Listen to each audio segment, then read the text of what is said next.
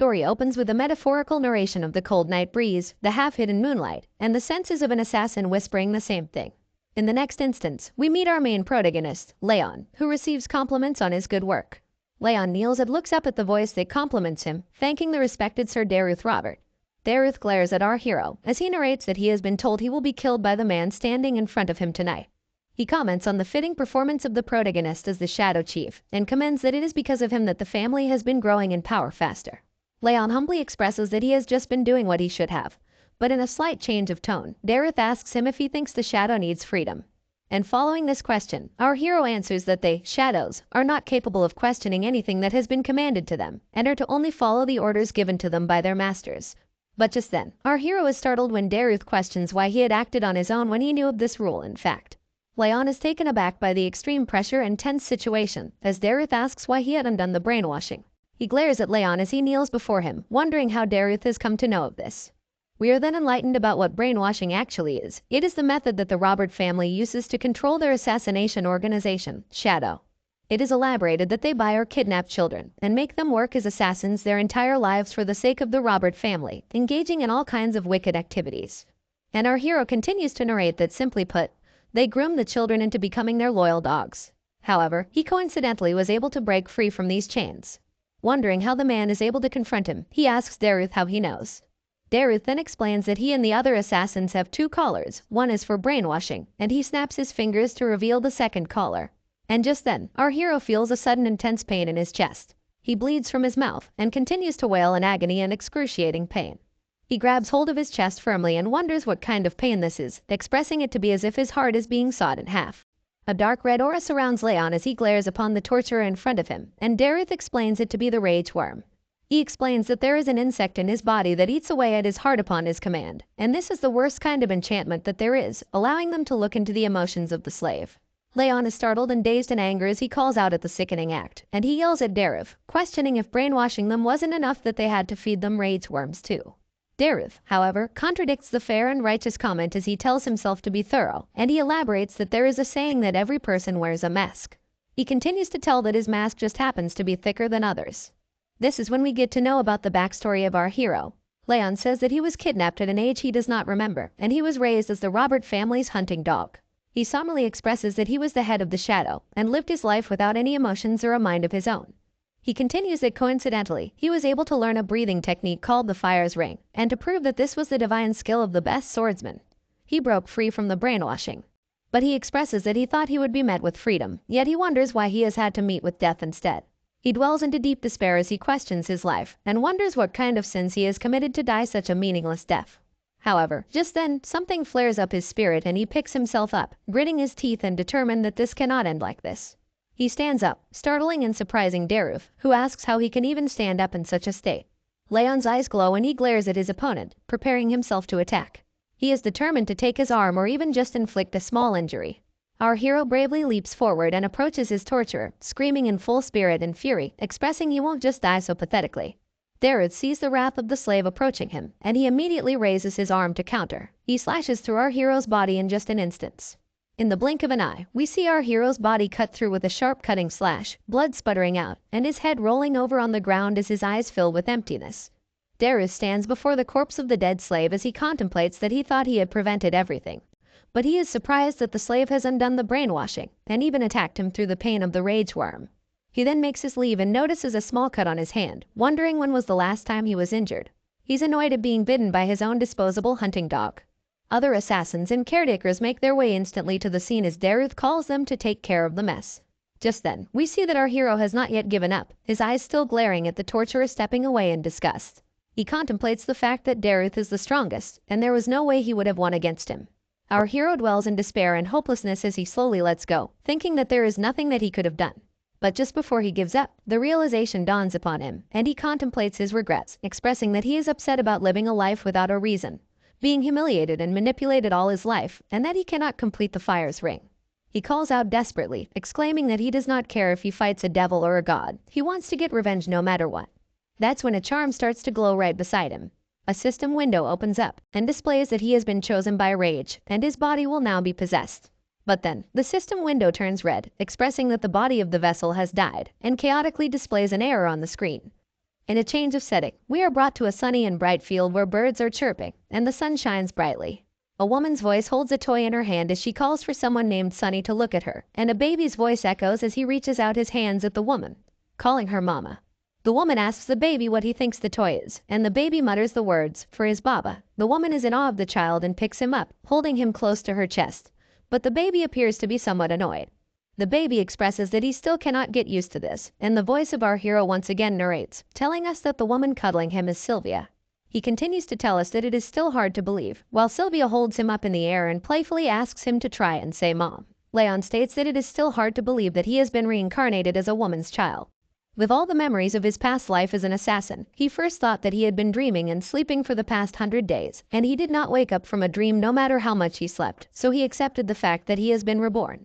Sylvia holds Leon in her arms as she mentions that the weather is good today, and she wishes for the patriarch to be back home soon, so he can give him a handsome name.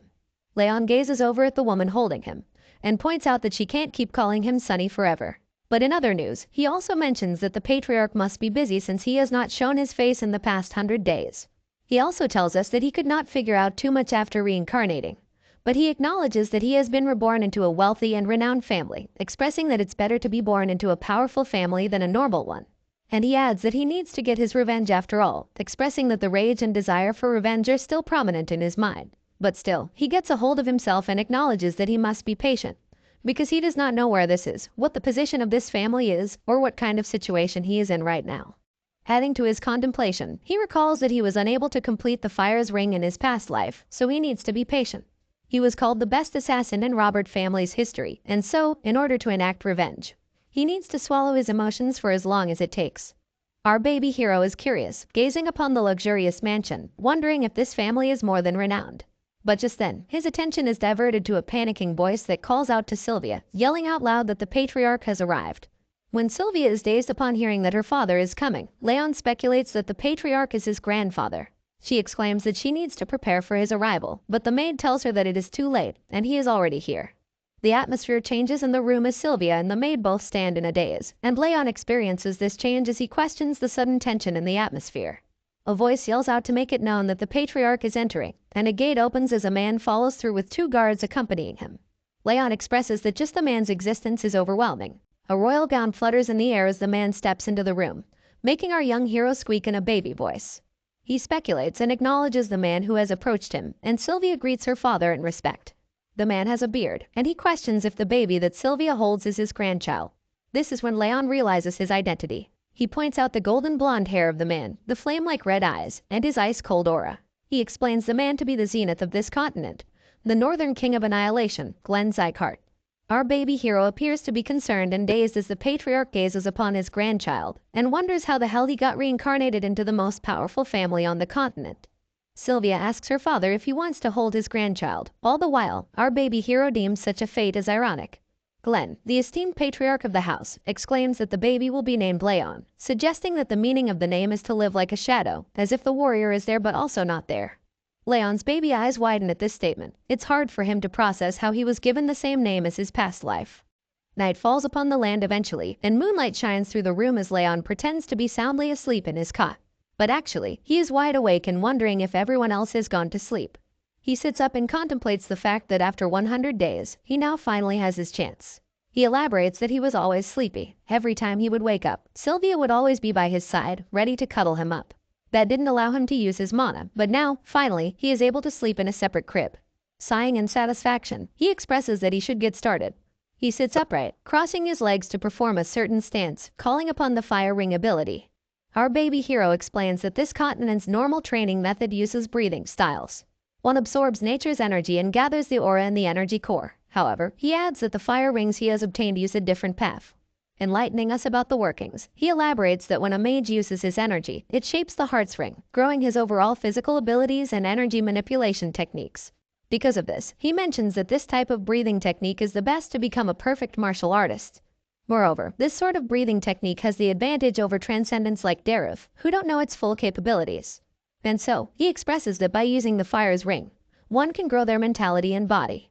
He desires that if he can make the Zycart's swordsmanship his own, defeating and enacting revenge upon Daruf won't just be a dream. Analyzing himself, he is skeptical, but he points out that it's because of such a premature body, filled with freezing energy, that his body felt cold even after sleeping for more than 20 hours. He closes his eyes to analyze how many places are blocked, realizing the number to be 9. He concludes that at this rate, he is going to die due to his circuits being blocked by the cold. He knows that he needs to break through them using the fire's ring, but he expresses that throwing away such highly pure cold energy is a waste, although he questions if he can fuse it with the fire's flow and circulate it throughout. Some time has passed, and our baby hero has concluded his training. Although he thinks that it is slow, he is still making very good progress. Just before he decides to move on to the next stage, he feels a bit agitated. He acknowledges that his body is tired, questioning the stamina of this premature body getting tired after such little training. But our poor baby can't help it, and he feels the weight of his eyes as he slowly closes them to sleep.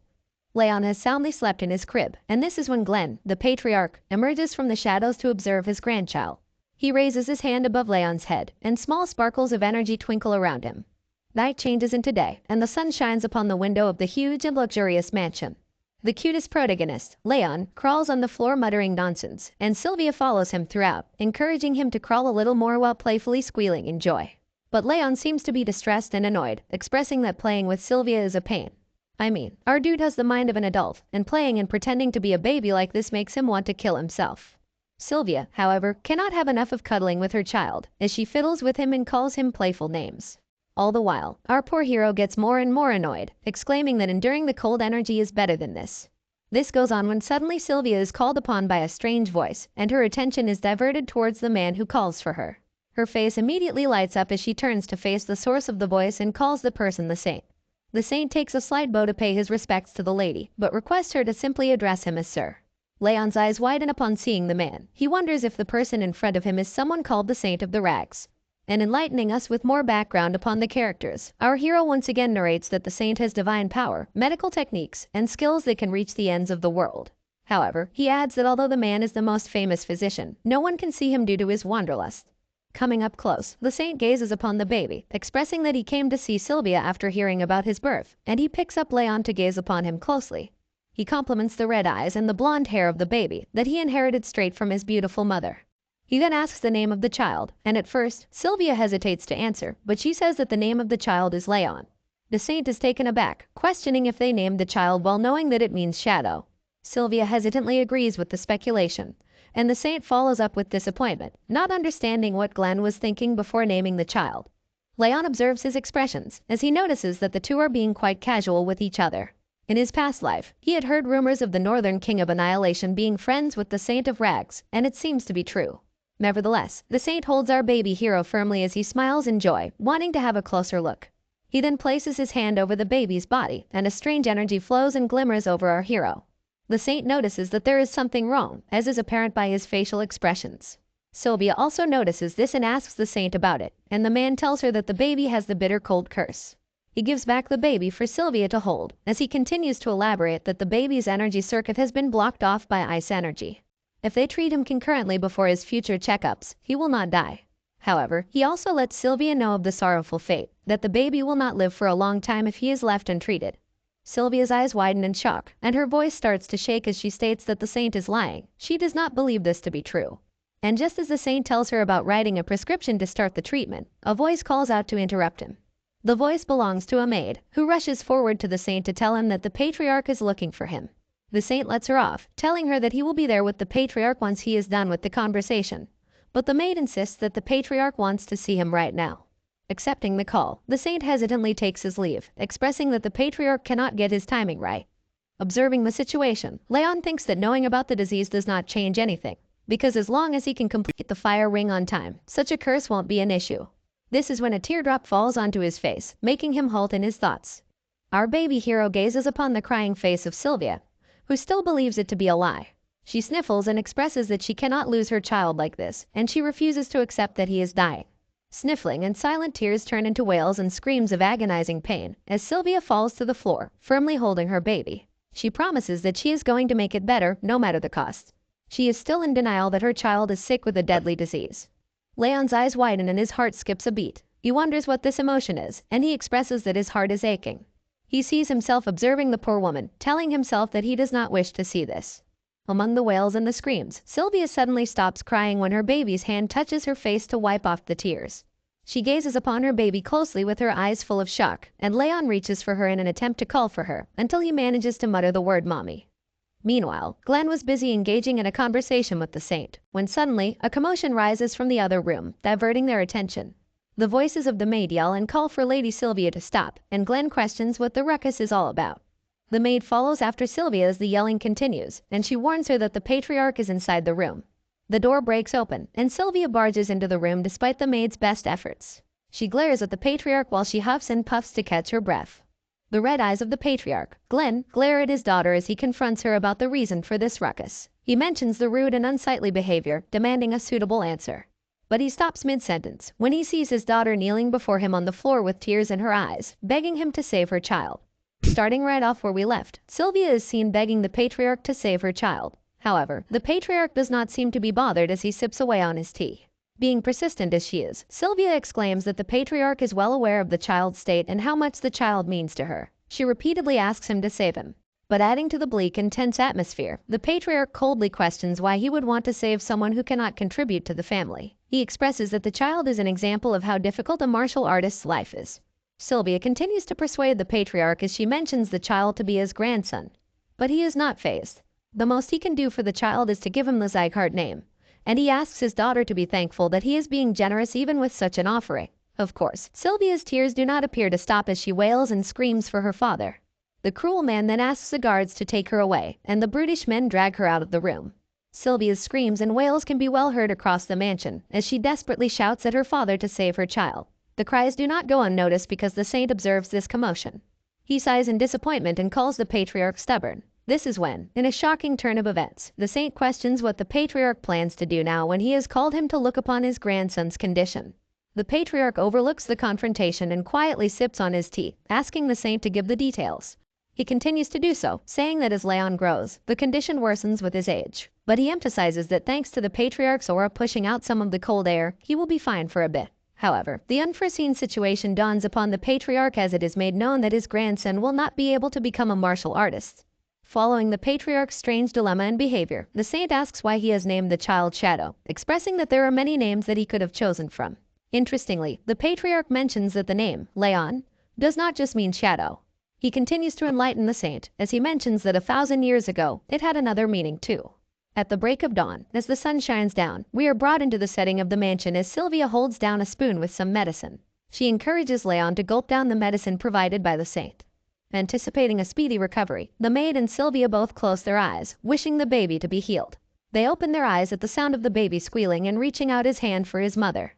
Sylvia celebrates in joy along with the maid, Helen, happy that her son is healing and enduring. Helen agrees with the lady as she also adds that he must have understood their intentions.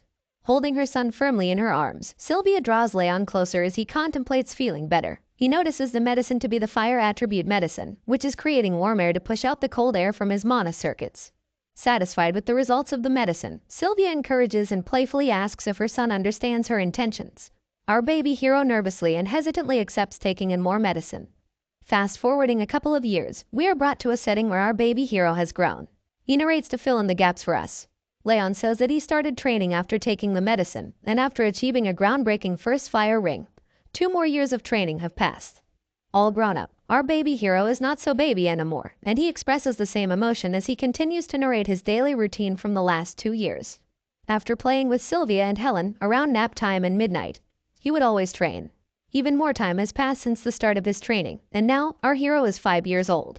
We see a grown-up Leon sitting upright on his bed as he smiles in satisfaction, and a system window appears in front of him showing his achievements at such a young age. The window highlights that he has now finally achieved the 2nd ring of fire. By this time, it is revealed that Leon has managed to create the 2-star ring of fire.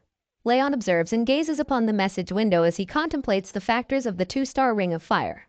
He elaborates that at this stage, the flames revolve in cross formation, and his energy observation gets more sensitive. The deep contemplation and celebration are, however, interrupted by Helen, who calls for Leon, expressing that he is up early this morning. She asks if she can take his laundry, and Leon approves. He observes Helen work her way through his laundry as he realizes that she cannot see the message window appearing before him. And now we learn, as Leon tells us, that the message windows first started appearing when he obtained the 1-star fire ring. In a flashback, our hero narrates that he did not know what it was at first, but he soon realized it to be a comfortable status window that lets him check all his stats. He also mentions Helen's strange reaction when he first started interacting with the window. He expresses that it was evident that the message was only available to him. Continuing the deep contemplation, Leon expresses that although he has now achieved the 2 stars, his low stamina and the bitter cold curse remain. He strokes his chin and points out that improving like this would not have been possible if not for the fire attribute medicine. Dwelling back on past events, he expresses that during these 5 years, Helen and Sylvia, along with everyone at the annex, have been looking after him diligently, taking care of him like a prince. Rubbing the back of his head, he believes all this prince's treatment must have had an influence on him as well. But it soon dawns upon him that he still has a lot of time left, and he is only yet 5 years old.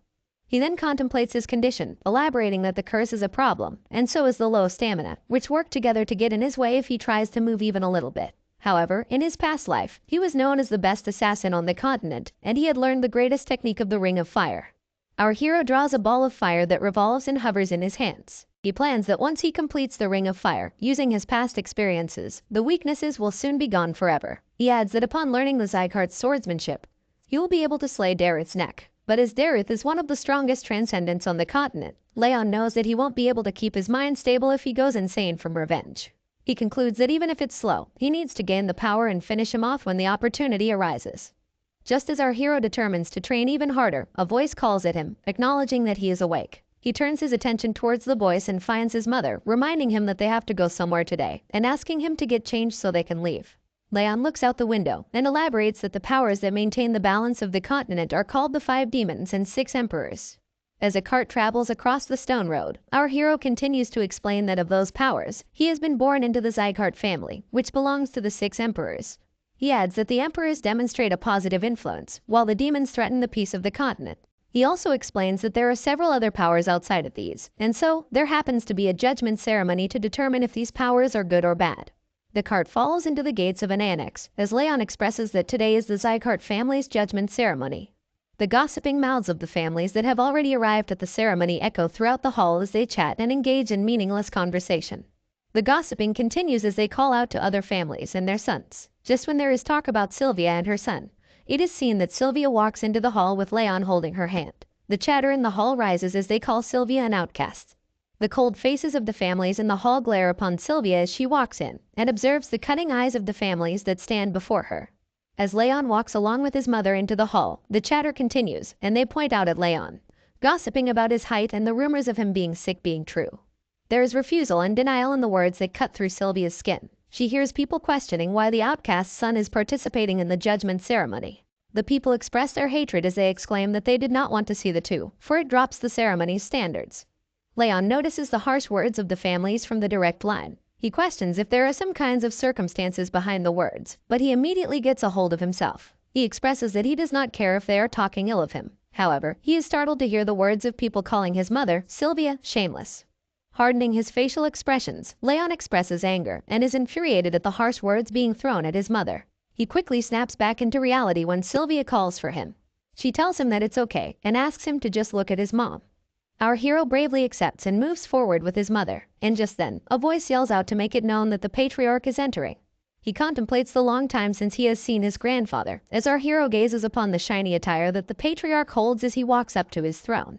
The powerful presence of the patriarch is known as he sits on the throne and the announcer yells out his name.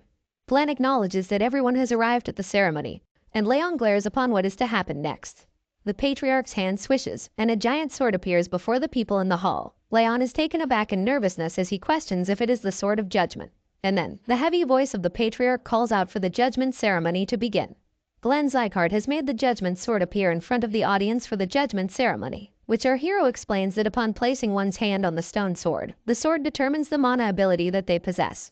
Glenn glances upon the audience when the announcer calls for the name of Burn Zygarde to begin the ceremony. Burn sits up enthusiastically at his call to be acknowledged. Leon observes Burn approach the stone sword, and he explains that from the age of 4, the skull of the child begins to close up, and from then on, the child's mana ability remains stagnant. Loud and shining energy flares up around the hall atmosphere as Burn holds his hand upon the stone sword. Leon adds that this place is where the judgment ceremony takes place to determine the kid's mana ability. Green energy illuminates the hall, and applause follows as the audience discusses and judges the light that is being emitted. They conclude it to be the wind ability of great quality and applaud the boy. The patriarch also commends the great ability, commenting it to be an attribute well suited for a swordsman and encouraging the child to channel the and forth. Next up, a boy from the vassal family of Runan is announced to come forward, and he sits up to acknowledge his call. Observing and judging the different patterns and interactions, Leon concludes and explains that how far the light travels indicates the mana's purity, while the mana's attribute is determined by the sword's tip. He elaborates that this is how the Zygarde family determines their talent. He also observes the cheering and enthusiasm among the families as they applaud Runan for his ability, commending his family name and comparing him with Buran. Leon notices that these people value their talent just as much as they value their life. And so, he guesses that he won't be able to display good results. Although the Ring of Fire is on the 2-star levels, his mana circuits still have a lot of cold on them. But truth be told, such things don't really matter to our boy. Just in time, the announcer lastly calls for our hero, and he feels the intense glares and sights of disgust that the families portray at him.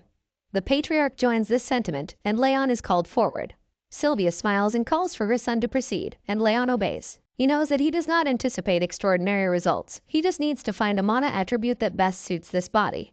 Sylvia guides Leon as she tells him to do the same as the other kids, and Leon listens. He steps forward and sighs nervously, before placing his palm on the stone sword. Surprisingly, a loud golden light is emitted through the stone sword, and our hero's eyes widen at this sight. He wonders what this light represents.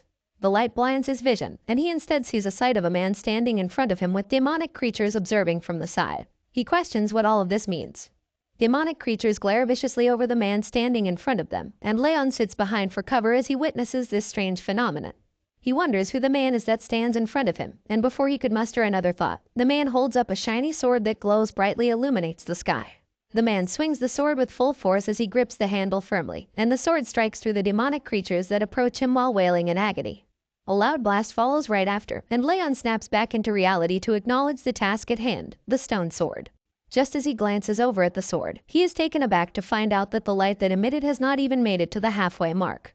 Laughter and hysteria follow right after as the families taunt Leon for his light reaching such a low point, not to mention that it doesn't even have a color.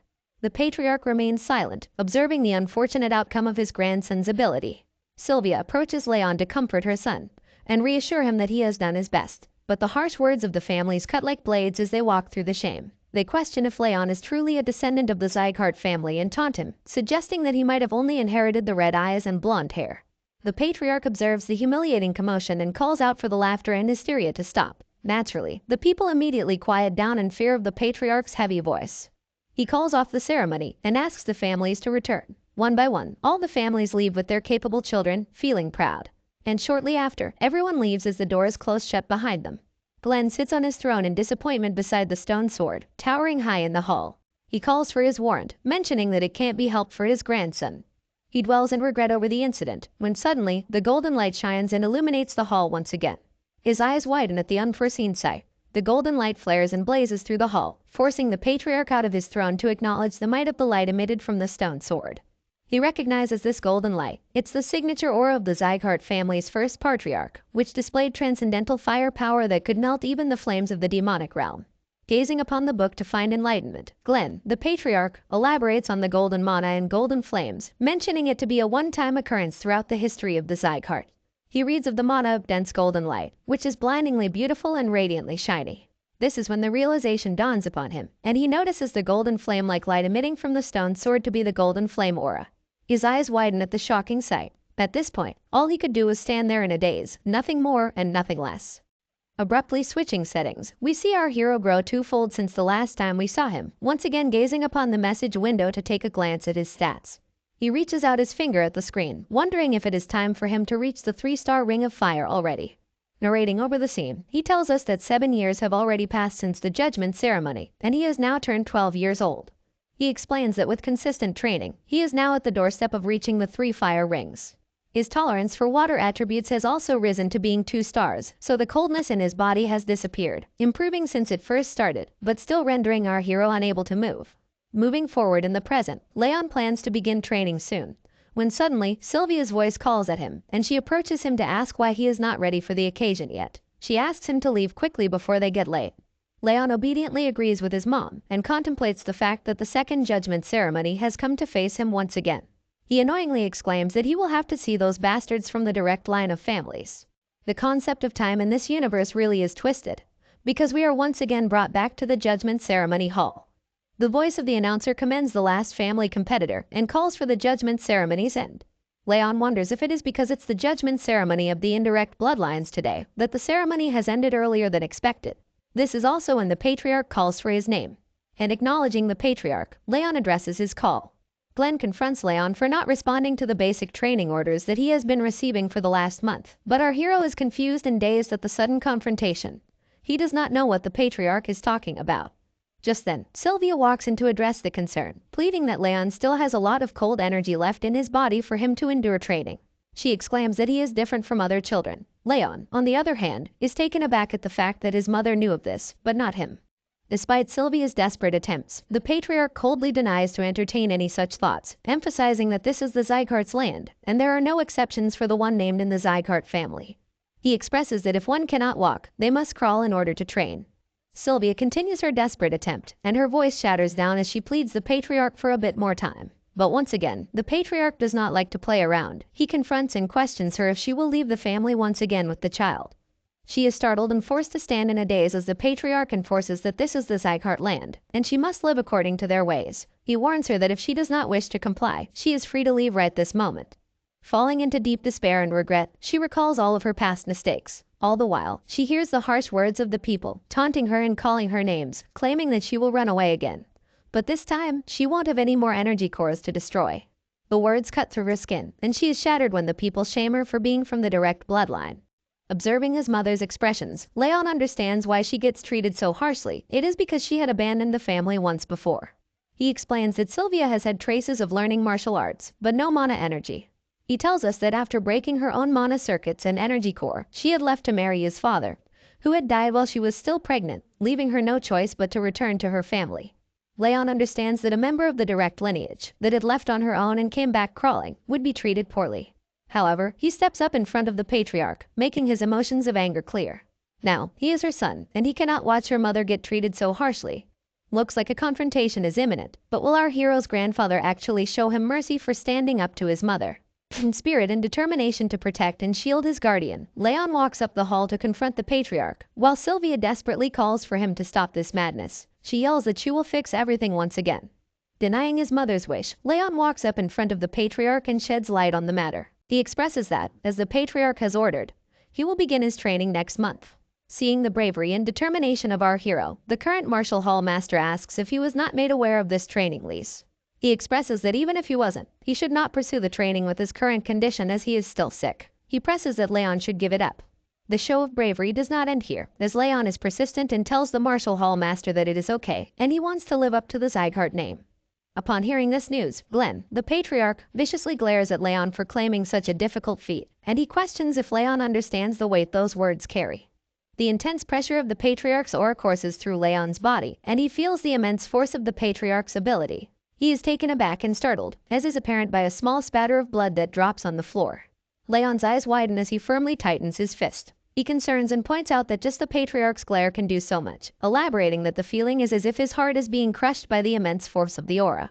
He concludes that the patriarch is much stronger than Robert, and he asks himself if this is the true power of the King of Annihilation. Helen and Sylvia rush to his aid, and they comfort the distressed hero as the martial hall master joins them. He encourages the patriarch to calm down, exclaiming that Leon is just a child. But this does not stop the patriarch's deathly glare and aura. Instead, it intensifies, and both Sylvia and the martial hall master stand down immediately in nervousness. Sylvia cannot see her son being pressed on like this, and she immediately hugs him to protect him while screaming for her father to stop, pleading that Leon is not in the condition to train so intensely with his current state. Observing and witnessing this intense situation, our hero deepens into thought as he narrates that he was an assassin in his past, someone who lived in the shadows. And reminiscing about his past life, he continues to tell that he was always closer to death than life, and he never stepped out of darkness. Feeling a push from behind, Leon exclaims and addresses his new self. He will no longer do the same. He will no longer hide in the darkness. Our young hero meets the eye of his former self in his past, pushing and encouraging him to move forward. Young Leon gazes upon his past self, exclaiming that he will no longer live as the assassin. He grits his teeth and flares up in anger. And moving forward at the patriarch, he continues to make a point that he will now live as Leon Zygarte, and will bring back Sylvia her original position in the family. Yelling at the patriarch, Leon confronts him as he tells him that he was raised in a separate building of the residence, and he does not know how high in the societal ranks the Zycart family is, so he suggests that he would like to learn that through training. Sweat trickles down his face, but his intentions are pure and strong. He recalls the joyful times and happy instances he experienced with Sylvia and Helen, determined that he will protect her and make sure to regain the smiles and joy of all the people that are precious to him. Glenn questions if the young boy wishes to judge the Zycart family's standards through training, and gathering up all the strength he has left, Leon stutters and shakingly tells that he does not have any other choice. Breathing heavily and attempting to catch his breath, Leon stands before the patriarch as he tells him that he will need to have the instructor prepare accordingly, as not to disappoint him. Just hearing these words, Leon calmly lets go and slowly falls to the ground with Sylvia and Helen rushing to his aid. Fallen on the ground, as our hero slowly loses consciousness, he contemplates that in his past life he was an assassin, but now he is someone that has learned a legend of the continent, the Fire's Ring. And so he concludes that by utilizing both these abilities, becoming a prominent member of this family is not impossible for him.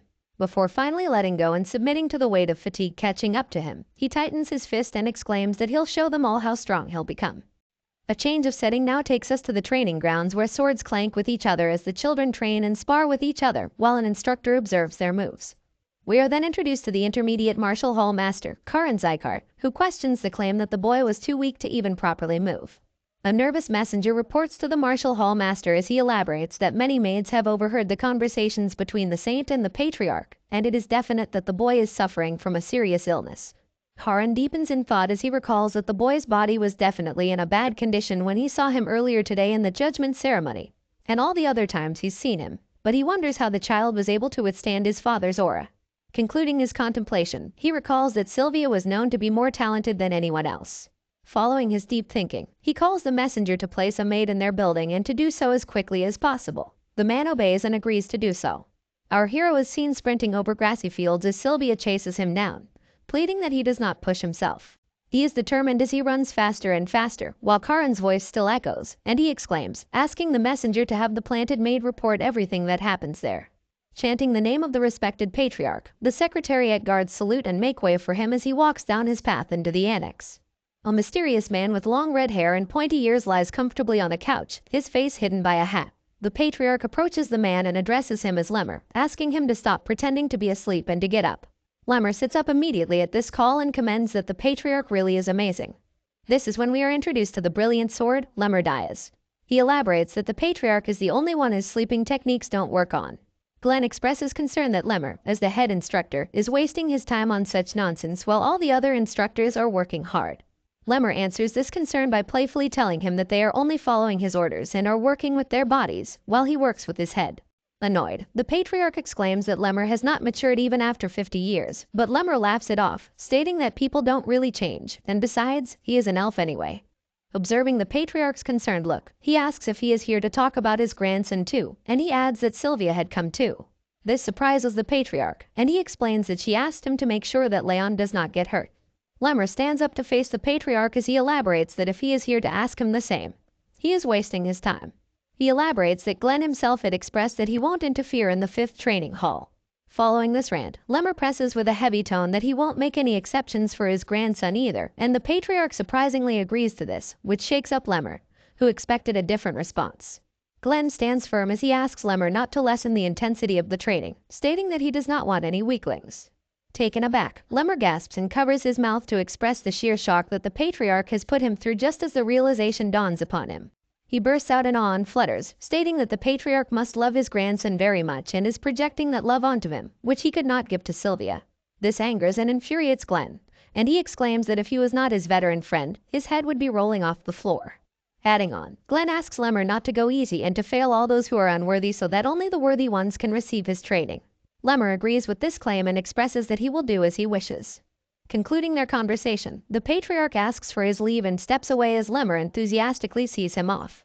After the patriarch has left, Lemmer dwells and wonders what Leon is like as he stands across his table and thinks of different training regimes. The message window appears once again to showcase our hero's now updated abilities and stats, highlighting that he has now achieved the 3rd ring of fire. Our hero is a sight for sore eyes, and we see him once again as he interacts with the message window. He smiles to contemplate his achievement and expresses that the 3-star rings really do feel different. He explains that his sensitivity has increased, and his mind feels a lot clearer. Recalling where we left off, he sees Sylvia helping him up as she scolds him for pushing too hard on the first day. Narrating over this memory, Leon elaborates that thanks to Sylvia stopping him at the right moment, his body is now becoming more flexible. He gazes upon the message window to tell that this magical status window is also quickening the growth. But this is not the right milestone for him, and he expresses that the Zygarde's training is infamous for its difficulty. He exclaims that just being a 3-star fire ring is not enough, and adds that he needs to have a good foundation to be able to build tall buildings and survive. He imagines himself as a commandant in the Zygarde family, as he continues to state that he will excel more than anyone else, so that all the guys who have mocked him will shut up. And then, he empathizes with the heavenly swordsman, Daruth Robert, determining that he will not rest easily until he has slain him. However, just then, our hero is snapped back into reality when a voice calls to him. He looks over to find Sylvia, his mom, calling to him and asking why he is still up. She sits across from him on his bed, and upon questioning by Leon about what she is doing up so late, she mentions that since he is going to the training hall tomorrow for training, she wanted to talk to him before he leaves. She gazes upon her child and questions, must he really go? She comes clean and reveals that she does not want him to go. She elaborates that Leon does not express when he is hurting, adding in concern that he might get injured or hurt badly. Persistent as she is, she exclaims that she actually wants him to go, but she cannot help the concern as she voices it and asks him to postpone his enrollment to next year. But Sylvia is taken aback when Leon blatantly refuses and denies this request made by his mom. And recalling all the bad and humiliating moments, he elaborates that he cannot stand it when everyone from the direct or indirect bloodlines, or even when the workers from their annex see her, their eyes fill up with disgust. He exclaims that he can't stand it at all.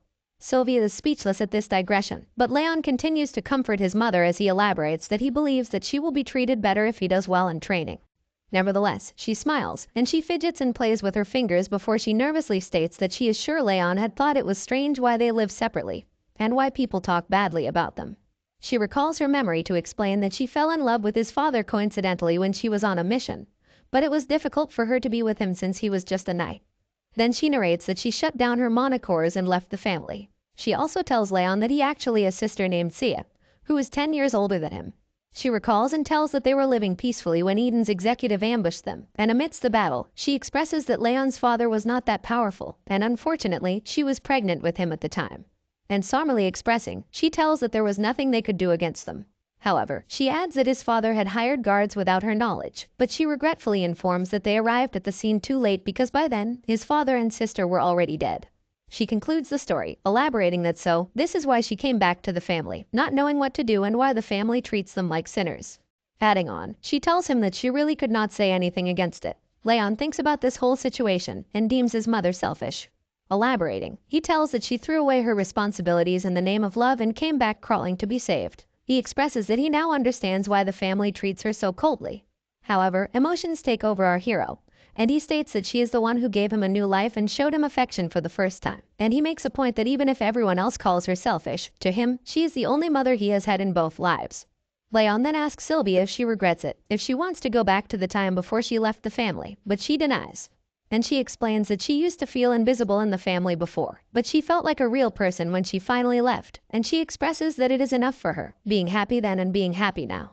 Continuing the heartfelt conversation, she apologizes to Leon for being such a terrible mother, but she is interrupted by Leon, who states it to be fine. He addresses his mother and tells her that he will be fine, so he asks her not to worry. Gazing into each other's eyes for a moment, Leon smiles at his mother while he reminds himself that even if everyone else calls her selfish, she is his only mother, and he can always get his revenge after he helps her regain her position in the family. Mumbling turns into slow tears, and slow tears turn into sobbing as Sylvia wails in front of Leon, surprising him. He asks her to stop crying, and this mother-son interaction ends here. Leon sees his mother out of his room as he sighs and expresses that reassuring her was really hard. He then sits on his bed once again as he plans to check the malleability of the Ring of Fire before he can sleep, mentioning that he does not have a lot of time before the training starts. And he sits in a unique stance, performing the technique as blue flames rise and flare up in the room viciously. He notices that the rings spin faster now that they are at level 3, but he wonders what it will be like once they get to the intermediate levels. The flame suddenly blazes violently and bursts out into the air in front of our hero as his eyes widen in shock. The flames speak in a strange voice as it states to have finally come. It rises and rises as our hero glares in anticipation. A giant ball accumulates in front of him as it viciously smiles, and elaborates that the time has finally come when his rage has reached him. The blue flame pays his respects to Raph, the second lord of the demon realm, and expresses that he will help Leon's revenge dreams come true. However, Leon is surprised and taken aback as he questions this claim, and a message window pops up telling him that he has unlocked 2 new traits. The rage trait is being activated, but the second one remains entitled. The blue flame continues to rage and blaze as it expresses the offer to our hero, but it is taken aback in shock and stops midway to address the concern. The ball of blue flame questions why there is a child standing before him. Leon steps away to prepare to engage in battle against the mysterious ball of fire that has suddenly appeared in front of him, and he asks what it is. But the ball of fire seems to be just as confused, and he expresses the same concern to elaborate that the rage that reached him was not an emotion that a kid like Leon can feel. Upon a second glance, the ball of blue fire's eyes widen as the realization dawns upon him, and it exclaims that it was definitely the child standing before him. The child has been hiding a deep and dark rage within him. Leon hardens his facial expressions and is skeptical of the ball of fire as it asks him to give away his body and soul to him, and then he will help him get the revenge that he desires. He wonders if the ball of fire is here because of his violent rage against Dareth Robert before he was reborn. But if it is, he expresses that the ball of fire is way too late. Following the skeptical nature and suspicion of the ball of fire, Leon denies his offer and states that he will get his revenge on his own. This confuses the ball, who anticipated an answer. He floats around Leon's body as Leon tells him that he will exact revenge on Dareth himself, thinking that he can't get the help of another in such a matter. But the ball of fire does not seem to buy this claim, as he expresses that Leon seems to be misunderstanding something. Smiling widely, the ball rises up once again and states that he is not here to negotiate. The huge ball of fire blazes again, and it viciously glares at our hero to alert him that he has already made his decision. Although the flames catch onto Leon's body, he immediately notices something strange. The flames are cold. Realizing this could only mean one thing, Leon steps back nervously. The ball of flame flares and rushes forward as it yells that now, all Leon needs to do is give him his body. Leon steps away from the thread as the blue ball of fire approaches him. The fire approaches nearer and nearer. There does not seem to be anything that our hero can do, and the flames finally reach Leon's body as a burst of light illuminates the room. Following the strange interaction, he does not seem to be feeling too well as he grabs hold of his chest firmly. His eyes widened in shock, and he expresses that he feels as if his mind is gonna freeze over. He wonders if it is the attribute of cold that is causing this strange and uncomfortable feeling. A mysterious and vicious avatar dawns over Leon, as its heavy voice instigates him to think of the person to bring up the rage, and he will kill him even if it is a god. Shivering and shaking, Leon rubs his hands over his arms, curling up into a ball as he expresses that he is able to endure the attack somewhat thanks to his water attribute tolerance ability, but he realizes that this attack is not just cold. Adding on, he elaborates that the mysterious entity is consistently stimulating his rage. Awful and torturous moments from his past life constantly replay in his head, as he is reminded of the pain he has endured and the days he has spent in torment. The mysterious man hollows over near to our hero's ear, as he exclaims that he will break the man's skull and eat up on his flesh, and so Leon gives up on his body and lets the man take over. Recalling the joyful moments he has spent with the maids and his mother, Sylvia, he worries about what will happen to them if he gives up his body to this strange entity that has appeared so suddenly. He grits his teeth in frustration, determined to not let go so easily, and he exclaims that he cannot let him have his body no matter what happens. The blue ball of fire has once again appeared before our hero as it hovers over him and continues to persuade him by saying that it would have been easier for him to give in to his rage and accept the entity, but he is just holding on for no reason at all. He exclaims that he was going to minimize the damage since he was going to use his body, but our hero leaves him no choice. It expresses that it will just swallow Leon whole without waiting any further, and it seems like the situation is worsening. It's apparent by the look on Leon's face as he attempts to catch his breath, and he expresses that it feels like his body is going to break into pieces. Holding on to dear life, our hero expresses regret, realizing that he is almost at his limit and he'll end up dying at this rate if he does nothing at all to survive. But just then something clicks in Leon's head as his eyes widen and the realization dawns upon him. He grips his hands together and grits his teeth to give it his all, elaborating that if he could endure the cold due to his water tolerance attribute, then he might be able to reduce the pain in his body and mine through the ring of fire. Noticing it to be the only option he has left to survive, our hero musters up all his strength to counter the cold.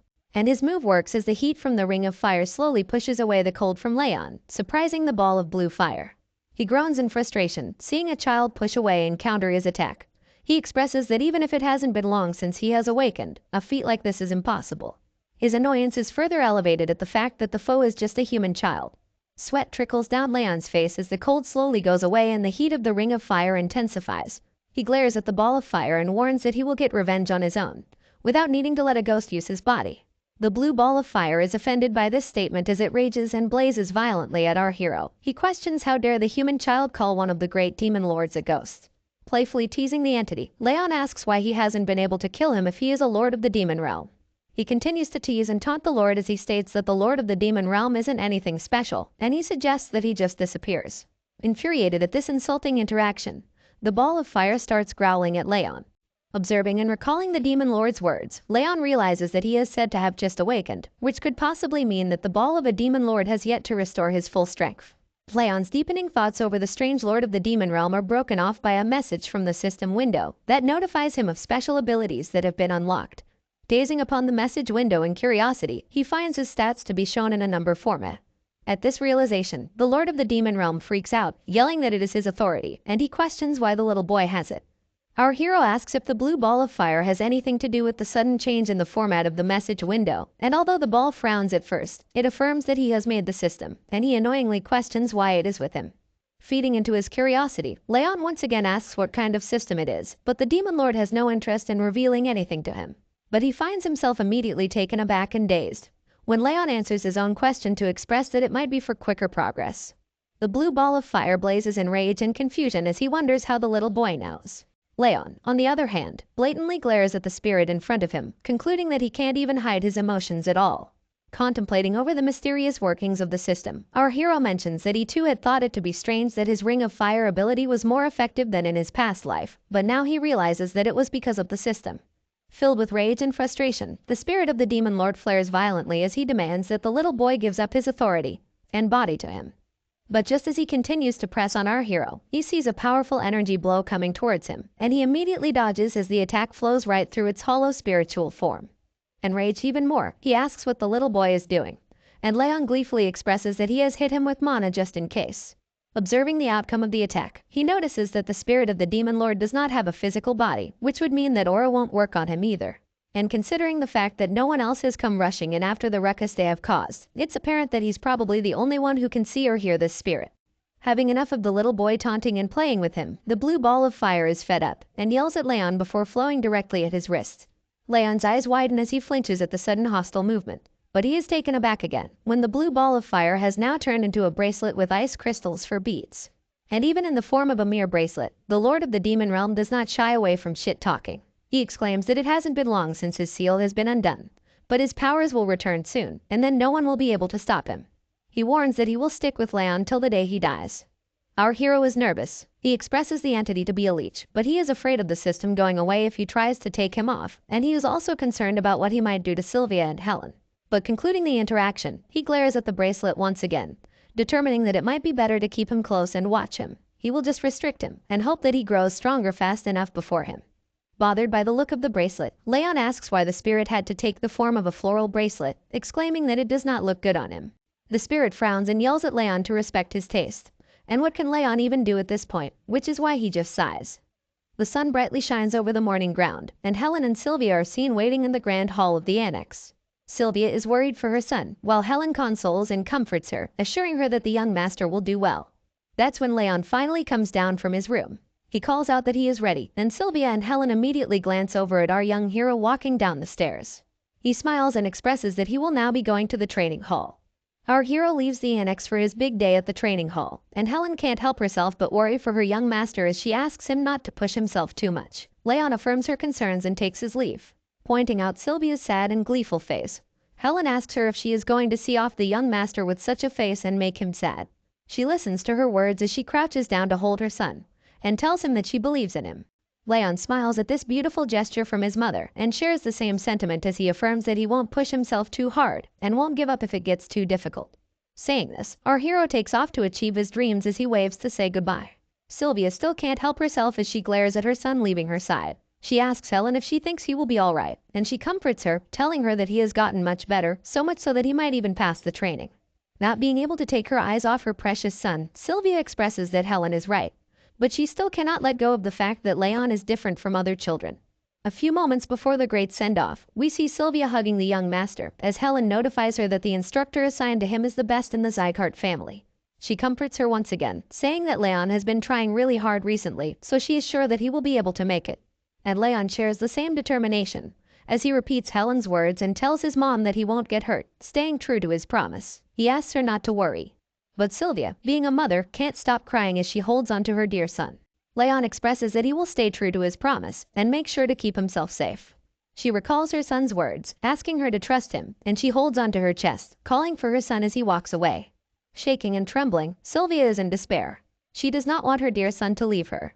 Exclaiming, she asks him to come back safely, while Helen comforts her to get a grip. The training grounds have been set for training as of now, and we are finally brought to the 5th training hall of the Zygarts.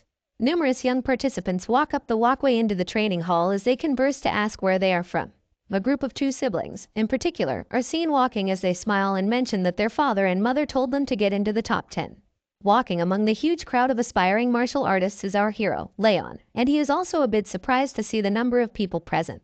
He elaborates that it's not just people from the Zygarde family's direct and indirect bloodlines, but also recommended students from the vassal families and outside. Having a look around, he recalls that according to Helen, there are a lot of people this year, so the 6th training hall is also helping out. This is when he overhears students chuckling and whispering about, calling and pointing fingers at him. He looks over his shoulder to find students laughing and whispering as they make fun of him, expressing that he looks weak and fragile.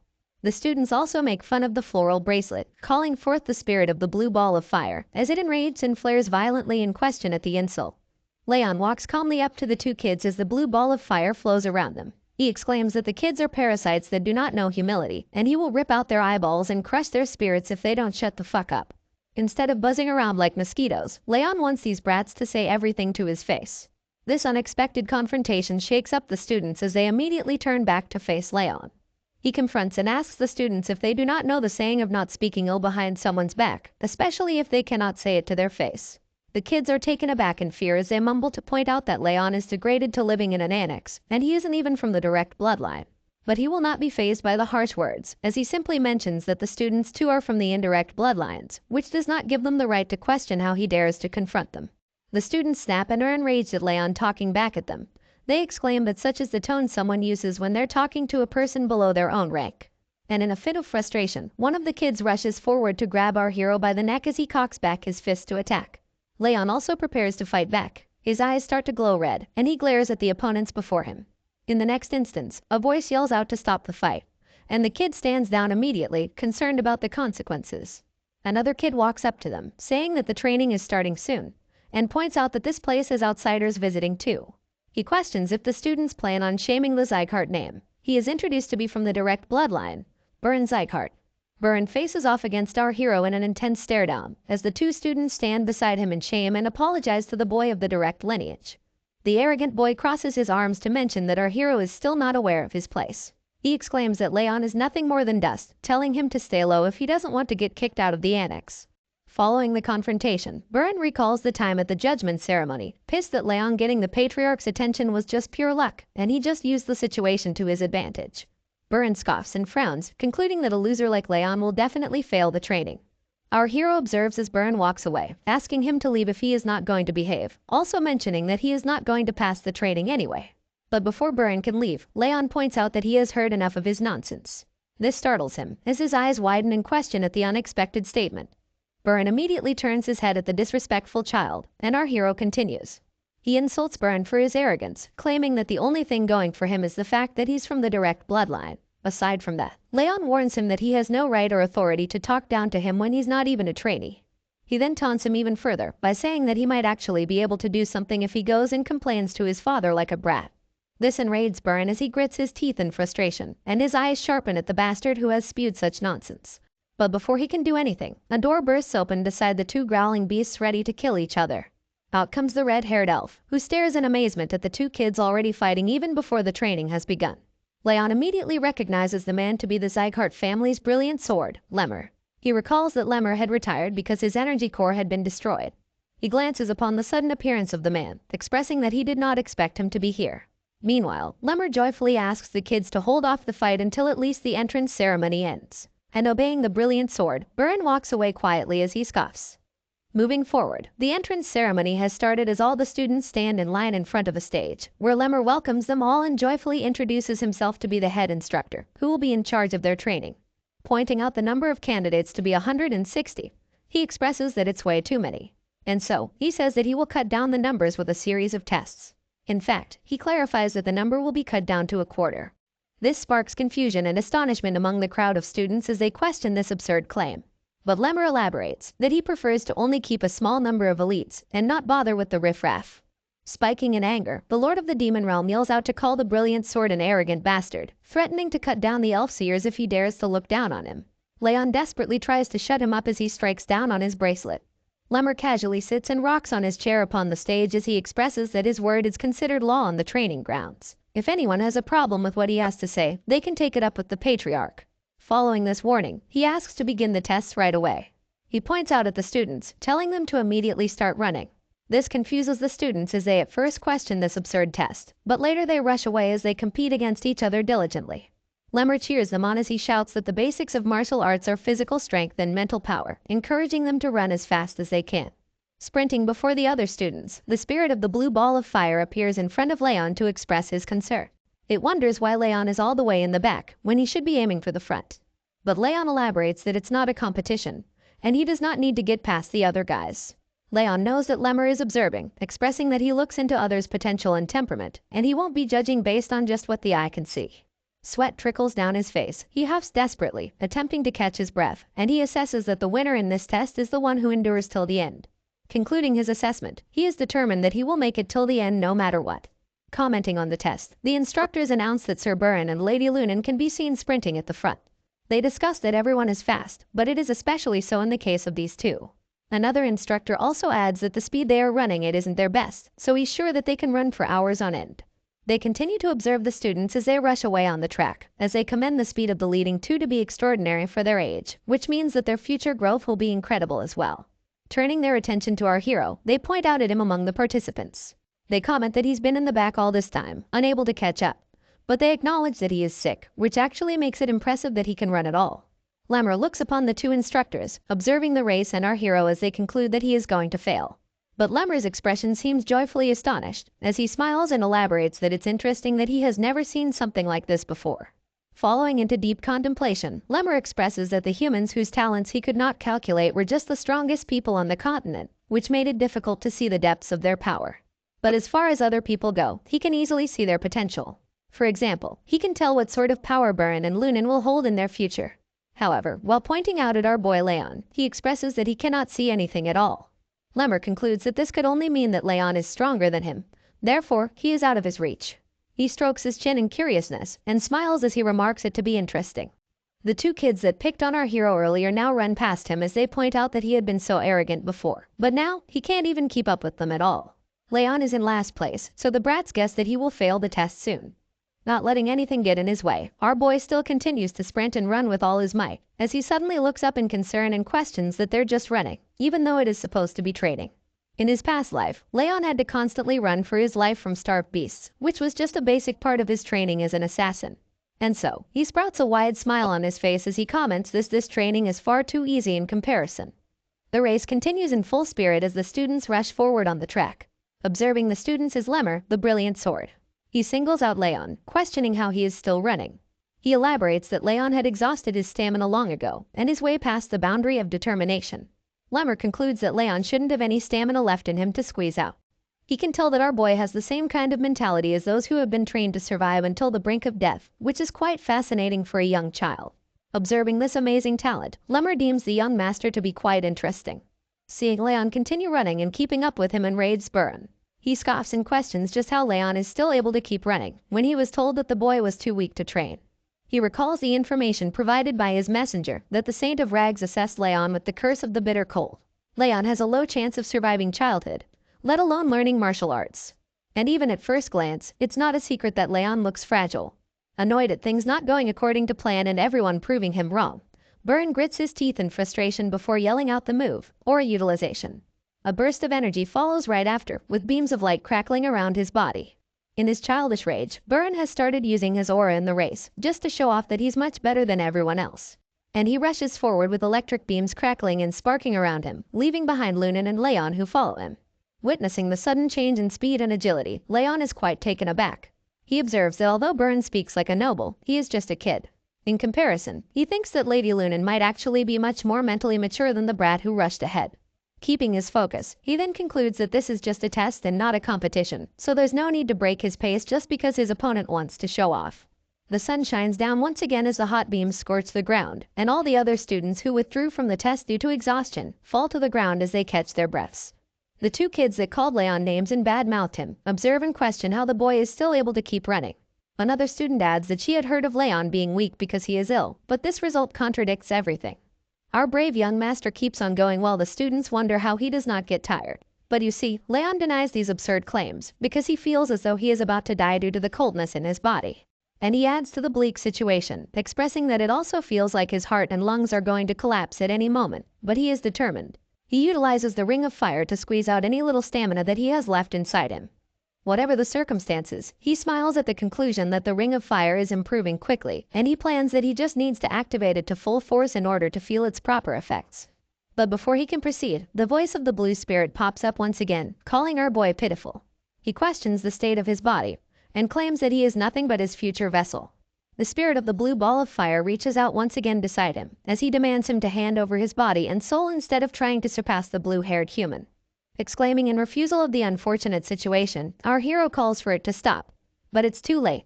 The spirit yells out that it will freeze everything, and a wave of freezing coldness strikes Leon. He frowns in pain and agitation just as the strong cold hits him, but he knows that he must endure the cold in order to pass the test and move on.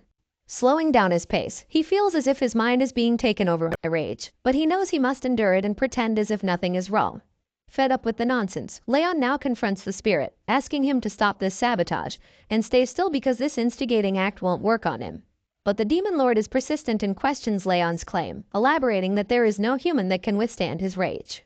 The cold intensifies and cuts through our hero's vitals, as is apparent when he grabs hold of his chest from the immense pain.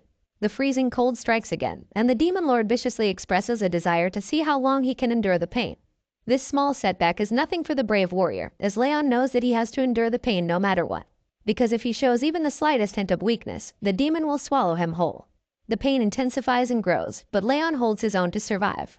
The blue ball of fire is enraged, and it yells in frustration, questioning why his rage won't work on the weak little boy.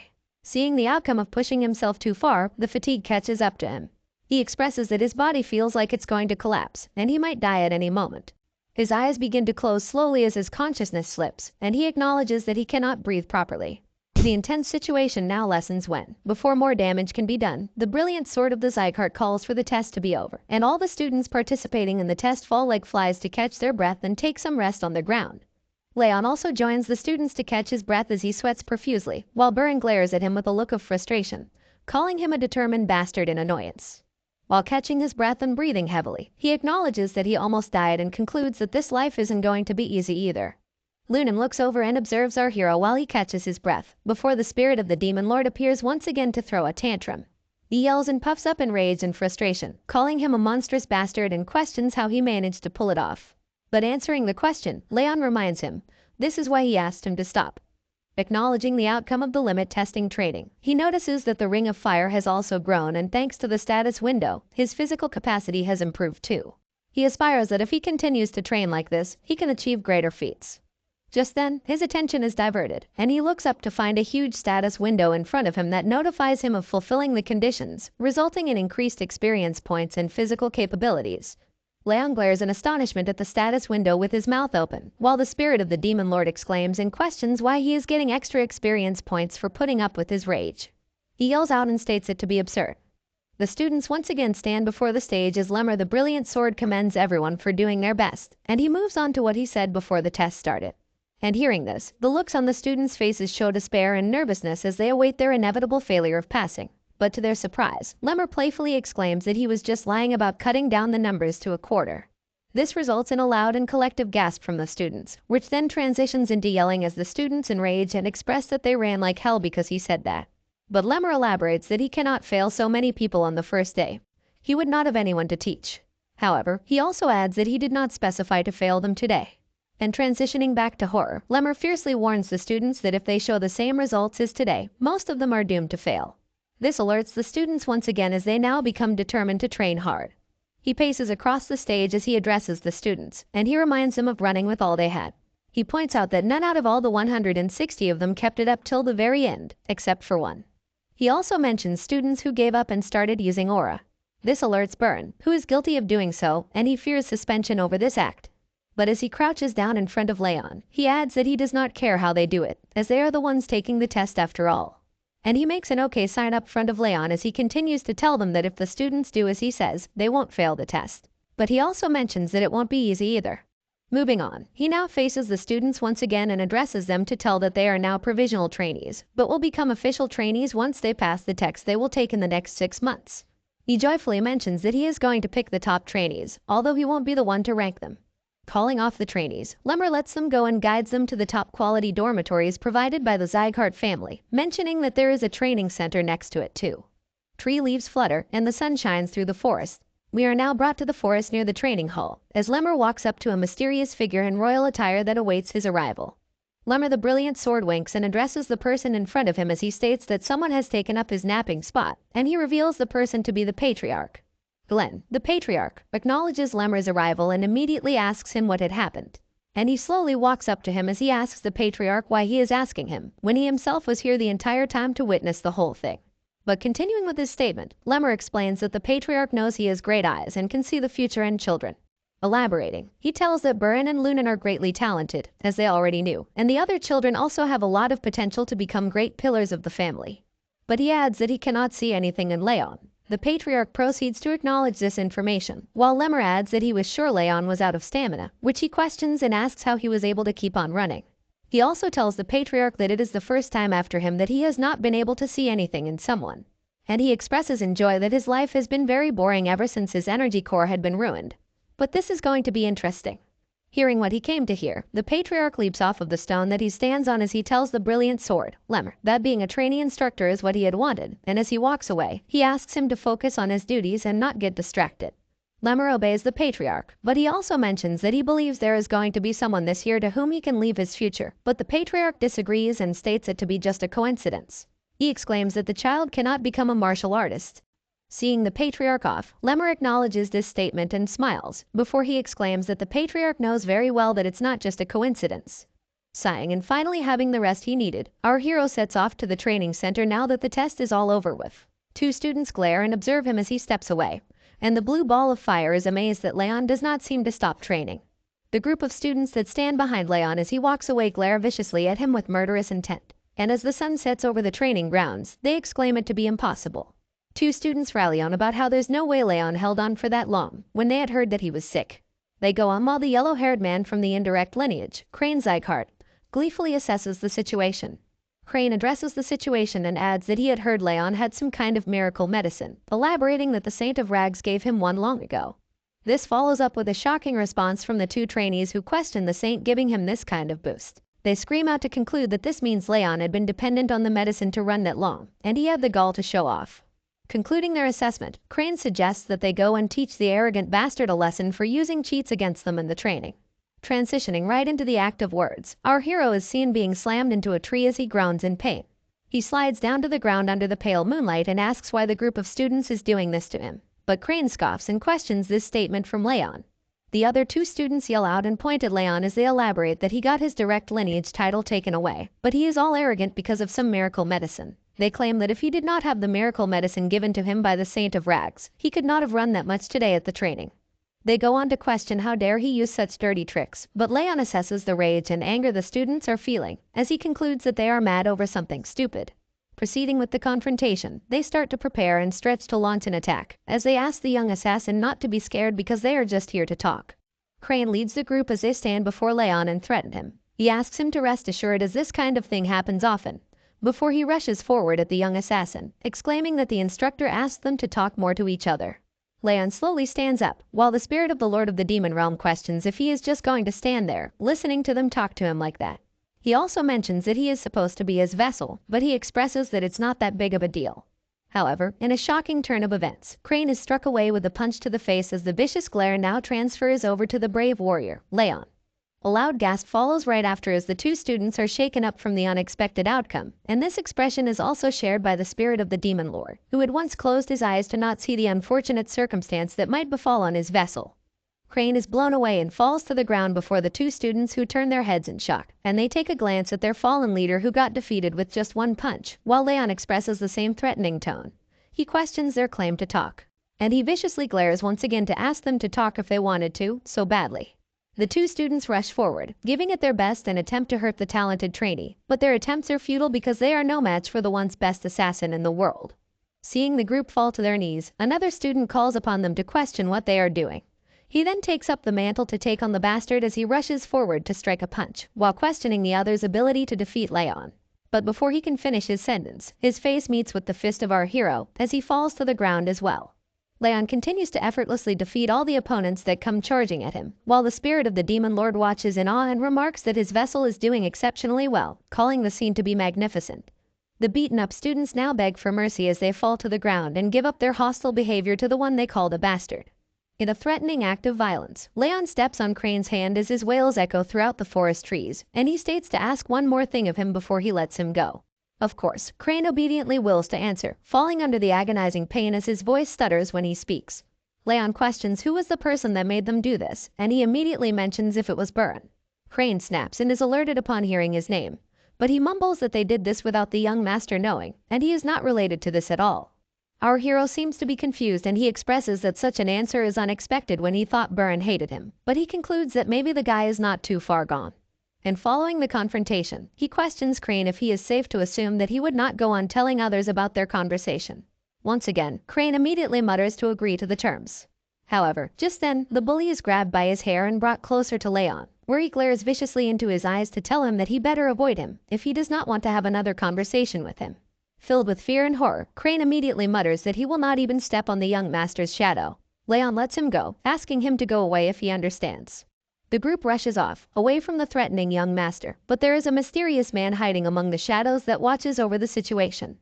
The man is revealed to be Lemmer, who smiles at the outcome of the quarrel as he deems it interesting to watch, and he expresses that it was like seeing the patriarch when he was young.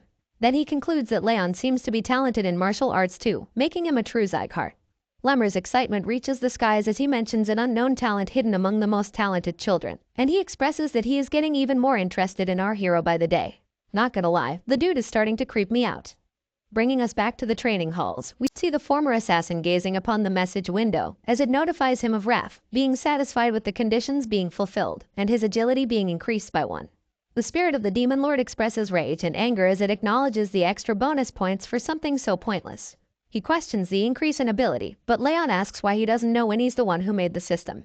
But the spirit grits its teeth in frustration as it confronts him and answers to tell that it's obvious that he does not know, especially when it has never been taken away from him before. He elaborates that Leon is stealing his power that remains in his original form. Now enlightened of such information, Leon acknowledges this fact in glee. This annoys the spirit as it flares up in anger and exclaims that the little bastard does not even show any gratitude. The young master ignores the spirit and sits across his desk with a cup in his hand, while the spirit scoffs in frustration. And it states that it has an offer to make, which sparks the curiosity of Leon, who asks about the offer. The spirit asks our hero to bet on something, with his rage and our hero's experience points on the line. If he loses, our hero receives his rage, but if he wins, he receives all his experience points. Sipping on his drink, Leon carefully gazes upon the message window as it displays the bet placed by the spirit of Raph. The condition is to pass as a top trainee for the training test, and the rewards and punishments follow. Leon questions if the bet has been placed upon the test that Lemmer has mentioned, and Raph confirms, adding that he said he will choose only the top trainees.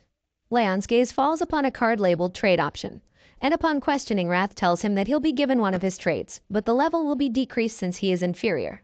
Curious to know, another question is shot up upon what is the rage, and Raph answers to tell that he will take on the emotion of rage that he possesses. Smiling widely, Raph elaborates that what he will get is next to nothing, but with enough of it, he won't be able to control himself and will go insane.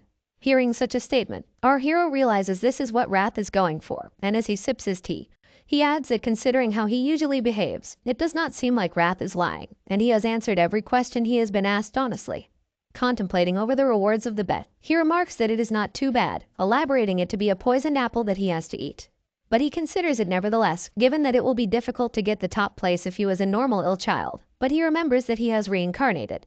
Reaching forth his hand, Leon accepts Raph's bet, making him smile widely as he remarks his choice to be wise. Blue flames flare around Leon's hand as the message window notifies that he has accepted Raph's bet. He believes that if he utilizes his past life, he won't lose.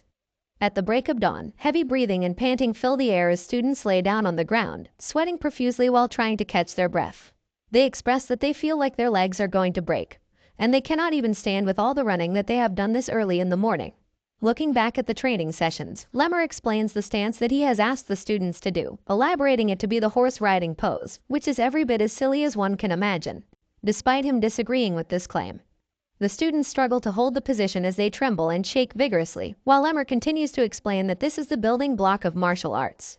Recalling once more the struggling horse riding pose, the students have now had enough, as one of them yells out to exclaim that he's done with this bullshit, and he now wishes to learn some actual swordsmanship from the head instructor. Another student adds to mention that they have done nothing except cycling between running and horse riding poses. Transitioning to Burn, he calls upon the fallen students to stand up and stop complaining, as they are going to train their swordsmanship because it might get rusty if they don't focus on it too much. Wrath pops up beside Leon once again as they observe the group walking away to practice swordsmanship, and he asks if Leon is not going to go after them. But Leon walks away in the other direction, as he answers that he does not need to train his swordsmanship right now, because it's a waste of time for someone who's not even trained enough in the basics. Contemplating over his words, he adds that what he needs right now is not a sword, but physical strength, as his body is weaker than others because of the bitter cold curse. He expresses that the basics are the most important, both for the sake of growth and for training, and he reminds himself that there is no need to feel rushed. And so, taking his own advice to focus on training his body for now, our hero sits in a plank as sweat falls over his face profusely. As he proceeds with his exercise, a mysterious fellow spies on him from among the shadows, and it is revealed to be Lunan Sleon from the vassal family, and she quietly observes him. Hiding behind the wall, she notices that he is improving fast as he lifts weights increasingly each day. She conflicts that she had heard of him to be ill, which does not seem to be the case, as she concludes that it is a given that you will improve if you try every day. But she wonders if increasing the weight every day is just nonsense, as she mentions of him lifting 10 kilograms more than he did at the beginning of the week. She wonders what the reason is behind him being so consistent when he is ill, speculating if it's because he has a different attitude when he's training. And she slowly walks up to him as she concludes that there is something peculiar about him. Our hero innocently wraps up the band around his palm when he notices Lunan approaching him, and he curiously asks why she is here. Glaring at each other, the atmosphere becomes tense as no one seems to break the ice, and they just stare in silence. Lunan wonders what is making Leon's eye hurt grow so rapidly. Suddenly, she feels a cold breeze rush at her, and her eyes widen as she stands still in a daze. Moving forward, she proceeds to sit beside him without warning and begins to lift the weights he has lifted. This strange act is looked upon in confusion by Leon, who does not understand what is going on. Annoyingly enough, Lunan follows him around the room and copies him by lifting different weights. While she does this strange act, she thinks to herself, it's not imagination. She elaborates that ever since she smelled that scent from Leon, the cool and pleasant scent, her body has felt lighter. She further explains that thanks to this strange phenomenon, she was able to lift a lot heavier than she usually can. The former assassin is curious to know what is making her act in a strange manner. So, he calls upon her to ask if she has something to tell him, but she blatantly denies it. Not thinking much of it, he walks away silently while Lunan continues to walk after him, concluding that she might have to follow him around a bit more. Baran enters the room with the other students as they observe Lunan following around Leon. There is no expression whatsoever on his face, while the other students scoff and question why such a girl is following around a guy like him. He then grabs hold of a wooden stick as he claims that the bastard is just wasting his time, and that kind of repetitive training has no point. He elaborates that Leon is weak, so he needs that kind of basic training. But Baron believes that even by doing something like that, he cannot reach the same level as them. Adding on to his assessment, he says that he does not know what the test will entail, but he expresses that in order to prepare, it's better to train in swordsmanship, at least for the sake of their own individual martial prowess. Calling upon his friends, he walks away as he asks them to ignore the bastard from the indirect lineage, and the results of the test will speak for themselves. While Leon is training, an unknown student walks up to him and calls his name. He introduces himself as Dorian and asks if he can train next to him and Lunan. The outsider contestant, Dorian, expresses that he wants to learn the correct procedure, but Leon tells him that he really does not care. Shuffling around his bag, Dorian thanks Leon for letting him train next to him. As a token of appreciation, he hands him a cookie to try. But refusing to have the cookie, he proceeds to offer it to Lunan, who sits beside him. However, he is taken aback in nervousness when he sees her eyes sparkle in awe at the mysterious food item that lays before her. Handing over the cookie to Lunan, he confusingly expresses her to be another unique one in the party. Leaves flutter away into the sky, signifying the time that passes by in the blink of an eye, and our hero trains diligently, running on tracks, lifting weights, and making sure he does everything to be in the best shape possible. Others are also shown to be working hard and doing their best to prepare for the test that might eventually decide their future. Leon now once again runs on the tracks as he pants and huffs for air. He narrates that it's been 6 months since they began training, adding that he ran every day until he was ready to die, and the backs of those that he saw in front of him while running are no longer there. However, he elaborates that when he breathed out a shaky breath and looked up, there were only 2 people left in front of him. Moving on, he tells us that after all that, finally, the morning of the test day has come, and families of the participants are seen walking into the arena as they anticipate their children's success. An announcer greets everyone gathered in the arena as his voice echoes through the large area, and he elaborates that the guardians are all here to watch the event unfold. He also alerts them to follow his instructions carefully, and as Leon stands idly, Wrath appears before him to remind him of the bet that he had made all those months ago. And with a wide smile, he expresses that Leon was not able to surpass the 2 that are ahead of him. He warns him to be ready to take in his rage. But the young warrior is not fazed by the threatening words, and he shoos away the spirit of the demon lord as he expresses that this test is different, and they don't know for sure yet. Diverted towards Dorian, he then notices him laying down on the ground, and he asks what he is doing. Dorian has a look of despair on his face as he explains that he is nervous because of the test that is today and he had not slept all night. Seeing him fall into despair and agitation, our hero steps forward to address the situation and comfort him when Lunan approaches him and offers him a cookie to try, which he refuses. Just then, he exchanges looks with Byrne, who passes by him, and he annoyingly acknowledges the odd people that surround him. Among the crowd, Sylvia excitedly calls for Helen to look at her young master as she exclaims in awe at the strong and confident warrior. Helen also adds that he has endured 6 whole months of hard training, and she acknowledges the 2 students around him as she expresses that he has made some friends too, which she elaborates is not surprising to him because of his warm personality. She goes on to express that the young Master Leon has always been so thoughtful, ever since he was young, and acknowledging that he has even made friends makes her feel proud of him too. Listening to Helen's strong words, Sylvia smiles in awe of her child, when suddenly this heartfelt moment is disturbed by the sudden call for the Patriarch's entrance. Slowly stepping into the arena, the bright red attire and shiny blonde hair make a statement which intimidates the observing audience as they question his sudden appearance. Glenn Zychart prepares to sit on his throne as the attendees bow down to him, and the audience expresses that he has never come to watch the test unfold before. The brilliant sword of the Zychart family, Lemmer, also expresses concern as he asks about the Patriarch's sudden appearance. Acknowledging the questionable looks on the family's faces, Glenn states that this is an event that chooses the future of the family, and he questions why they act as if he shouldn't be here. Lemmer nervously then elaborates that it is not why he asked, and he expresses that the Patriarch is always welcome on the training grounds. Wasting no time, the elf then announces that since the Patriarch is already here, they will now quickly begin with the test, and he will now announce the details of this test. A green leaf falls to the ground, following the green aura that bursts out and falls upon the students that stand before Lemmer. The students are startled and taken aback as their eyes open wide at the sudden wave of strong aura that bursts right at them. Leon expresses this concern too, and Lemmer glares at the students with a menacing look while his green aura rushes forward. He elaborates that the students must make it through his aura, that is the test that they have to pass. Continuing with the test, Lemmer elaborates that aura is inherent to a martial artist, and this test will judge the student's worth as a martial artist. But before the students can begin the test, a commotion sparks up among the crowd of families, and a man stands up to question why this is a test when the students have just started learning aura. The small commotion turns into a situation when the man yells out that this is unfair because some of the students are yet to even learn aura. He exclaims that the head instructor had also been spotted sleeping during training too. Lemmer sighs at the unfortunate situation and explains it to the concerned families. The test is not just a manifestation of aura, but the real aura burst is the level of the soul that a martial artist achieves. He adds that this proves that a martial artist can manifest energy without aura, but the man that sparked the conversation does not seem to buy his explanation and raises concern once again. Suddenly, the Patriarch's voice remarks that the brilliant sword is not wrong. The man then acknowledges the Patriarch's glare as Glenn Zychart explains that even if one individual has not learned aura, they possess their own aura burst based on the lives they have led. Lemmer gives a look of approval as the Patriarch further elaborates that depending on the intensity of the training, even someone without an aura can have a strong aura burst. Adhering to all the concerns, Lemmer now asks if all questions have been answered before exclaiming for the test to begin. He then calls forth Lunan's Leon, who slowly steps forward among the students to the head instructor. And now that she stands before him, he explains that the aura burst that he will test her with is of a level that she can endure if she has trained her hardest, and she will pass if she gets through his barrier to touch him. Once all the details have been made clear, the test now begins, and Lemmer smiles before a strong green aura rushes forth at Lunan, who blocks the wave of energy with her arms.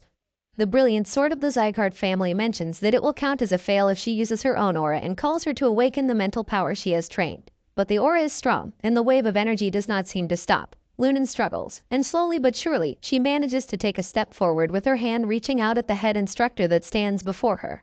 And before we know it, Lunen's hand grabs hold of Lemur's hand, marking the end of the test. He grabs Lunen close to him as she slumps over him with exhaustion, and remarks her passing the test is easy. Lunen huffs and breathes heavily, trying to catch her breath while her head instructor commends her hard work, asking her to continue training like she has.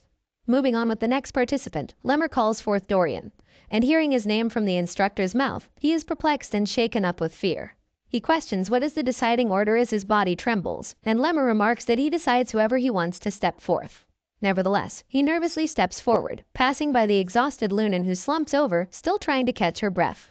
Leaning over the slouched trainee, Lemur asks him to do just exactly as Lunen has done, get through his aura burst using the mentality he has trained. But Dorian is skeptical, his voice mumbles, and he asks if that will work because he is best known for being weak-minded. Nothing stops the brilliant sword from testing the trainees to their absolute limit, and without a warning, his aura bursts out and flares violently, while he remarks that if Dorian cannot endure, he will fail. Trying his best, he attempts to endure and plow through the strong burst of energy, but he struggles heavily and falls to the ground. This test is being observed by our hero, who notices that the head instructor's aura burst intensity differs from child to child. He elaborates that the instructor is controlling his intensity based on the child's level and training progress, which makes him now firmly believe that the brilliant sword of the Zycart family really has been observing each and every student. As Leon assesses Lemur's teaching skills, his attention now averts to him congratulating the fearful Dorian who trembles but has finally grabbed hold of him while he is on the ground. Lemur remarks that he has too little confidence in comparison to his skill level and so he needs to believe in himself a bit more. Following the words of motivation, Dorian belches and pukes all over, contrary to the amazing show of strength he has portrayed by passing the test. Time flows like a river downstream, and one by one the students are called upon by the head instructor for their tests. Now comes Burn Zycart's turn, who exclaims at his call and enthusiastically steps forth to face the test. Lemur then walks up to the student and mentions that he will begin right away. A huge wave of green energy follows this elaboration as Lemur hardens his facial expressions and glares down at the capable student that stands before him. Feeling the immense pressure and force of the aura burst, he is startled and agitated, questioning if this is what the others have been going through. He remarks that this is different from observing from the sidelines. He wonders how Lunen and the other students have endured such a difficult test, and he falls to the ground as he kneels to hold his own, exclaiming that he can't even move his feet. Seeing the student fall to his knees, Lemur now begins to state that his talent is special, more so than anyone, and there are only a few that are comparable to him. But he comments that he and the other children that followed him around have wasted their time training swordsmanship when they don't even know their true will. He also adds that they should have trained their mentality and physical strength instead of training the sword, and mentioning that Burn had used aura every time he was struggling. If he uses it again this time, Lemur warns him that he will fail the test. Struggling to get through the energy wave, he grits his teeth in frustration. He cannot afford to fail this test here. Falling back into a flashback, we are told how his father looked at his brother on the day he kicked him out. He remembers the cold and cruel look in his father's eyes. He exclaims in fear he will also be abandoned if he does not get through this. This boost of adrenaline, backed up by fear and anxiety, pushes the student to rush forward in desperation. And finally, he grabs hold of Lemur's leg, being called upon to pass the test. Burn, now exhausted, huffs and catches his breath, while Lemur remarks that he is only 12 and he should not pretend to be an adult, training only what he should train. Finishing his remarks on the test, Lemur metaphorically elaborates that he is bound to trip on a stick if he continues to walk while looking up. Moving forward with the test, he now lastly calls upon our hero, Leon Zycart, to step forward, and he obediently comes forth from among the students. Now standing before the head instructor, Leon dramatically makes his way to the final test to become a martial artist, and as the suspense builds up, Lemur asks if the young trainee is ready, which is responded by a confident nod. Then following the exchange of words, Lemur remarks that he will begin. A roaring wave of energy now rushes forward through the battle arena at Leon, who stands readily in the face of the strongest aura burst that Lemur has let out in the whole day. The strangely violent and roaring burst of aura surprises not only Sylvia, who jumps up in concern for her beloved son, but the patriarch too, whose eyes widen as he questions the odd display of power that the student is now to face. Nervous to face the strongest aura burst, Leon asks the head instructor if this really is his test, and Lemur responds by elaborating that the talent he had foresaw in the capable student was far above what he saw in Burn and Lunen, and so he exclaims for the student to try and endure the aura burst. Blocking the roaring wave of energy, our hero falls into contemplation. He remarks that his potential does not lie in his body, but inside his soul that once suffered a terrible end as an assassin. And while he acknowledges this fact, the wave of energy starts to cut through our hero's feet as he takes a step forward. The atmosphere starts to change, and the head instructor's eyes widen at the student enduring the most powerful aura burst. The patriarch's glare locks onto his grandson too, as the brilliant sword startles at the sight of Leon's unbelievable talent, who continues to step closer and closer to his body. And before you know it, Leon Zygarde has pressed his palm against the head instructor's chest, who exclaims in denial that this really has happened. This amazing talent has the crowd of families in shock too, as their gasps sound and echo throughout the arena. Lemur and the patriarch widen their eyes in shock, and they are taken by surprise, but the brave young warrior smiles without a hint of exhaustion as he questions if the test is now over. The students, too, share the same sentiment of denial as they question how the once weak student managed to get through the most powerful display of aura burst today. Following the students, Burin's father and his messenger also jump up in their seats as their eyes widen in shock. Lemur nervously walks up to the talented student, and the voices of the messenger echo through the arena as he questions how the ill child who hasn't even learned aura managed to make it through such a difficult test. Lemur blatantly stands before the student and now asks what he really is. Our hero, Leon Zygarde, introduces himself once again, mentioning that the head has been observing him for the last 6 months. But Lemur is still taken by surprise as he elaborates that he is asking because he has surpassed what he had thought of him. The head instructor also adds that the aura outburst was over the student's level, and he never thought that he would be able to make it through. He was just pranking him. Lemur is in over his head as he continues to glare down at the young warrior who now stands confidently before the head instructor. Lemur's contemplation is suddenly broken down when he realizes his position and nervously announces to apologize for being a little distracted, marking the end of the test. Just as he proceeds to remark the top trainee for this test, Burin's anxiety spikes up as he nervously anticipates the announcement. The crowd was holding its breath in suspense of the results, but their anticipation is met with disappointment and shock when Lemur announces the top trainee of the 5th training hall to be none other than our young hero, Leon Zygarde. The announcement sparks joy, and tears fall down Sylvia's eyes as she exclaims and jumps up in her seat. Helen shares the same sentiment as she adds in the excitement, pointing out that the young master has done it again. A commotion rises from among the crowd, since family representatives do not seem to be happy with the decision. They question Leon's position as the top trainee. Burin is not having it either, and he points his finger at Leon to elaborate that they are the martial artists of the Zygarde family, and that they should duel to choose the top trainee, rather than test for one. Lemur assesses Burin's consistent emphasis on the unfair selection, and he comments that the boy is desperate to stand at the top. That startles the young master, who takes a step back to deny the claim. However, stating that the test is already over, he asks the patriarch for help. And after taking a brief moment to think, Glenn Zygarde responds by calling out for his grandson. He remarks that the people do not seem to accept him as the top trainee despite the results, and so he asks if the current top trainee is willing to have a duel with the young master for the top spot. The response from Leon is met with a collectively loud and soundly gasp of shock as he openly denies the offer. He elaborates that the test is already over with the results that speak for themselves, and he is not interested in fighting in a duel when there is no reward at the end. Our hero moves his gaze at the young master who always talked about honor and direct lineage, telling him that he's being a sore loser by standing in denial over the results of a fair test. Burin is startled, and he scoffs with frustration at Leon.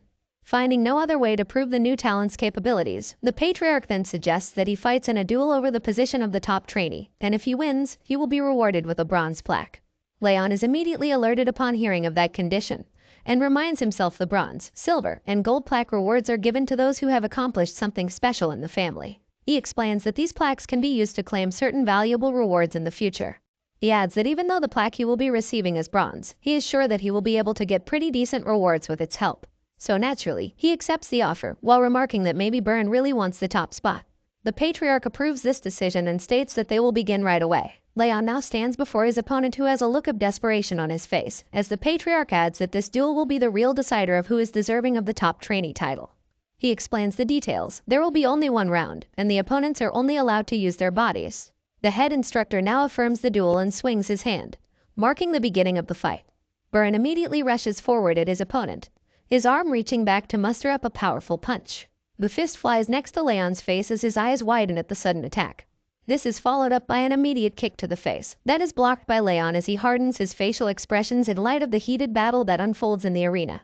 Burin now charges up his fist as blue energy spirals around his body. He calls it the righteous tiger fist that his father has taught him personally. Since this move is a martial arts fist technique, the boy exclaims that he's not cheating in any capacity. The charged fist meets Leon's chest, and he attempts to block the attack. The fight unfolds as the two students fight to prove themselves, and the other students cheer upon Burin's talented capabilities, remarking that Leon can't do anything against the young master. Amidst the fight, Burin gives it his all. He needs this victory more than anything. He glares down at the opponent he has always considered inferior, and his pride won't let him stand above him at any cost. He recalls his dark past, looking at the cruel treatment his father gave his brother as he asked him not to concern himself over such a weakling, one who has no place in their family. Afraid to disappoint his father like his brother, the boy feels incredibly desperate. Knowing that his father is watching over him, the scared Burn enrages, pushing himself even further in order to prove his worth. A barrage of punches faces our hero, as Burn tells himself that he cannot, at any cost, let someone like Leon keep him from falling behind and disappointing his father. Just as the punches flow through him and he attempts to dodge, the attacks appear to become slower and slower, almost as if they were being launched in slow motion. Leon now expresses that he can clearly see his opponent, his fists, his flow of attack, and where they are aimed. Burn notices his opponent lagging behind in thought, and makes his move as he yells and rushes forward, questioning if the weakling has finally decided to give up. Leaping in midair, he prepares to strike Leon with a powerful punch, but our hero does not give up this easily. He also cocks back his fist to charge up a counterattack, and glares fiercely at his opponent. The fist charges forward with a dramatic eruption, and Leon leaps forward to attack. His fist meets his opponent's, and a sparkle of energy is let out. Our hero wins this clash as his fist slips away, aiming directly for Burn's chest. Burn is taken aback when his attack is pushed back by Leon's strong punch. His eyes widen, and he scoffs with frustration. He questions how this is possible, looking back at the fist he charged up, continuing to rush forward to attack. Golden lightning sparks around Leon's body as he moves forward with a vicious gaze, and charges up another powerful punch before striking Burn in the gut. Finally, the boy is blasted away upon impact as he groans in pain. The crowd lets out yet another resounding gasp, unable to believe that young Master Burn was defeated once again. Burn's father jumps up from his seat and grits his teeth in agitation, as a man yells out that this is impossible. The patriarch, too, is taken by surprise when his supposedly incompetent grandson defeats the talented young master. The voice of the man from earlier exclaims that the move performed by Leon is in fact the righteous tiger's fist. Continuing the man's sentence, Burn questions our hero. His voice shakes, and he trembles while attempting to get up from the ground, asking him how he was able to use his martial arts skill. And standing confidently once again, Leon blatantly answers that Burn showed him how it was done, and simply copied him in return. This boy never fails to surprise us, always defying his body's limits to accomplish the impossible. Shocking jumps and sound gasps unfold from among the crowd of families that spectate the duel that has taken place, and they question Leon's righteous tiger fist, asking how he is able to perform such a move without having learned any aura. Nervousness fills the arena as the surprised families begin to speculate that maybe the student had learned the skill in secret, which they believe is the only logical explanation. They still cannot seem to process our young hero's victory as he grips his fist to massage away the slight pain. Lemmer stands before the victorious Leon, who is standing in front of the defeated Burn. The boy finally bows down in shame, accepting his defeat. Meanwhile, Lemmer has to cover his gaping mouth with his hand to hide his astonishment at the shocking results. Assessing Leon's incredible show of intelligence, he elaborates that Leon countered Burn's attack by having him spin in the other direction. He mentions that just seeing the flow of one's opponent makes them worthy of being called a genius in the world of martial arts. Concluding his assessment, he explains that Leon used the flow to make his opponent's technique his own. Lemmer believes that this kind of talent easily sets someone on the path to being the strongest on the continent. And now that he has seen it for himself in Leon, he expresses that this is the kind of talent that the patriarch had wanted, naming it to be perpetual talent. The duel has come to an end, and Lemmer announces to the audience that the results speak for themselves, concluding the test by deeming our hero victorious. Just as the test is called to be concluded, a woman rushes past the crowd of families and makes her way to the battlefield, her arms reaching forward for a hug. The charging woman is noticed by Leon, who recognizes her as his mom, Sylvia. Her eyes fill up with awe and joy as she firmly hugs her son in a beautiful moment. This concludes the martial arts training test, ending on a heartfelt moment as Sylvia sheds tears of joy, while Wrath annoyingly flares up and asks to go home quickly because he's hungry. Lunan's passing of the test is also celebrated by her parents, who hug their child and cry tears of joy too, with her father holding her close and comforting her. Burn is also taken away by his father's messenger, who walks with him with a gloomy look on his face. Burn's eye catches his father from among the crowd, glaring down at him with a disappointing look on his face, before turning away and mixing in between the crowd. The poor boy feels the weight of his father's disappointment as he slouches over and falls into deep despair. This concludes the day, and night falls upon the continent soon after. An annex reveals Burn standing in front of his father's desk, who has his face turned away from his son. Silence fills the room as Burn continues to fall into a state of despair, but he is taken aback when Karan Zykart, the boy's father, suddenly calls his name with a heavy voice. It shakes the young warrior up, and he stutters as he responds to his call. Karan questions if the incompetent warrior remembers what he had been asked, and Burn states that his father had asked him to become the top trainee, and not to lose to anyone. His voice shakes as he struggles to mutter the simplest of words in front of his intimidating father. The pressing father expresses that he had not asked much of his incompetent son, elaborating that he simply needed him to defeat the Slayon family's Lunan and get the position of the top trainee. He then slowly turns his chair to face his son, and immediately yells out in a furious rage, exclaiming that he lost to the son of an insect who has already lost all of her status. He questions if Burn had intended to shame his father from the beginning. He continues to confront his son, asking if he wants to end up like his brother as well. This alerts Burn, who is shaken up at the sudden mention of the same treatment as his brother. Concluding the confrontation, Karan Zygarde expresses that his son has already lost his first chance, but there is still room for him to redeem himself. So, he asks him to become the top trainee once again by the time of their graduation. Done with what he had to say, the father commands his disappointing son to leave his sights immediately, and of course, Burn obeys in shame and despair. Walking out of the annex under the pale moonlight, he wipes away the sadness and holds his head in his hand, expressing that he must not miss this last chance if he wants to live like someone of the direct lineage from the Zygarde family. Concluding the declaration of confidence, he then smacks his fist against the wall in frustration, making it crack upon impact. I guess my dude is angry, but if you ask me, his father is just a bitch. Burn continues to curse our innocent hero, Leon Zygarde, exclaiming that it's all because of that damn bastard. He blames him for putting him in such a dire situation with his father. Sadly walking with shame and regret, he wonders why he has been put in such a position when he had worked hard enough not to lose or fall behind anyone else. Walking mindlessly brings the young warrior in front of a mysterious building as he continues to hold his head in his hands, and he gazes upon the location he has brought himself, wondering why he is here.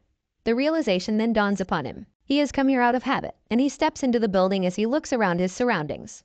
But then, he questions his intent in coming to this place, wondering if he has come here because the test had just ended today. However, that does not seem plausible, because there is no one else in the building except him.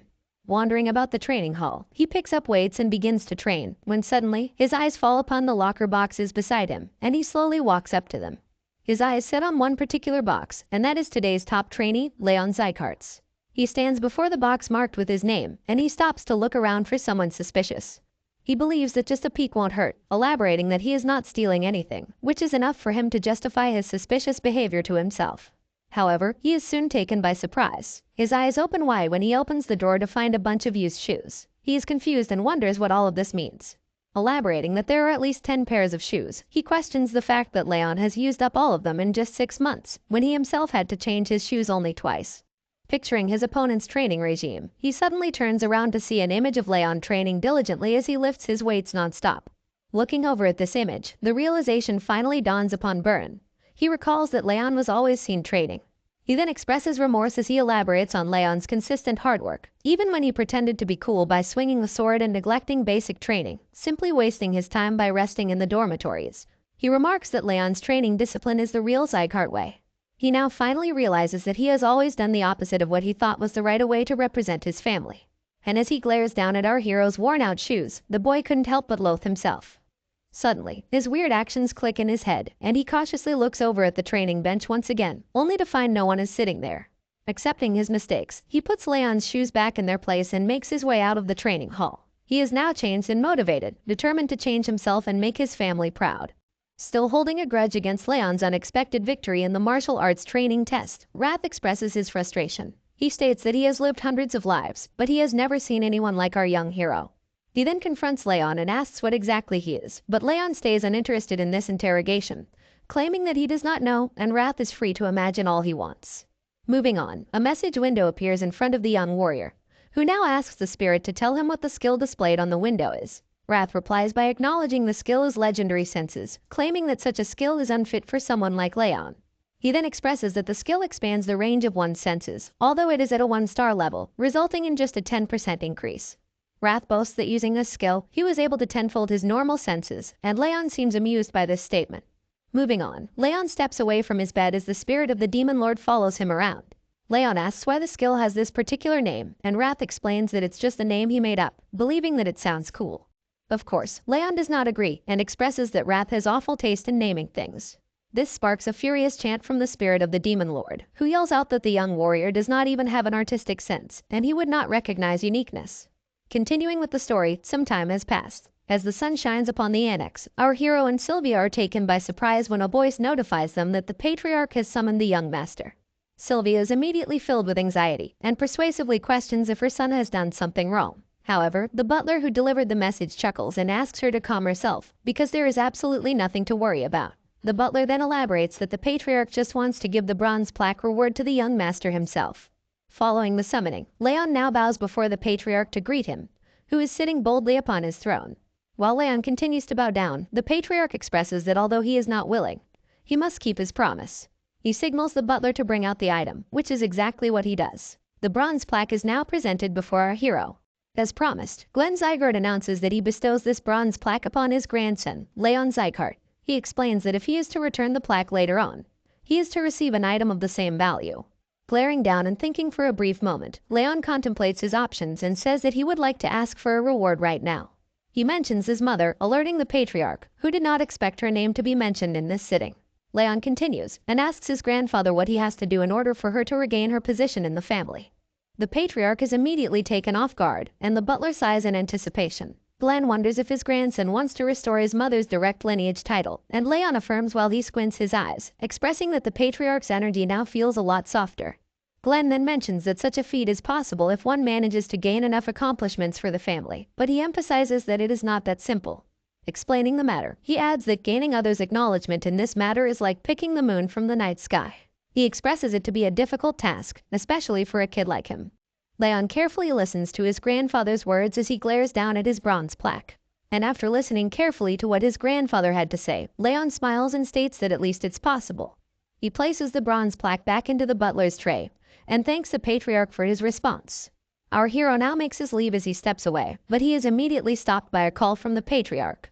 Just as he responds to the call, the patriarch states that the young warrior has only asked a question, which he would have answered even without the bronze plaque.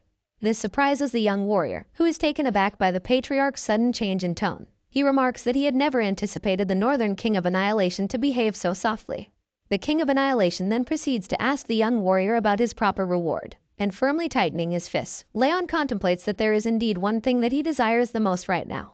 He reveals his wish and asks the patriarch for a special training technique, which the king blatantly answers by saying that the instructors will teach him that during his basic training. However, Leon elaborates that he needs better aura training than what they teach at the training halls, so he asks the patriarch to teach him a training technique equivalent in value to the bronze plaque. Back in our hero's mind, he expresses that the shadow technique he used in his past life is not enough. To restore his mother's former title and to confront his worst enemy, Daruth, he will need a much stronger and better aura. Hearing his grandson's wish, the patriarch mentions the training technique. An immediate flick of the finger reveals a door that opens into the hall as a bright light shines through. Unable to do anything but stand there in a daze, our young hero gazes upon the countless bookshelves that appear out of nowhere, surrounding him from all sides. Suddenly, he now stands next to tall bookshelves filled with countless books.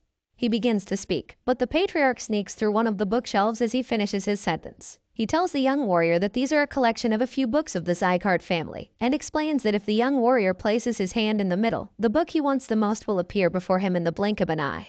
Acknowledging and understanding the instructions now, Leon reaches forth his hand in nervousness. He expresses that he needs something better than the shadow training technique, hoping that something good will come out. While our hero reaches out his hand, the magic of the veil dramatically slides a book out of a bookshelf, and it suddenly appears before him, falling right into his hand. As the book falls into our hero's hands, he notices the worn-out panels and cover, making him question its origins. But seeing this particular book fall into the young warrior's hand, the patriarch, along with the butler, are both taken by surprise. It seems as if the presence of this book has alerted them. The patriarch immediately sits up from his throne in agitation and yells out to question why that particular book falls into his hands.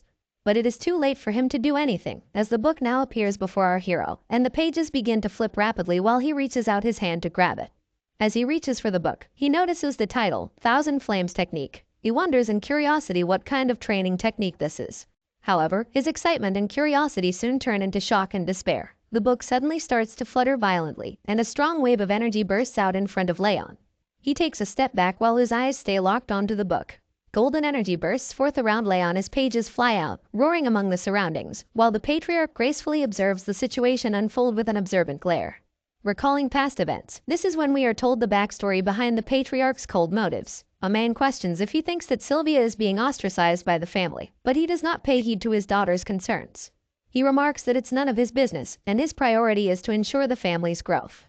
The man reports that Sylvia had left the family with the man, but this does not spark any retaliation or remorse from the father, who coldly commands that such trivial matters must not be reported to him.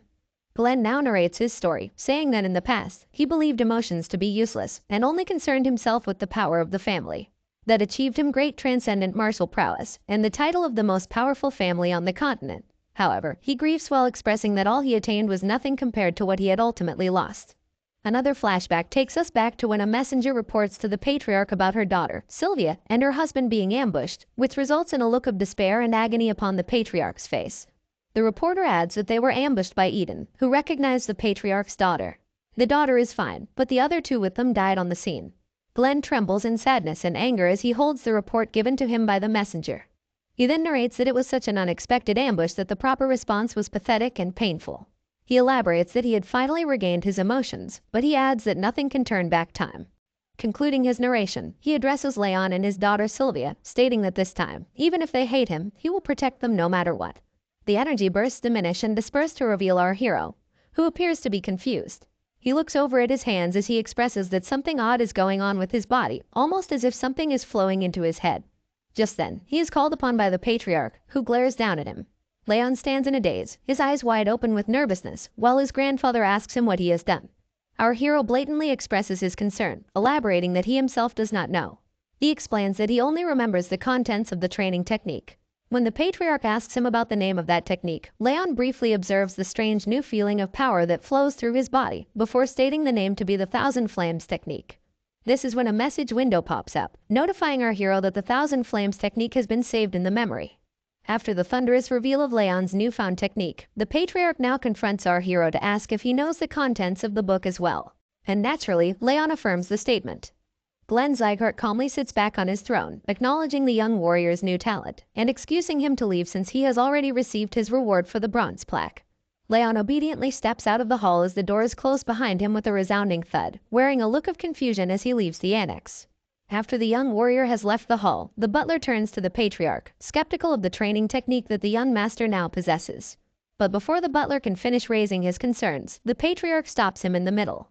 For our explanation, he narrates that the technique belongs to the first ever Zygarde patriarch, and he expresses that no one else in the entire family's history has ever been able to take the book into their possession, nor have they called forth the book inside the veil.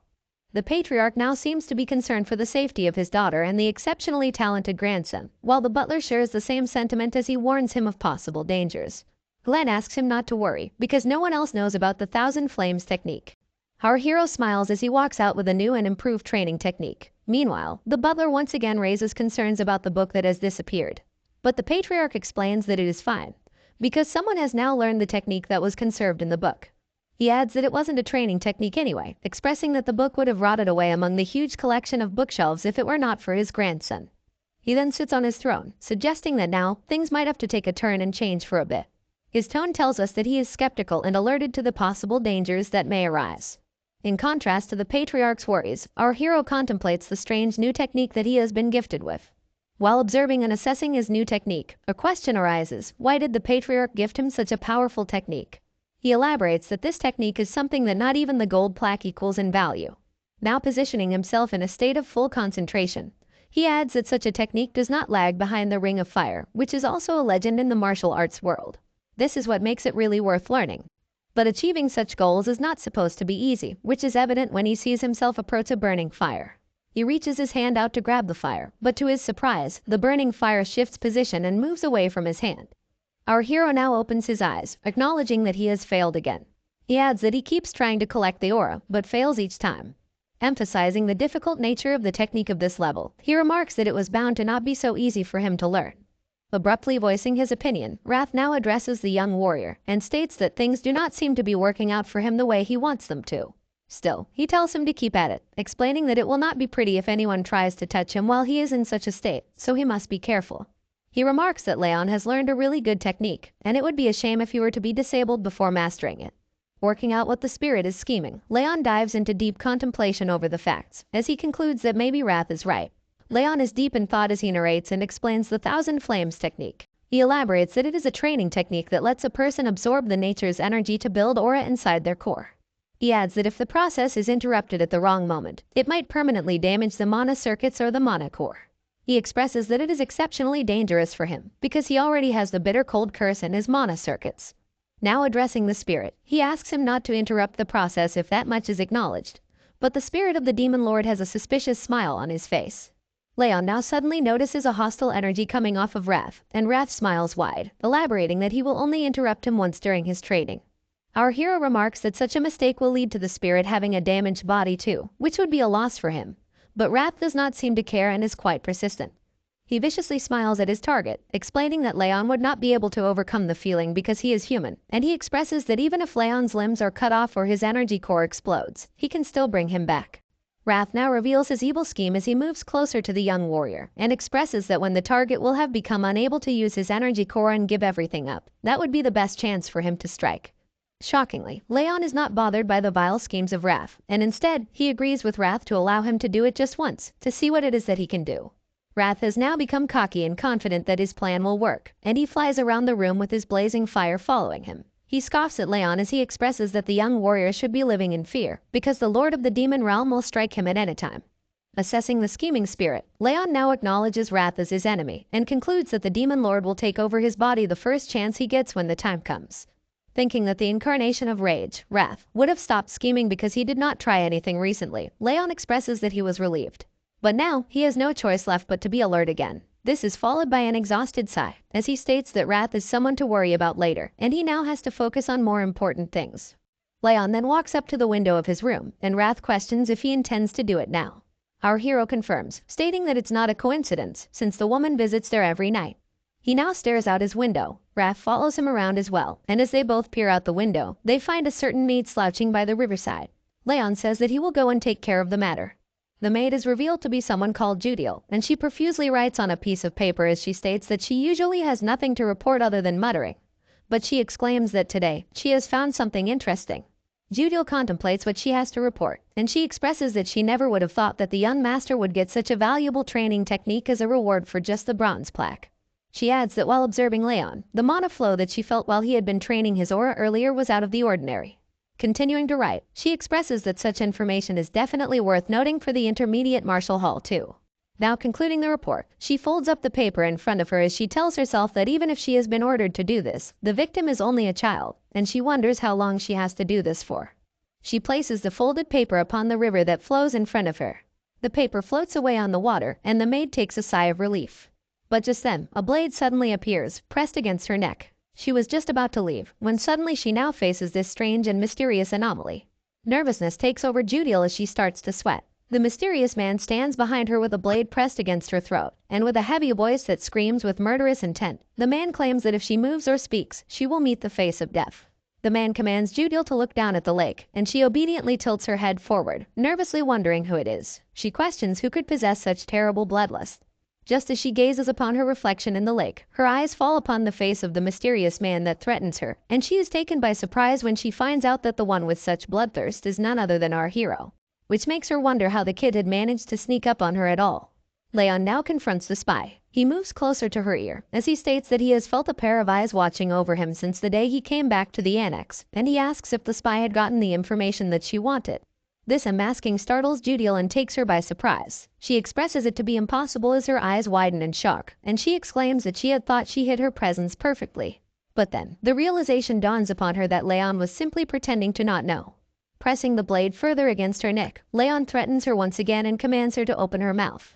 She hesitantly opens it, and our hero shoves some sort of mysterious ball deep into her throat. Judiel gags and belches as she swallows the strange thing, and bends down to get a hold of herself when Leon lets go of her and steps away into the lake. He picks up the letter she had been writing and opens it up to find nothing written on it. He realizes that he is not able to see the contents of the letter and speculates that he may need some special method to make the words visible again. Leon now exclaims that the correct answer is moonlight, and upon hearing that, there is a look of despair and desperation on Judiel's face as she glares at her vicious young master. Judiel's voice shakes, and she trembles in confusion. She asks how Leon was able to know, but without answering her question, Leon now narrates the names of people from the Zycart family: Alice, Daniel, and Karan. Just narrating a few of the family members' names, our hero concludes the perpetrator to be Karan Zycart. He claims that this is Karan Zycart's doing, which makes Judiel lose the color on her face. Her eyes widen, and she grits her teeth in agitation. She deems it impossible for Leon to be able to know all this so easily, when she is sure her face did not change when he recited the names. She adds that she has been trained to be a good spy, so there's no way he could have read the answer from just her face. But just then, the truth clicks in her mind. In a daze, she acknowledges the pain that burns through her body, and Rayon's unexpected ability to read her thoughts so easily. This compels her to believe that what she had swallowed earlier was none other than a rage worm, the very thought of which sends waves of horror in her body. Traveling back in time, a flashback takes us back to when Karan commanded Judiel to infiltrate the annex and report every single detail about Sylvia and Leon. Karan offers her a reward. If she does well in this mission, he promises to make her wish come true, whatever it may be. Now returning to the present, she confronts our hero and blatantly asks if he has fed her a rage worm. Leon is taken aback to see that the maid knows about it, because that's not what he had expected. Judiel, however, has nothing she can do to reverse the effects now. But still, she immediately belches and gags in an attempt to spit out the rage worm from her system. Tears fill up her eyes as she squeals and pants heavily. She expresses it to be the worst curse, one that lets others know about the emotions of the person that ate it. But the horror doesn't end there, since the life of the cursed individual can be taken away by the owner simply by wishing it.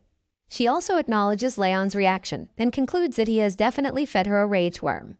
Leon then states that sending a letter like this to Karan Zycart must mean that she is a spy of the Intermediate Martial Hall. He raises his assumption that the plan must have begun around 7 months ago, probably at the time of the judgment ceremony. He then reads out the contents of the letter as he remarks it to be quite detailed, elaborating that Judiel has not only written information about him, but also about Sylvia, Helen, and all the other maids in the annex. Judiel is now cursing her past self for taking on this mission, and thinking that it would have been easy since Sylvia had broken energy core and mana circuits. She actually believed that she could have gotten this done easily. But as she assesses Leon's behavior and vicious intent, she concludes that the child that stands before her is not a child, but a monster instead. Judiel is now desperate for redemption, and will do anything she can to get out of this mess. She yells out in desperation, claiming that she will change the contents of the letter and put something false inside it. But our hero is not buying this, and he states that there is no need since his information will be leaked to Karan eventually. He adds that such an act will just prove her to be unskilled, nothing else.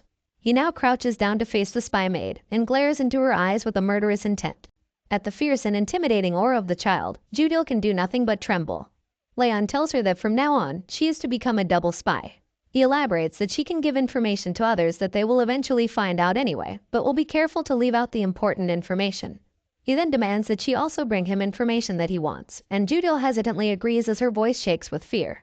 Concluding this confrontation, the young warrior now passes a warm smile and makes his leave, telling the spy maid that he hopes she has some useful information the next time he sees her. As our hero passes through the forest and makes his way back home, Wrath appears to ask the young warrior when he managed to summon a rage worm. But, as expected of our hero, he elaborates that he would never do something so cruel. Instead, he had just fed her something that would cause extreme pain for a bit. This surprises Wrath, who is amazed that the boy managed to gather all that information without the use of the rage worm. Leon explains that there are all kinds of methods to gain information, and even if others might not know of them, things are different for him. Wrath is also taken aback by this claim from the young master, and he recalls the spy maid calling him a monster. At this moment, the demon lord can't help but wonder if she was right. Moving forward with the story, Leon now narrates to tell us that he started focusing on training his aura, and soon enough, it was time for him to leave the annex for the training hall once again. He leaves the annex, while Judiel nervously stands beside Sylvia, accompanying the young master's mother. He says that even after having put so much effort into his aura, he was still unable to make it on the day of departure. Appearing at the training hall, Leon now observes the small number of trainees standing before him on the battleground, and notices that only about 42 people have passed the test to make it here. He recalls Lemmer's words, who had said that only a quarter of the trainees will be left behind. He also remarks that Lemmer is really precise about these kinds of things, when suddenly, a voice calls out his name. He turns his head to find Lunan trying to approach him. The girl steps forward to turn and face Leon, while he nervously stands in front of her. This is when some context is dropped. A few days earlier, at the Leon family residence, a voice calls Lunan to question her if Master Leon had helped with her training. She agrees to answer the question while she munches down on her favorite snack, cookies. Her mother sits across from her on the table and asks her if she had thanked him for it. Lunan answers that she did when she received a cookie from him, but this is not what her mother is asking. She repeats the question and once again asks if Lunan had thanked Leon for helping her with her training. The girl then answers and says that she didn't. This confuses her mother as she questions why that is the case. Lunan exclaims and answers that her father had said to never talk to a guy first. Hearing this, Lunan's mother passes a wide smile as she now begins to confront her daughter. She explains that gender doesn't matter when someone expresses gratitude, and tells Lunan that when she receives help, she should always say thanks in return. As her mother's words echo through her mind, we are finally brought back to the present. Lunan now thanks Leon, which is responded to by a confused and nervous affirmation. The boy nervously steps away in confusion as Wrath appears before him, questioning what is up with the girl. Leon responds that he does not know either. Watching Lunan leave, a voice suddenly calls upon him, and he turns his head to see who it is. Dorian breathes heavily and attempts to catch his breath, as if he has just come after running a marathon. After asking how the young master is doing, he exclaims that he thought he was going to die because he was a provisional trainee.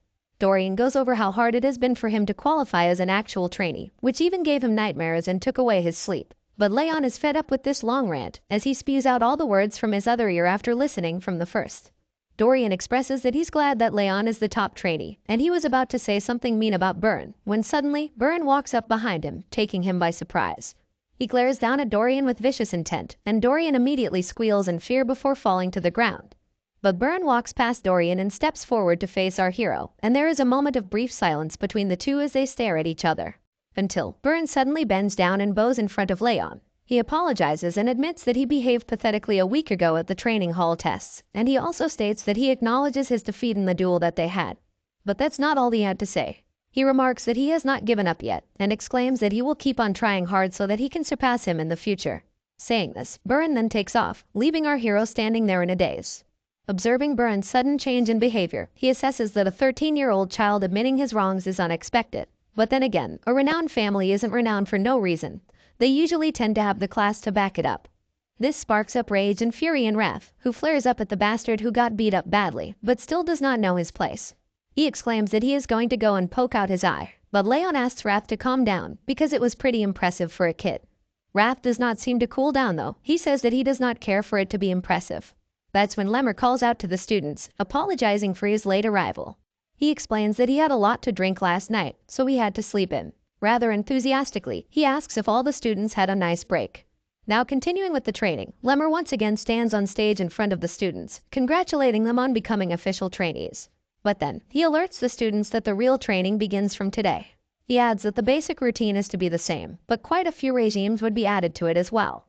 Leon carefully listens over the directions of the head instructor, when suddenly, a loud bang diverts the attention of the students, who turn their heads around to witness the commotion. A voice calls out and announces that the first part of training is aura training. A girl is revealed to be standing before the gate to the training hall, as she curses and remarks that the door gave her a hard time. Dorian exclaims in horror and shock after recognizing the girl, and Lemmer greets her as she steps up, mentioning her to be a failed trainee from last year. Lemmer continues and tells the students that they have to continue training with her from now on, introducing her to be Martha Zygarde of the direct lineage. Martha glares down at the students, and Lemmer notices the vicious look, so he attempts to lighten the mood as he comforts the students that she is kinder than she looks. However, Lemmer is cut off, and Martha takes over. She stands in between to question who the top trainee among the new students is, and everyone immediately turns their heads around at Leon. Solidifying her animosity, Martha elaborates that she hates having someone who is worse than her, but stands at a higher position. She exclaims that she needs to check who the top trainee is, and calls out to challenge the student to a fight. Enthusiastically anticipating a brawl, Martha calls out to our hero. She really wants to test out who the top trainee really is. Skeptical of the sudden challenge, Leon nervously wonders what it is up with his luck, and why does he keep getting involved with weird people. Nevertheless, he steps out among the students and announces that he is the top trainee, and Martha gazes upon the young trainee with a smirk on her face. She exclaims in arrogance that someone like him does not seem fitting to be the top trainee, but she moves on and proceeds to crack her knuckles, asking him to start with the duel right away. However, just when the fight is about to begin, Byrne interrupts and calls out to her, commenting that her behavior is not very dignified. Martha takes offense at such a claim and growls in anger, questioning what the bastard has just said to her. She then walks up to Byrne, glaring into his eyes as she threatens that he better watch his mouth, or he might end up dead. She elaborates that he must learn to choose his words wisely the next time he speaks to her. But Byrne persists, saying that Leon proved himself to be the top trainee in front of the patriarch and the head instructor. He questions if she intends to deny that, but she exclaims that the one accusing her of such blasphemy also stood up to deny the fact before her. She justifies her actions, saying that it is why she is doing this too. Byrne now has a changed heart, and he expresses that he does not want anyone else to be as pathetic as he was back then.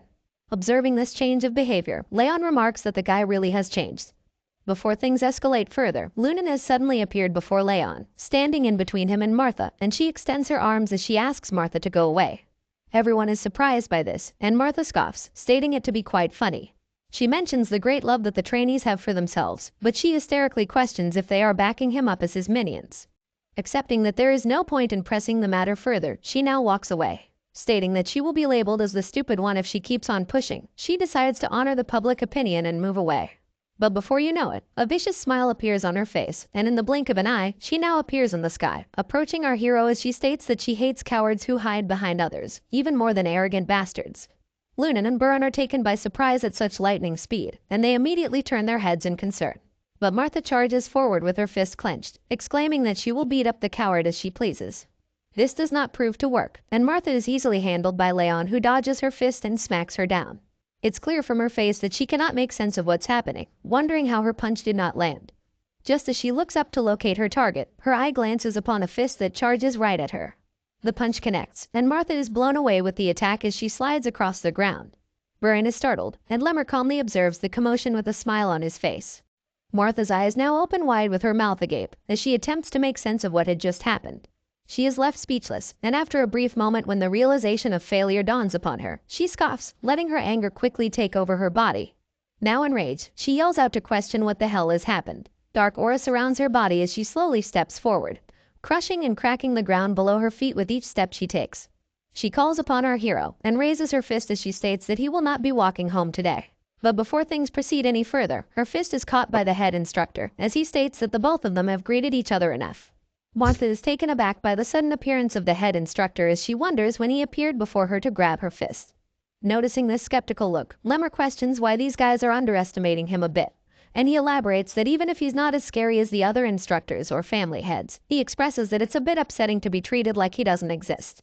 He addresses Martha as he mentions that Leon has not even started learning aura yet, and he asks her if she doesn't think that she would be winning by cheating if she fights him now. Annoyed by Lemmer's remarks and ongoing rant, she smacks away his hand to release herself from his grip, and Lemmer states that she can fight the young warrior once he has learned aura. She adds that she was going to stop anyway. The head instructor then commands the young trainee to head over to his spot, too, and he obeys. Martha also walks away with a frustrated look on her face. Wrath does not seem to be too happy with this conclusion to the brawl as he flares up in rage and he questions Leon's actions. He asks if he is not going to punish the woman who tried to punch him, exclaiming that he wouldn't be satisfied even if he were to rip off her limbs and lock her up in a glacier. Geez, that's a bit harsh. Our hero expresses that he did manage to land a punch, though, but this is still not enough for the spirit of the demon lord, as he claims that her skull must be crushed. But with a calm mind, Leon states that now is not the time. He walks as he plans and speculates that it's much better to bet over the top trainee spot when he has something better he can take from her. Wrath observes him and he wonders what the young warrior is planning. Following the other students, they walk into the training hall after Lemmer, and he asks Wrath to wait, because he will get his revenge later. The sun falls as time passes by, and upon the scene of the setting sun, the students stand in lines as they perform multiple stances, and that is when Lemmer announces a 10-minute break. The focus now shifts over to Buran, who takes a sip of his water to rehydrate and recover. He then looks over at his hands to contemplate his success, and he elaborates that it's not easy. He adds that it was not hard for him up until the second level, but he raises concern for the third level because of the advanced principles that are mixed in the training regime. Now turning his head, he looks over at our hero as he observes him and concludes that even though he started from scratch, he was able to learn the training regime in just a month. Comparing himself to our hero, he elaborates that it took him a month just to learn the 7-form fists, and he worries that at this rate, Leon will be able to move on to swordsmanship training at the same time as him. His attention is diverted by the constant clattering of wooden swords upon the targets, and he turns his head and observes that it's not only him who feels rushed. He notices it to be Martha Zygarde, who trains diligently without taking the break while everyone else rests. Now breathing heavily and catching her breath, Martha takes a brief moment to reflect upon her progress as she compares it with Leon's.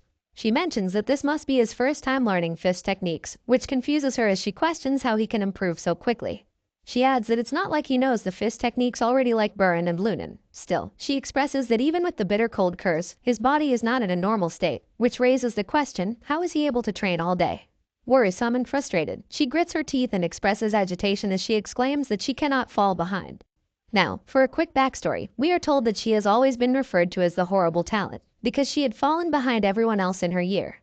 And she narrates her story. She was always the chaser, ever since she was adopted by the Zygarde family. She surpassed all the other kids who were arrogant and boasted about their direct or indirect lineage title and who called themselves geniuses. Martha laughed at their despair. She believed herself to be a genius, claiming that she always has been better than the others. However, her complex and anxiousness has gotten to the point where she can hardly deal with it. Later in the day, Martha walks forward into her annex as a servant greets her and commends her good work, but the girl does not pay heed to the servant as she passed next to him. The man observes the anxious miss, and he calls out to tell her that there is no need to feel rushed or hurried. This surprises her as she stops in her way, and she turns around to face the man. She asks the man about such a claim, and he elaborates that the young Master Leon has been surprising a lot of people lately. However, he remarks that he will never be able to win against her. This grabs Martha's attention, so she asks the servant what makes him think that. This is when he explains that the young master has a critical weakness, something that he can never overcome. The scene then switches, and a wooden sword clatters and swishes in the air as our hero performs different moves and practices his swordsmanship. He sighs and briefly catches his breath when a group of 2 students walk up to him as he trains, and one of them begins to ask him something about their posture. He wants Leon to look at their posture, but chickens out at the last second and steps back without asking the question. The student that accompanies him expresses frustration as he states that Leon's swordsmanship is just too good. Then applause echoes through the training hall as Martha approaches our hero and commends his training. She states that she did not expect him to be training alongside her in such a short period of time, and she remarks that he learns fast. However, she also points out his bad mana sensitivity, exclaiming that it's pointless when all this hard work will amount to nothing. Silence fills the room as the students quietly observe Martha dropping the harsh words upon Leon. She mentions that at this rate, he will at least be able to become a swordsmanship instructor. Lemmer also stands beside the students as he observes the commotion quietly. This silence does not go unnoticed by Martha as she leaves, and she concludes she had expected for no one to speak up. She elaborates that no one would have thought that the idiot will still not have mastered aura, even after 4 months. We return back to the night when the butler addresses his concern with our hero to Martha. He adds that the young master has 0 talent when it comes to aura, elaborating that since this was before she was adopted, she wouldn't have known. Then, he goes on to tell that upon the judgment ceremony, the young master, Leon's mana sensitivity, was the lowest it could ever be. He exclaims that the only person yet to learn aura in the 5th training hall is the young master Leon. Further elaborating, he states that the bronze plaque that he received will only get him a training technique that's intermediate, or something just a bit above average. The man continues to state that considering that the young master has not yet mastered a training technique, he presses that he's sure that Leon's judgment ceremony results are correct. He concludes that though the young master may be the best in swordsmanship and combat, he cannot handle aura very well. This information lights up Martha's face as she widely smiles before bursting out in joy and laughter, and the man finishes his assessment as he states that the young master can never become a proper martial artist. Back in the present, Martha arrogantly plays with her hair as she expresses that she's still mad that she lost to that halfling, but she adds that he wasn't someone that she needed to concern herself with in the first place. Just as she dwells in her own thoughts, her attention is diverted and she is alerted when she notices Lunan standing beside her. Confused and curious, she asks if Lunan has something to say to her. Lunan blatantly speaks and asks Martha to go. This surprises her as she scoffs and questions if this was all she had to say, but Lunan presses further and asks her to leave. To save some face, Martha plays it off by signaling to go away, but before she leaves, she boasts that she just needs to attend an advanced lesson meant just for direct bloodlines. Lunan observes her quietly as the brash girl takes her leave. Night falls, and inside the training hall, our hero sits across the training sets as he refreshes and concludes his training for today. He looks over at his hands and expresses that it's fun. Before he recalls on his past life and states that on the battlefield, he learned not martial arts, but survival tactics and how to kill. The only thing that improved were his assassination skills. He expresses that at the time, he could not even imagine trying to learn something new. However, now he exclaims that he enjoys learning martial arts and expresses that he did not know how fun it would be, adding that he loves to learn the art to improve himself. Wrath then suddenly appears before him, and flares up violently as he yells out and asks our hero if he finally gets it, elaborating and questioning why he didn't do anything when he was being insulted. But Leon is just confused at this weird barrage of belittlement. The spirit of the Lord of the Demon Realms then elaborates that the black-haired girl kept on muttering things about him. Leon is surprised to know of such information, and explains that he did not hear her say anything because he was too focused. Wrath then comments that Leon needs to care more, exclaiming that he would have frozen her on the spot if she were to say those kinds of things about him. But Leon states that as he has told before, there is no benefit to fighting her now. He steps up to leave as he adds that even without the Thousand Flames technique, he can beat someone like her easily. Leon slides the door in front of him to leave just as he says this, when suddenly he finds Lunan standing before him as the door opens. This comes as a surprise and he asks why she is here. She holds a box in her hands, and before she speaks anything, she reaches in and takes out a cookie. The girl offers the cookie to our hero as she asks him to eat, and he observes the cookie to conclude that it is strangely cool. Luna notices his skeptical nature and presses that he eats the cookie. Leon feels taken aback by her insistence and proceeds to put the treat in his mouth. He expresses that as an assassin, he has learned not to eat whatever someone gives them, but he remarks that he trusts Lunan to not give him something bad. Just as he swallows the cookie down his throat, his eyes widen in shock and wrath appears before him, exclaiming that he has never tasted something so sweet in his demon realm, and he adds that the coldness makes it even better. He is curious to know what it's made of. Wrath swirls around Leon in joy, asking for more of this good stuff. Meanwhile, Lunan asks him how he feels about the cookie, and Leon nervously states that it's good. Before leaving our boy startled, the girl cutely states that it was made out of marbled ice. Leon jumps up to stop her from leaving, as Wrath presses and desperately asks her to give him more. All their attempts are futile, and Lunan leaves without turning back. Leon stands there in a daze, observing her figure from behind. Wrath remarks her to be an odd human, while our hero wonders if she was worried for him. He then contemplates her character, stating that she has a sweet tooth like a child, and recalls that there would have been 4 in the box that she held, which means she specifically saved 1 for him. She didn't really have to, but the girl gave away something to him which she really liked. Now leaving for his home, he walks towards the annex while stating that he should repay her in some way, and Wrath immediately pops up to ask him if the girl can give him more of that marbled ice cream. Announcing that he's back, our hero makes it to his home, and Sylvia immediately yells out at him in worry. She asks what took him so long, and if he has had something to eat, but our hero simply responds that everything is fine.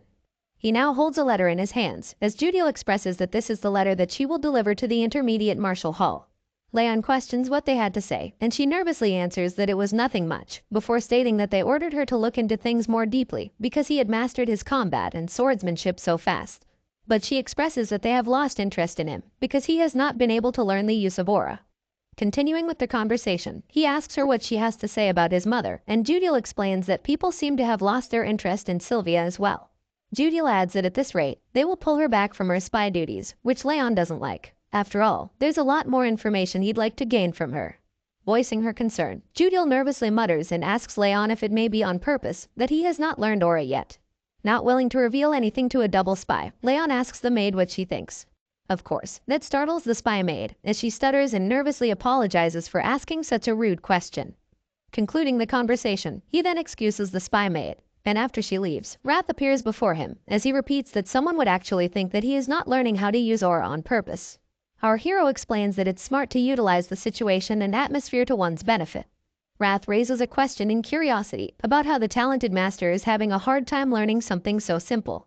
He exclaims that it's something unimaginable to him, and the young warrior sighs that he does not know, asking him to come along as he goes to train. Wrath is enraged and taken aback at the mention of training once again. He thinks our hero is a monster who doesn't need sleep. Our hero is unbothered by his complaints, elaborating that training should make things easier for him. But before he can finish his sentence, just as he opens the door to leave for training, he is taken by surprise when he finds Lemmer sitting peacefully in his garden, playing with the birds around him. Leon calls out at the head instructor, and upon noticing our young hero, Lemmer asks if he has had a good night's sleep. Confused and curious, Leon asks what he is doing here, and the man expresses that he has come here to tutor him. He pats him on the shoulder, telling him that he's here to teach him about his attribute. Tree leaves rustle and scatter upon the ground as footsteps trail across the forest floor. Our hero walks behind Lemmer and asks him if this is what he meant by teaching him his attributes. They continue to hike along the hill, as Lemmer asks the young master to stop whining and just wait. He elaborates that he's a little lazy, but that shouldn't be mistaken for incompetence, because he is an excellent teacher. Leon raises concern and questions how he's supposed to learn his attributes in a place like this. To answer, Lemmer turns to his student and explains that he cannot forget the day he first saw his training technique. He describes it as if he were looking into flames so strong that they resembled magma. He mentions the boldness with which he tried to accept the coldness in his body instead of removing it from his mana circuits. He exclaims in anticipation of the possibility that our hero might actually manage to master this training technique. Now breaking out of his recollection of memory, he observes the student resting against a tree to catch his breath. He claims that this place should be suitable. Leon observes his surroundings and looks around to notice that they are in the middle of a forest, which makes him question if this really is the right place. He asks why they needed to come all the way over here, but before he gets a chance to gather himself, Lemmer throws a strong wave of aura burst at the student without warning. This takes him by surprise, and the instructor explains that he wanted to create a blade of wind to protect his lord. He elaborates that what the student is feeling right now is the wind he has chosen. Our hero takes a step back to reflect upon the impact that the wind has brought.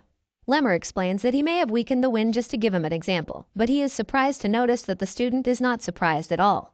Since Lemmer is an elf, he explains that this is how he has always felt the wind. But Leon, on the other hand, is a human, and since his mana circuits are filled with cold, it will be much harder for him to feel the same wind. The instructor also mentions that there are many kinds of winds, naming them as warm, cold, and sharp. He elaborates that he wanted to create a blade of wind that could pierce through anything, and with his hand held up towards the sunlight, the elf exclaims that he has finally achieved it. Lemmer then asks Leon to find out what kind of blade of wind is best for him, suggesting that he thinks of what kind of fire he wants to possess. Our hero, however, raises concern that they are in the middle of the forest right now, and there is no way that he can see proper flames without setting the whole forest on fire. The instructor also agrees, exclaiming that they will have their heads chopped off if they do. Stepping into a strange barn upon the hill, the instructor mentions that this place will be the best place for the student. They walk into the small hut as a mysterious man with a beard sits across a burning fire. Lemmer greets the man, and the man expresses that he was just wondering why the flames were acting up, before pointing out that it's because the elf is here, suggesting that his presence is killing the flames. Lemmer smiles and expresses that the man's attempts were going to fail anyway, while our hero nervously questions why they are here in such a strange place. Answering the student's question, the instructor states that this is the place where a person can feel the hottest and the most passionate fires in all of the north. He exclaims and reveals the place to be an artisan's charcoal pit. The old man with the long beard notices someone accompanying the elf and asks what he has brought with him this time. Lemmer remarks that the student is the grandson of the patriarch, but the old man does not seem to be amused as he expresses that he is just an old man, and he does not pay heed to anyone unless it's the patriarch himself. Just as the old man is expressing his concerns, our hero finds his eyes fixated on something else. He notices the intense heat coming from the fire that burns in front of him, wondering if this is really a normal flame. He expresses that he has seen countless flames in his past life, started bonfires himself, and even witnessed advanced flame magic coming from the hands of a mage.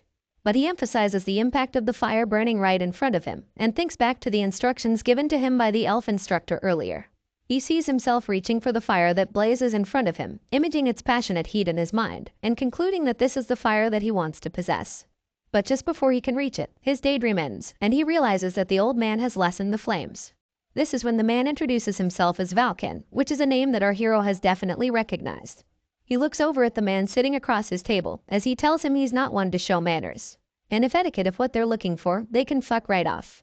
Our hero would like to retort to that comment, but instead, his eyes widen in shock as he recalls that this is the name of the artisan who is famous all over the world for his mastery.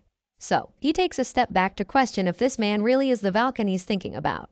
Recalling the tales, he remarks if the old man is the same person who supposedly created Glenn Zygarde's True Heaven sword, but disappeared 30 years ago. He finds it hard to believe that such a legend would be found in a place like this. Without wasting any more time, he immediately bows down to greet the legend and introduces himself politely. Valken observes that the young master recognizes him, and he turns his gaze to Lemmer, asking him if he had told the student anything about him. Of course, the elf denies immediately. Lemmer then turns to our hero to explain that this old man is the Zygarde family's artisan, but has already retired a long time ago. He adds that it's been more than 10 years since he has been sitting here and stoking the flames. And since he has been doing this absolutely stupid thing for the past decade, the elf tells the man that this is probably the only place where Leon can truly picture the fire that he needs to trigger his aura. As the old man keeps fiddling his stick in the fire, Lemmer asks him for the favor regarding Leon. Before he agrees, the artisan wonders why the elf does not take him to the blacksmith's workshops. Lemmer then explains that there are too many eyes there, and he does not think it'd be a good idea for others to see the student's training technique when he has not yet mastered it. This confuses the artisan, who asks what the elf is trying to say. This is when Lemmer finally mentions that his student is Sylvia's son, and as soon as he states this fact, the artisan turns around in shock. But before he has anything to say, Leon speaks up to apologize for the interruption, asking Valken to let him just feel the flames if it's not a bother. Sizing up the boy with a kind look, the artisan explains that he is making charcoal. Or to be more specific, he is creating golden charcoal, which can make much stronger flames than its white or black variants. In fact, this is precisely what he has been doing in this place for the past decade. And after explaining that, he gives his blessings to the young boy, telling him that he's free to hand around as long as he does not interrupt him. Hearing this, our hero immediately lights up in joy as he exclaims and thanks the legend. Lemmer and Valken now stand beside each other outside the cabin, as the elf remarks that the artisan is really kind. But he also expresses that he did not think he would accept the boy's request so easily. Patting the legend on his back, the elf says that he will bring him some good liquor if he is good to the young student. But you see, he is taken by surprise when Vulcan reveals that he didn't accept this request because of him. In fact, he elaborates that the flames in the furnace rose considerably when the child came inside, and there was so strong that his charcoal got destroyed from the sudden surge in heat. He adds that the child's breathing seems to possess the power to manipulate fire. And if that is really the case, the artisan can't help but have certain expectations from Leon. Or rather, he thinks that the child might actually be able to make his wishes come true. We open with our hero reminiscing over the 7 months he had spent visiting Vulcan's furnace, as he elaborates on how he thought about the fire he wanted to obtain. Now fully understanding himself and his goal, he expresses that contrary to popular belief, trained fire is more stable than any other element. Acknowledging the thousand flames technique that is also in the process of awakening, he recalls Lemmer asking the young warrior to emphasize the fire he wants to obtain.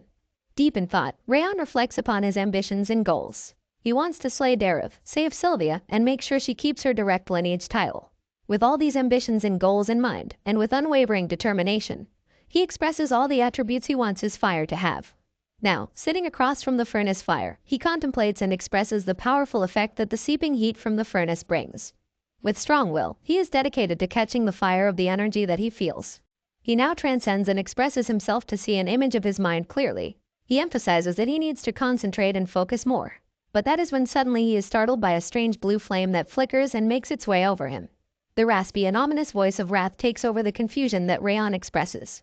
The spirit of the Lord of the Demon Realm exclaims and questions if Rayon had forgotten the warning. The spirit would take over his mind and body the moment he was at his weakest. The moment appears to be exactly that, as wrath takes over Rayon's mind in the image that he sees himself in, and exclaims while asking the target to freeze. Startled and taken aback by the sudden attack, our hero struggles to break free from the grasp of the spirit. He contemplates and expresses that he has let his guard down at an untimely moment. Because the spirit had not tried anything lately, it led him to believe that it is on his side, which is far from the truth and is evident by such betrayal. Wrath appears to have fully taken over Leon's mind in the image that is portrayed before him, and as the spirit of the demon realm snarls and smiles widely at the now weakened hero, the realization dawns upon him, the reality of the demon that wants to take his life. Bearing the effects of the takeover, Leon expresses discomfort and elaborates that it is getting hard to breathe, and his body feels as if it is going to break into pieces. However, adding to the unfortunate circumstance, Leon expresses that he cannot move or stop the Thousand Flames technique unless he accepts the fate of death. He emphasizes that he needs to concentrate his aura somehow. Experiencing the daunting effects of the spirit slowly taking over his mind, Leon desperately realizes that he needs to think to survive, despite his consciousness slowly fading away. The chilling cold crystallizes and crisps up over the body of our hero as he struggles to make it through. This attempt to break free is observed by the spirit of the demon. Wrath addresses the target with a vicious smile as he speaks, stating that such a sight of desperation is pitiful. He questions if Leon really thinks he can endure the mighty power of the Lord of the Demon Realm like before. He believes this attempt is pointless as he exclaims that our hero's body and soul are now in his grasp. The freezing cold and numbness finally catch up with Leon as he sees himself slowly drift away while his eyes begin to close. Sinking into despair, he hears the voice of the spirit echo through the atmosphere as he claims that his efforts are pointless, comparing him to the man working in the furnace. Wrath continues to boast about his inevitable victory as he expresses that he will aid the young warrior in his quest for revenge. Suddenly, Leon's eyes widen as he recalls the word furnace. He thanks the spirit for the hint as he attempts one last desperate struggle, believing that it's all for nothing and he will die if he does not try anything now. Explaining the realization that dawns upon him, he elaborates that instead of absorbing nature's mana, he must now absorb the mana from the furnace directly. Further emphasizing the much stronger and hotter fire, he makes his final move to take it all in. The fire rages violently as Wrath exclaims in confusion, asking what the bastard is doing. Bravely enough, Rayon has succeeded in absorbing the mana directly from the furnace. He answers Wrath's question, elaborating that he is struggling. Vulcan calmly sits across from the furnace as he absorbs nature's mana, when suddenly, the flames rise up violently, and he is forced to back down. He questions what this is, as he expresses that he has never seen the flames be this strong. This leads him to believe that something is happening at the other furnace, scratching his curiosity as he turns his head. Observing that Rayon sits across the other furnace, he wonders why it is so cold on his side when the furnace rages up so violently. He walks up to him as he questions if the young man is okay. Vulcan wonders why he is shivering vigorously, but before he can begin to approach the young man to offer his help, he is stopped by Lemmer, who steps in between and raises his arms, signaling him to stop. Acknowledging his confusion, Lemmer remarks that Vulcan cannot be near him or touch him, and he must be left alone. Upon justified confusion, Vulcan exclaims that the young warrior might die if he is left alone like this. But Lemur is adamant and explains that our hero is in a spiritual state of complete selflessness, and there is nothing they can do to help him. The elf also warns that the hero may cough up blood and die if he is interrupted. Holding their ground, Vulcan now wonders if this is the same coldness that Lemur had previously talked about. Vulcan worries for the young master as he questions if there is nothing they can do to help him, and Lemur blatantly denies as he exclaims that it is too dangerous. He expresses doubt and worry as he nervously addresses the young student and asks him not to die. On the other hand, in the apparent spiritual realm, the flames burn hotter than ever as Wrath screams in discomfort, exclaiming that there is no hope. But this is not like before. Our hero emphasizes that believing such a thing is bullshit, as he has already faced a helpless death before. He recalls his previous, meaningless life, expressing that he could not close his eyes till the very end. But this time it's different. He claims that he will not make the same mistake twice. Meanwhile, Vulcan expresses concern as the pressure and heat meter upon the furnace whistles and hisses violently. He remarks that at such a rate, the furnace will blow as it cannot take the sudden surge in heat. Lemur observes and notices that the mana emerging from the furnace is coagulating at one point. He immediately realizes that the bright student is absorbing all of it. The intense clash comes to a conclusion as Leon yells out in fury and determination, while Wrath screams in discomfort and denial. Our hero's hand reaches out desperately and firmly grasps onto the flame that appears before him. Following this brave act, a blast ensues, and the tavern is blown up as a large smoke cloud fills the sky. The loud bang shatters the roof of the structure as the flames seep out roaringly. From among the smoke, Lemur and Vulcan emerge fearfully as they yell out for our hero, asking if he is okay. Upon not getting a response, Lemur yells out, demanding the young warrior to answer. Before noticing our hero, in a strange stance as glowing sparks surround him. Lemur steps forward to have a closer look, and his eyes widen as he realizes the golden sparks emerge from the golden flames that roar around our hero. The system window appears before Leon, delivering that he has finally learned the Thousand Flames technique. A lily flower falls into his palms as the sparks diminish, and the system window pops up once again, expressing that the bitter cold aura has reached 2 stars due to the strong cold rage. The lily flower also fades away into steam as our hero smiles and acknowledges the unexpected turn of events. He expresses that he will be able to bloom right away. Just as he contemplates the doubt he had been feeling over putting himself through so much, his eyes catch the attention of another system window that pops up before him. He turns to the window as it delivers the fortunate news of our hero's stats being increased, as a reward for enduring the hardships put forth by rage in a situation of urgency. Leon is taken aback and confused by such a gracious reward. He can't believe he is being rewarded this much. What would have taken him years to achieve happened in just a moment. Contrary to the celebratory expression, Wrath expresses frustration and anger as he spirals around the room in a rage, exclaiming and questioning how our hero had been able to endure the situation. Teasing and adding to the spirit's frustration, Leon remarks that he had told him to stop trying because it would not have worked in the first place. Though our hero puts up a brave smile in front of the spirit of the demon, he nervously eyes Wrath as he recalls that he did almost die this time around. He concludes that this makes it certain that Wrath is not his friend. Following the confrontation, Leon determines that he cannot let Wrath discover his secrets and weaknesses. Suddenly, he is called upon by Vulcan. Turning his head toward the voice, Leon acknowledges Vulcan's worrisome look and remarks that he is, in fact, okay. Vulcan then questions if the young warrior has finally learned aura. Leon exclaims in joy and thanks Vulcan before affirming that he has learned aura, and apologizes for breaking down the furnace. To his surprise, Vulcan is the least bothered by the furnace and brushes it aside, exclaiming that he can just make another one. However, before Vulcan can finish his sentence, his attention is diverted to a sparkling object that catches his eye, and he turns to the furnace in curiosity.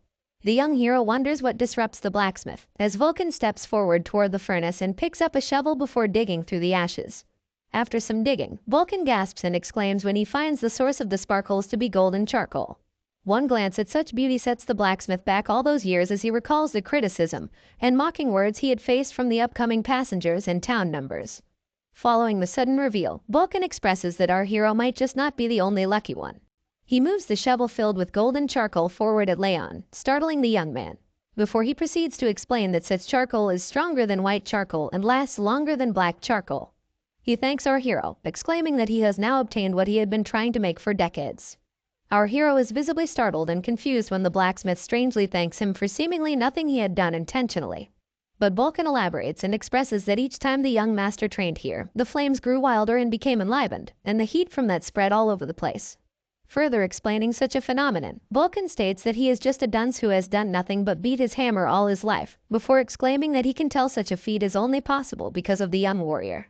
He then thanks our hero for making this possible, before expressing that he wants to ask one simple question: what are our young hero's goals? Following up with the question, and upon visible confusion from Leon, Vulcan elaborates and asks Leon what kind of swordsman he wishes to be. Leon then expresses that he wants to be a swordsman who does not give up, regardless of the situation or enemy he is faced with. Upon such an answer, Vulcan is visibly confused, and he expresses that he did not expect such an answer from a young master. Nevertheless, Vulcan goes on to state that the young warrior will be able to possess a sword in 3 to 5 years, and he asks him to come and find him when he possesses one, elaborating that he will save the golden charcoal for that day. Leon is curious to know if the blacksmith means to make him a sword before questioning if he hadn't retired. Vulcan blatantly answers that people tend to go back on their word of retirement, before concluding the interaction as he waves goodbye to our hero, asking him to stay alive until then. Leon and Vulcan part ways as they walk separate paths. Looking over them is Lemur, who observes them carefully from atop a hill. Lemur nervously expresses that he had been wondering what would happen, before exclaiming that the young master has a really good talent for making people worry about him. This is followed by a sudden turn as he addresses the patriarch who stands behind him, asking if he is not right. Lemur hysterically pokes fun at the patriarch, expressing that he would come here every day to watch over his grandson because he was worried for him. The elf remarks that he must be very relieved now, but the patriarch denies this claim. Following the expression, Lemur begins to uncover that the young warrior's aura's quantity and purity are beyond insane. He is skeptical if such is because of the furnace's heat, and he remarks that the child is surely talented. Lemur's observation is cut off by the patriarch, who steps in to express that such is not the case, and upon visible confusion on Lemur's face, he elaborates that the young master has managed to turn his hardships into advantages. Moving along to the 5th training hall, Lunan steps into the battleground with a box in her hands, having a sad look on her face. She wonders when Leon is coming back. Recalling the harsh words of other students about Leon, Lunan saddens even more as she firmly grips the box and expresses that she wants to help him. She recalls that her mother told her to help those who helped her. Her sadness turns into joy as her eyes widen in shock upon taking a glance at the mysterious figure that walks through the training hall door. Our hero steps into the training hall, arguing with wrath as the spirit springs up in frustration. He expresses that there is no need, and he can try his best. Wrath is visibly angered and frustrated as he asks the competent rival to stop being too arrogant. Just as Leon walks across the battleground, he is stopped in his way when his eyes catch on to Lunan. He is confused at the sudden appearance as he turns over to the girl, and she opens the box she holds in her hands, showing him the treats she has made for him. Lunan offers him the treats as she asks him to cheer up, and Leon joyfully accepts as he recalls the treats to be ice cream that she had previously offered him. Something strange takes Lunan by surprise just as she is offering him the treats, and her eyes widen in shock as she exclaims that the cool air and scent from Leon have turned much stronger and pleasant than before. It seems this ship is ready to sail, and if you are just as excited to follow through this amazing story, it's one of the treats that Lunan offered him, and right before munching on it, he thanks her for the kind gesture. The moment the sugary treat touches his tongue, his blue companion appears on his shoulder, expressing utter delight at the taste and flavor of the cake. With the way his eyes pop out, one would assume he's in love with the ice cream, because he starts to lose all self-control, and begins yapping about how it's just as good as the first time he had it, so he immediately urges our hero to eat the 2 remaining pieces as well. Leon sees his blue friend's misbehavior and points out that Lunan decided to share the treats even though she really likes them too, so he tells him to calm down and stop being immature. After scolding the spirit, our MC closes the box of treats while Lunan is still holding it, and he thanks her again for it, admitting that it was really good too. However, the white-haired girl almost seems disappointed that he only had one of the sweet treats, and she just stares at his hand on top of the box before finally asking him if he doesn't want any more. Once again, our blonde hero assures her that one is enough for him, and he thanks her too. So, with a very concerned look on her face, she asks him if he feels better now, but it appears that the question takes him off guard.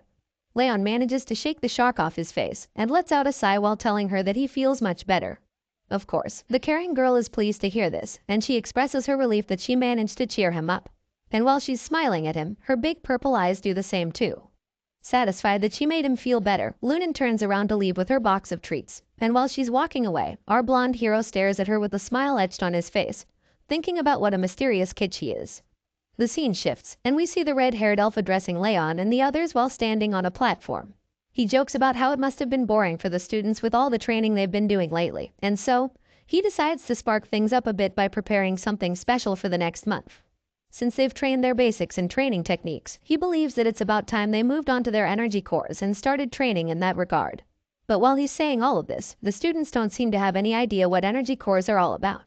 Perplexed, they all start to murmur among themselves, wondering what on earth the elf is talking about. The instructor notices their confusion, so he smiles, before revealing that they'll proceed with duels in a month. While the others seem unsure about the whole arrangement, a certain dark-haired girl seems to be excited by the prospects, because the smile on her face is unusually wide. The red-haired elf continues addressing them, and informs them that the results of the duels will affect their graduation status, and that they would also be ranked accordingly. He's still talking and encouraging them to prepare thoroughly for the month ahead, when he's interrupted by someone who raises his hand, and simply tells him to wait. We finally get to see the person's face, and find out that it's the dark-haired girl who was smiling earlier. With her hand still raised, she asks him what would happen to the students like her friend, who are falling behind and haven't yet been able to create their aura. All the others turn to look at her in shock, and then the instructor informs her that he heard that her friend actually succeeded in the end. As it turns out, she wasn't aware, and with a surprised look, she faces Leon to confirm what the elf is saying. Realizing that he's not pulling her legs, another wide smile appears on Martha's face, because now she believes that there are finally opportunities. She reveals that she almost died of boredom because of how long the training went on, and as she walks closer to Leon, she reminds him of what she said before about how she doesn't listen to guys who are weaker than her. However, now that she knows he passed the training, she's starting to think that she's been patient with him for long enough. The blonde kid looks like he's already tired of listening to her, but he just stands there and stares at her with his red eyes.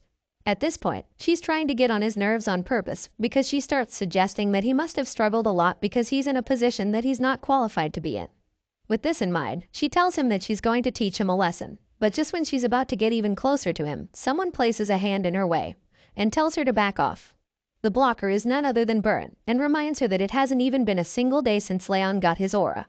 He continues to scold her, pointing out that the duels are in a month, and even questions her honor as a swordsman for wanting to confront the hero at this time.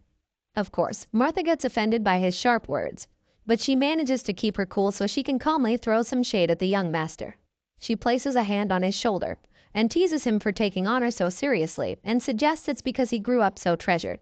And then she gives him a reality check by informing him that where she comes from, honor is reserved for people who deserve it. Buren tries to hit back with some remarks of his own, but she doesn't give him the chance because she immediately starts walking away. And while she does, she points out how even the average students learned how to use aura within a month, and yet their top trainee took over 6 months to do the same. Martha goes on to explain that even advanced techniques take 7 months to learn on average, so if Leon is taking that long to learn only the basics, then it means that he isn't talented at all. At this point, Buren is pretty annoyed, but he can't say anything to defend our hero, so he just stands there speechlessly, while Martha mocks him some more for being present during the judgment ceremony. It turns out that the reason for the humiliation is the fact that a swordsman who has not learned aura can never become famous, because there's no point in being talented if you can't master the basics. After lambasting our hero and Buren, Martha turns to the instructor to suggest that the reason he came up with the whole idea of duels is because he wants to change the top student at the moment. But upon receiving the mild accusation, the guilty-looking elf just feigns ignorance, claiming that he doesn't know. When the red-haired elf denies the allegation, Martha immediately turns to face Leon again, and bluntly tells him that he's been the top student for too long, even though he doesn't deserve it. So, with this idea in her head, she tells him that it's time he stepped down from the position. Our hero doesn't say anything in response, so once again, she challenges him to a duel, where the winner would become the new top student. But before she can finish talking, Leon cuts her off with a very loud and clear no. His response takes her by surprise, and she finds it hard to hide the look of disbelief on her face.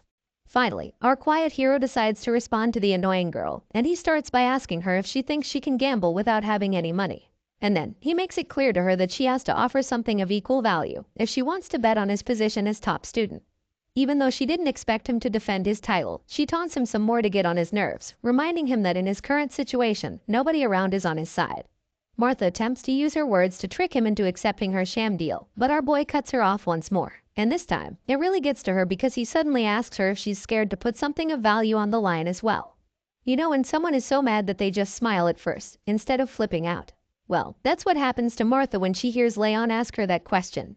With a creepy smile on her face, she asks him if he seriously just said that to her. And then, in an instant, she starts laughing hysterically, claiming that she finds the conversation very amusing.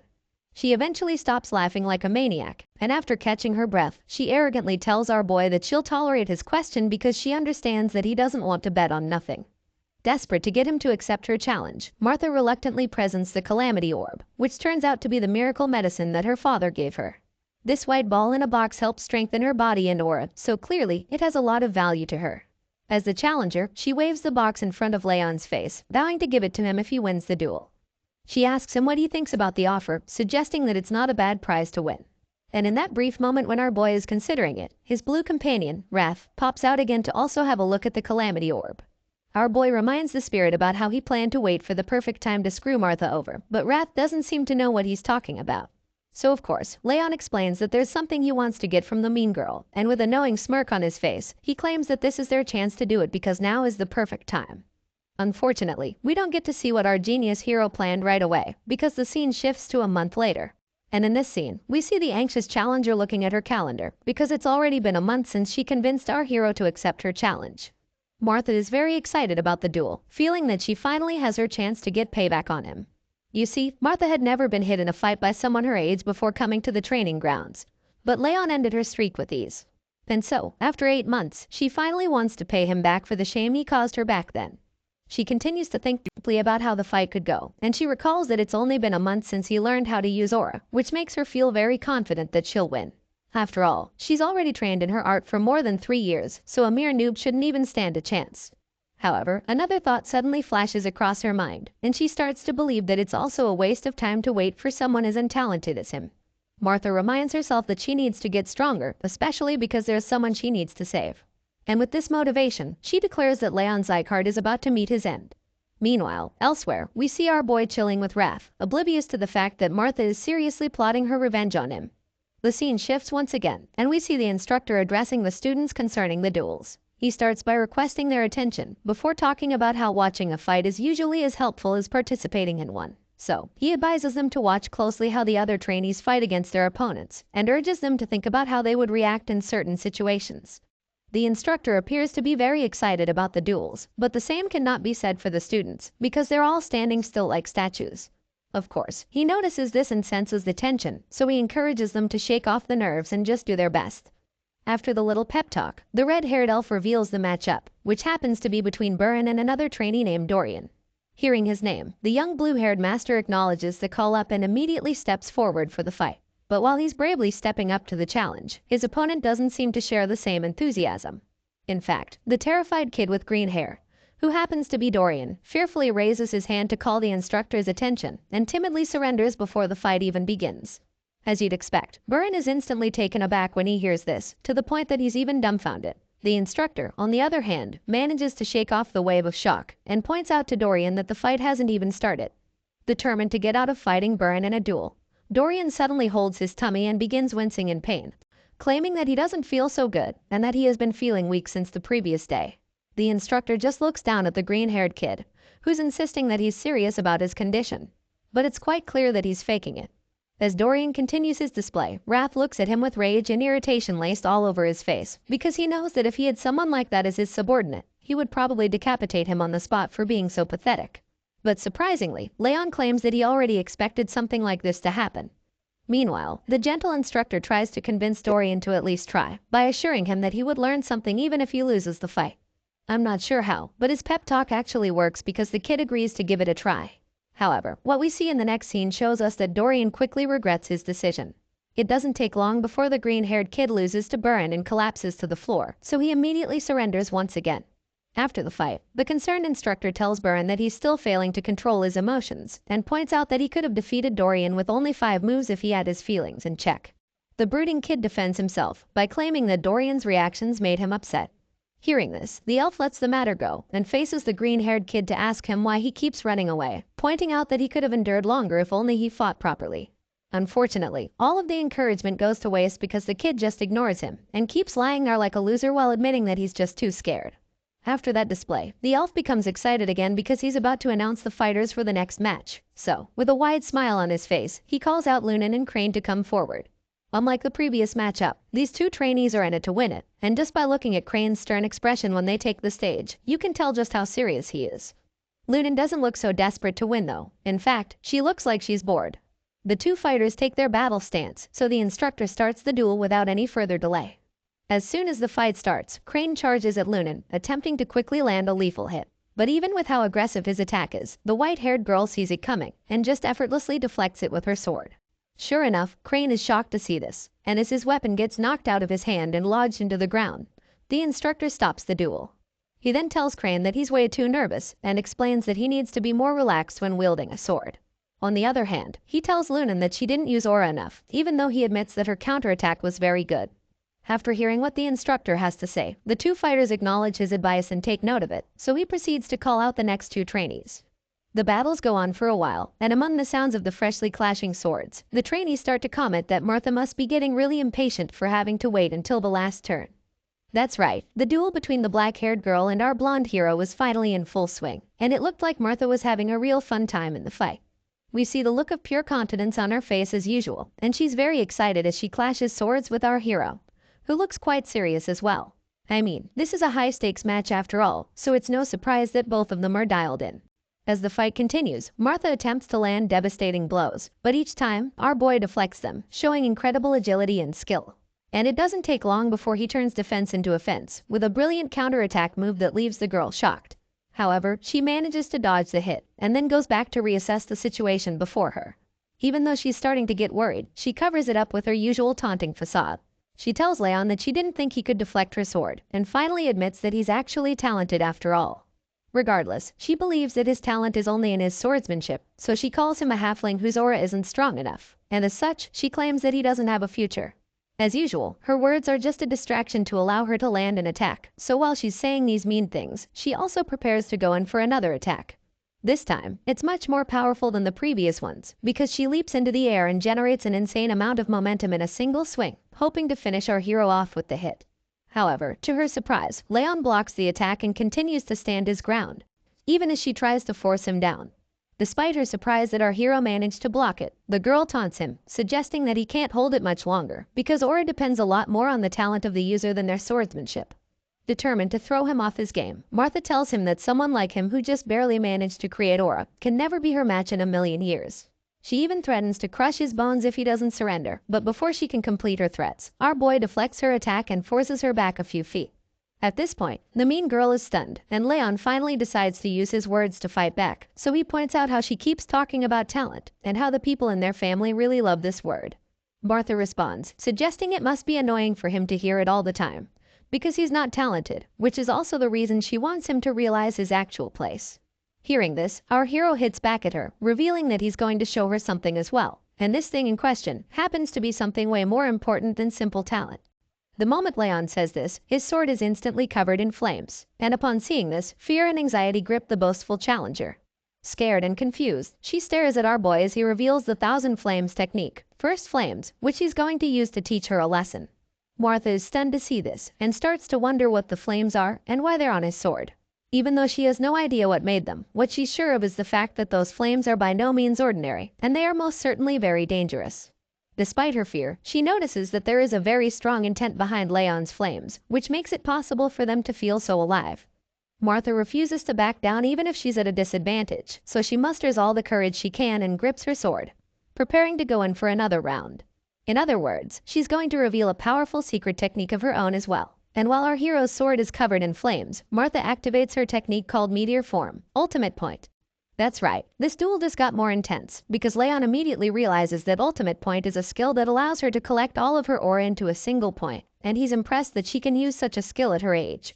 Our boy also presumes that she's going to throw everything into her next attack, but he still remains calm and waits to see what exactly she's going to do. The two opponents face off once again, and Martha admits that our hero is strong, but she assures him that he won't be able to block the next attack she throws at him.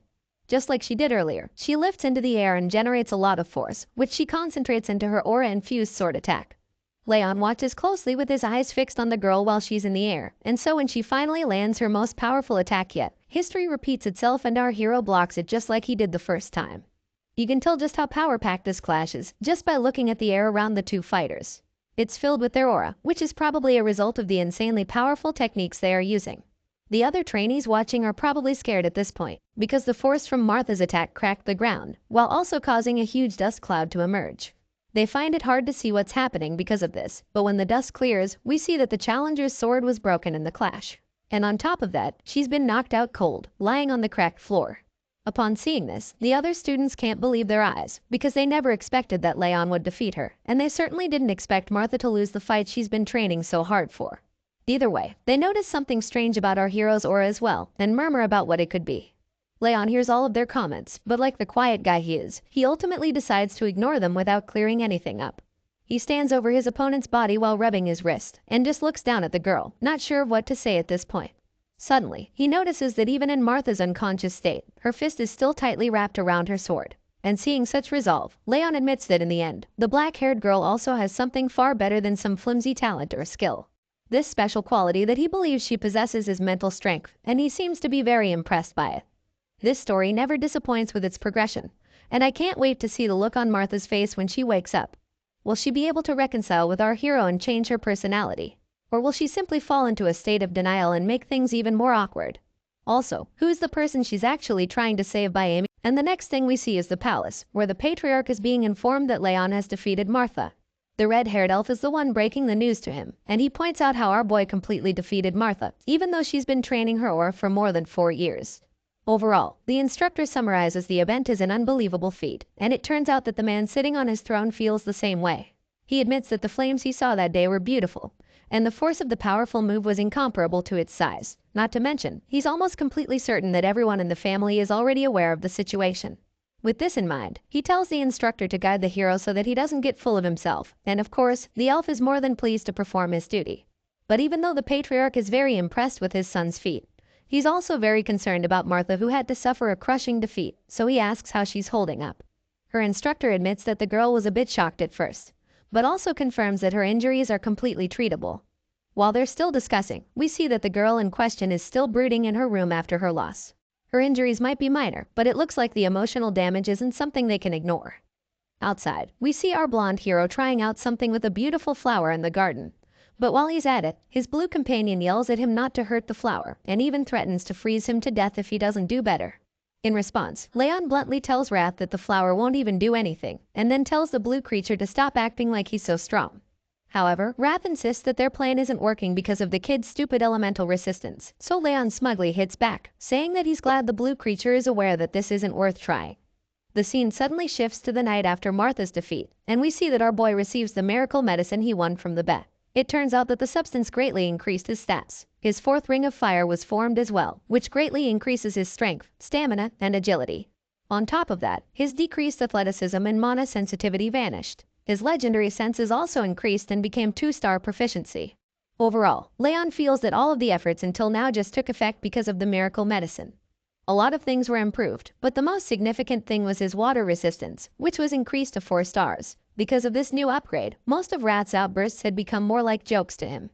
Either way, we learn that he came to the garden since it's his last day of rest, and while he's tending to the flower we saw earlier, Wrath continues to rant and yell at him, while insisting that he knows the best way for Leon to do it. However, just like our boy said earlier, all of the blue creature's outbursts have become more like jokes to him, so he just ignores him and wonders why he even has to deal with his annoying lectures while gardening. Of course, Wrath doesn't stop trying to control them, so while he's demanding that Leon use his hands to work, the blonde hero starts to actually wonder how the magical creature knows so much about gardening anyway. His thoughts are interrupted when Wrath suddenly answers him, by revealing that he used to fill the gardens with ice flowers when he was in the demon realm. The blue guy goes on to praise himself, claiming that the demons even used to revere him for his skills, but while he's still bragging, Leon gets distracted. The cause of the distraction turns out to be Martha, who just entered the garden with a scowl etched on her face. Our hero gets a bit uncomfortable when he sees her, and it gets even more tense when she just stares at him without saying a word. Seeing this, Leon breaks the silence by asking her why she's come, since he knows she didn't come to fight him. However, she stays mute, and it makes him wonder if she's not as mature as he thought. He thinks to himself about how childish she's being, but he tries to shake off the thought so he doesn't upset her even more. That's about the same time she finally reveals that the reason she's come is to challenge him to another fight, and in response, our boy simply admits that it's a pity she still hasn't accepted her loss. But the girl quickly counters him, insisting that she has acknowledged her loss. However, she claims that she doesn't understand how she lost in the first place, so she's come back to him to find out. When she's done making her point, Leon asks her what he would get in return if he fights her, which takes the challenger off guard. Seeing her shock, he informs her that it's customary for the loser to at least bring a gift when coming to challenge the winner. But while he's still trying to educate her, she cuts him off, stating that it's nonsense because it's not like he needs payment to fight her. Unfortunately for Martha, our boy is ready to go very low in this conversation, so he informs her that he requires payment. At this point, she starts to panic because she fears that Leon doesn't even want to fight. Desperate to get him riled up, she decides that stepping on the flowers would do the trick. So, she tauntingly tries to stomp on the flowers, but our boy simply reveals that he doesn't care about the plants. Bro claims that he doesn't even like flowers anyway, and says that he doesn't understand why most people adore them either. Martha is stunned when she hears him say this, and Leon concludes his little confession by revealing that he's only gardening for his mom's sake. Seeing his nonchalance about the whole situation, the challenger gets pissed off. She hisses in annoyance and decides to spare the innocent flowers since she knows that destroying them would do her no good. Afterward, she sighs angrily and tells him that she's leaving before storming out of the garden. Just when Martha leaves the scene, Leon's mother appears, calling out to him and informing that she's been looking all over for him. The worried mother was wondering where he was, and our boy was kind of surprised to see her.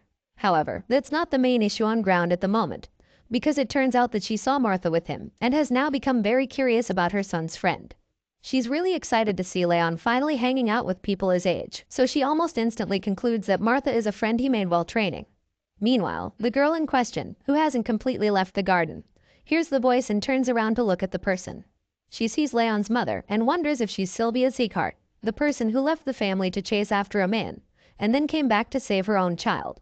Martha sees her as someone who acted out of courage for the sake of her own child, and while she's still thinking, the blonde woman in question approaches her.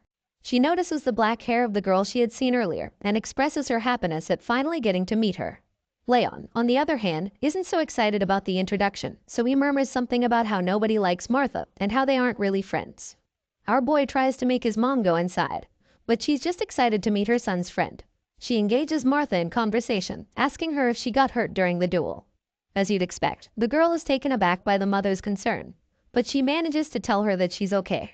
Sylvia reveals that she was really worried and starts to smother the girl with affection, telling her that she didn't know Daniel brought up such a talented and beautiful child. And because of this, Martha starts to blush uncontrollably, not knowing how to react to the kindness.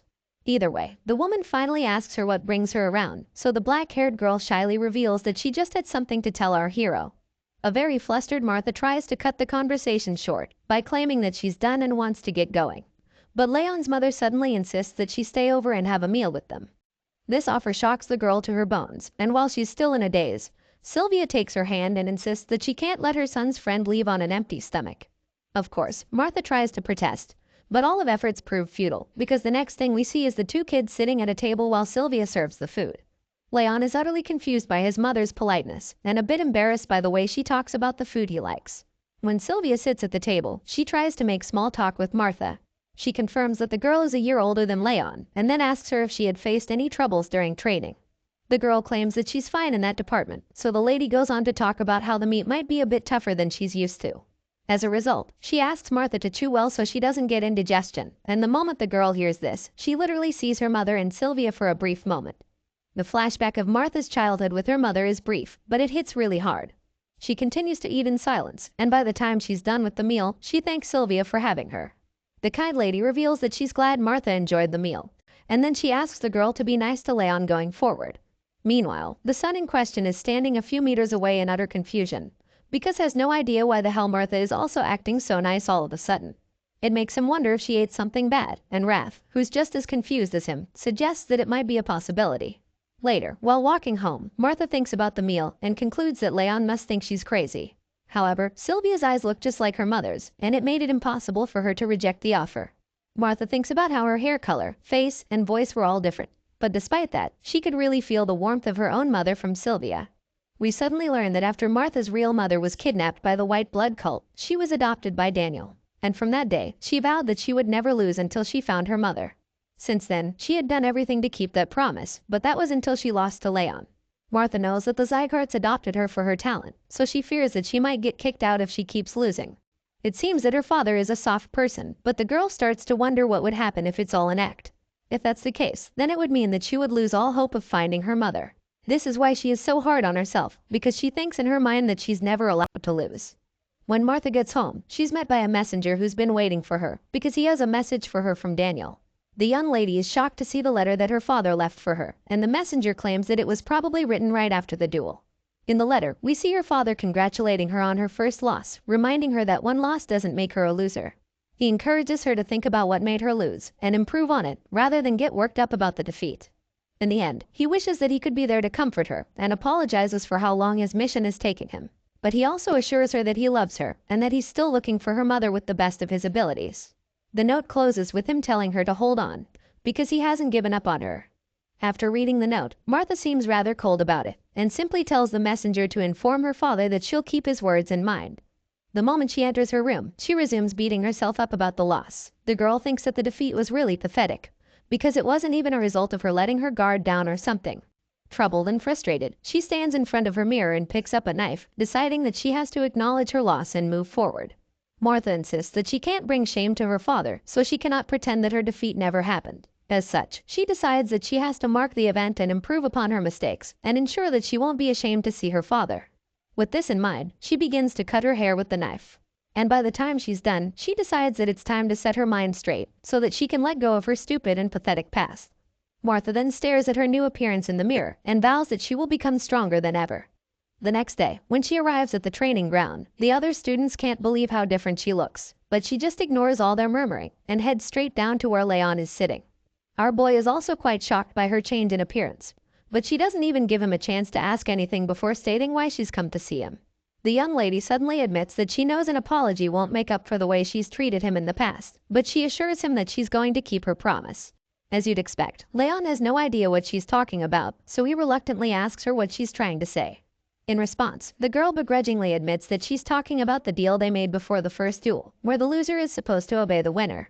As much as it pains her to say it, she admits that it's the reason she came, and then quickly storms out of the place before her ego can take any more damage. Once she walked away from him, Leon calmly processes everything that she just said, and thinks about how random and unexpected it was. Regardless, he's quite sure that she's not going to act so docile just because of the promise, and it makes him think that she might actually have changed a lot in such a short time. As such, Leon starts to feel that Martha might actually be a lot more mature for her age.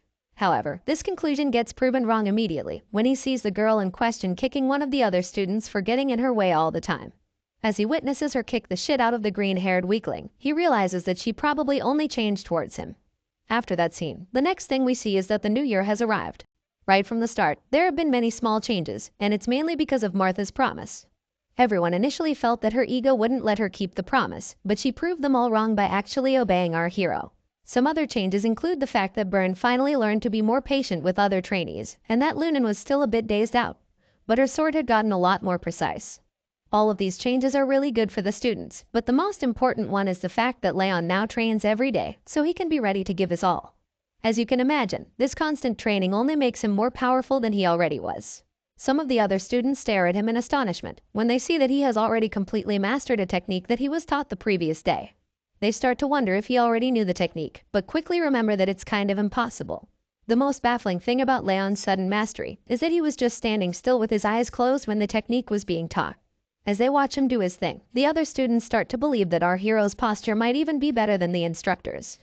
The elf overhears them talking about this, and after seeing Leon's technique for himself, he knows that he can't really argue about it. The scene shifts, and we see him talking to the patriarch again on top of a cliff, claiming that his son is a real monster who defies all logic. At this point, the patriarch gets a little upset that the instructor keeps talking about Leon, but the red-haired elf laughs it off, replying that he shouldn't pretend like he's not also curious about the kid. Either way, his focus turns to the compound below, when he notices that the employees around the main building seem a lot busier of late, so he asks if the patriarch is preparing anything special. That's when he finds out that there are people visiting soon, and when he asks who they are, he learns that envoys from the Orwen Patriarchdom are set to arrive in a few days. The Orwen happens to be one of the 6 Emperor's 5 demons, and they are also one of the few forces that are close to the Zygardes. These guys are basically a patriarchdom of knights, who prioritize the importance of swords and martial arts over everything else. Hearing this, the instructor asks who the envoy representative is going to be, and the patriarch claims that they said it would be the 3rd prince. However, he has a strong feeling it would actually be Duke Tartan. A frown appears on his face to show that he doesn't like this Tartan dude very much, and even the elf admits that he's shocked to hear that the psycho really became a duke. He also comments that the 3rd prince must be the same age as Leon or Byrne, but the patriarch just plainly states that he doesn't know. He tells the instructor to ensure that the trainees are behaving, and the latter is shocked that their training halls will also be visited. That's when he's informed that the 3rd prince is coming with the patriarchdom's trainee knights, and as such, they'll want to watch the swordsman in training. So, the patriarch summarizes everything by telling the elf that they can't afford to embarrass themselves. But while he's saying all of this, the instructor is distracted by the thought of Orwen's 3rd prince being the same age as Leon and the other students. The patriarch sees the elf getting amused and accuses him of scheming again, which the instructor doesn't even deny. Later, he rejoins his students and informs them of the new development, so they're equally shocked to hear that Orwan Knights will be coming at their training grounds. The instructor reminds them that the envoy is already on the way, and then informs them that the third prince would like to spar with them. As you can imagine, the trainees get nervous because of the sudden news, but the elf insists that he's always reminded them that a swordsman should be prepared at all times, even in their sleep. The nervous students recall that the visitors were supposed to go to the 6th training hall, so they wonder why they want to visit them now. In a flashback scene, we see that the elf was actually the one who went to invite the Orwan people to come see the 5th training hall. In the present, he pretends not to know what caused the sudden change, and encourages them to look at each other before inviting the visitors inside. As the blonde prince and his knights enter the training hall, the instructor welcomes them and introduces them as the Orwan Patriarchdom's prized knights in training. The blue-eyed prince greets the teacher and introduces himself as Grier de Orwan. Meanwhile, Leon observes the prince carefully and admits that he's certainly strong for his age, because even at first glance, he can tell that he's the strongest among the other knights in training. Just then, like every forward and overconfident teacher, the instructor calls out to Leon and asks him if he's also scared to duel with the prince. Of course, our boy thinks carefully about his answer so he doesn't end up embarrassing himself. In his mind, he admits that it would be nice to practice the footstep technique he just learned, as well as connect his sword skills, so after thinking deeply, he replies that he would like to train with the visitors. The elf immediately concludes that Leon spoke for the whole class, so he decides that both sides have agreed, and proceeds to tell his students that they need to pick 20 from their side. He asks each of his trainees to lock who they would like to duel against, and as if the pressure wasn't already enough, he informs them that he's bet his entire month's salary on them winning against the visitors. The students are horrified to hear this, especially since he tells them that he'll put them through hell if they lose. A while later, we see that Leon has helped the students to pick out the best 20 among themselves, and tells them to look closely at the opponent's hands. That's when the students realize that the Orwan Knights are shaking too. Our boy tells his team that even though the visitors have handsome armor and confident posture, they're still trainees like the rest of them, who can't help but get nervous about a duel. Leon continues his pep talk, assuring the students that the intensity of their training is in no way less than that of the 6 emperors or 5 demons. He pumps them up, reminding them that the blood and sweat they've shed training until this day has been worth it, and encouraging them to do their best and not get nervous. With high spirits and a lot more confidence, they acknowledge his words, so Leon decides that he'll be picking the order in which they go in. This blonde-haired mini-commander knows that the first fighter is an important factor in increasing the spirit of others, so he decides that it must be someone strong. With this in mind, he calls Martha and asks her if she can do it. But before he finishes talking, the girl starts walking to the arena, confidently assuring him that she'll end it quickly. Martha asks everyone to gather around the center to watch, and as she takes the stage, the other students are horrified to see the huge opponent she'll be going up against. They start to wonder if these knight trainees are even the same age as them, and fear that even Martha might not be able to win.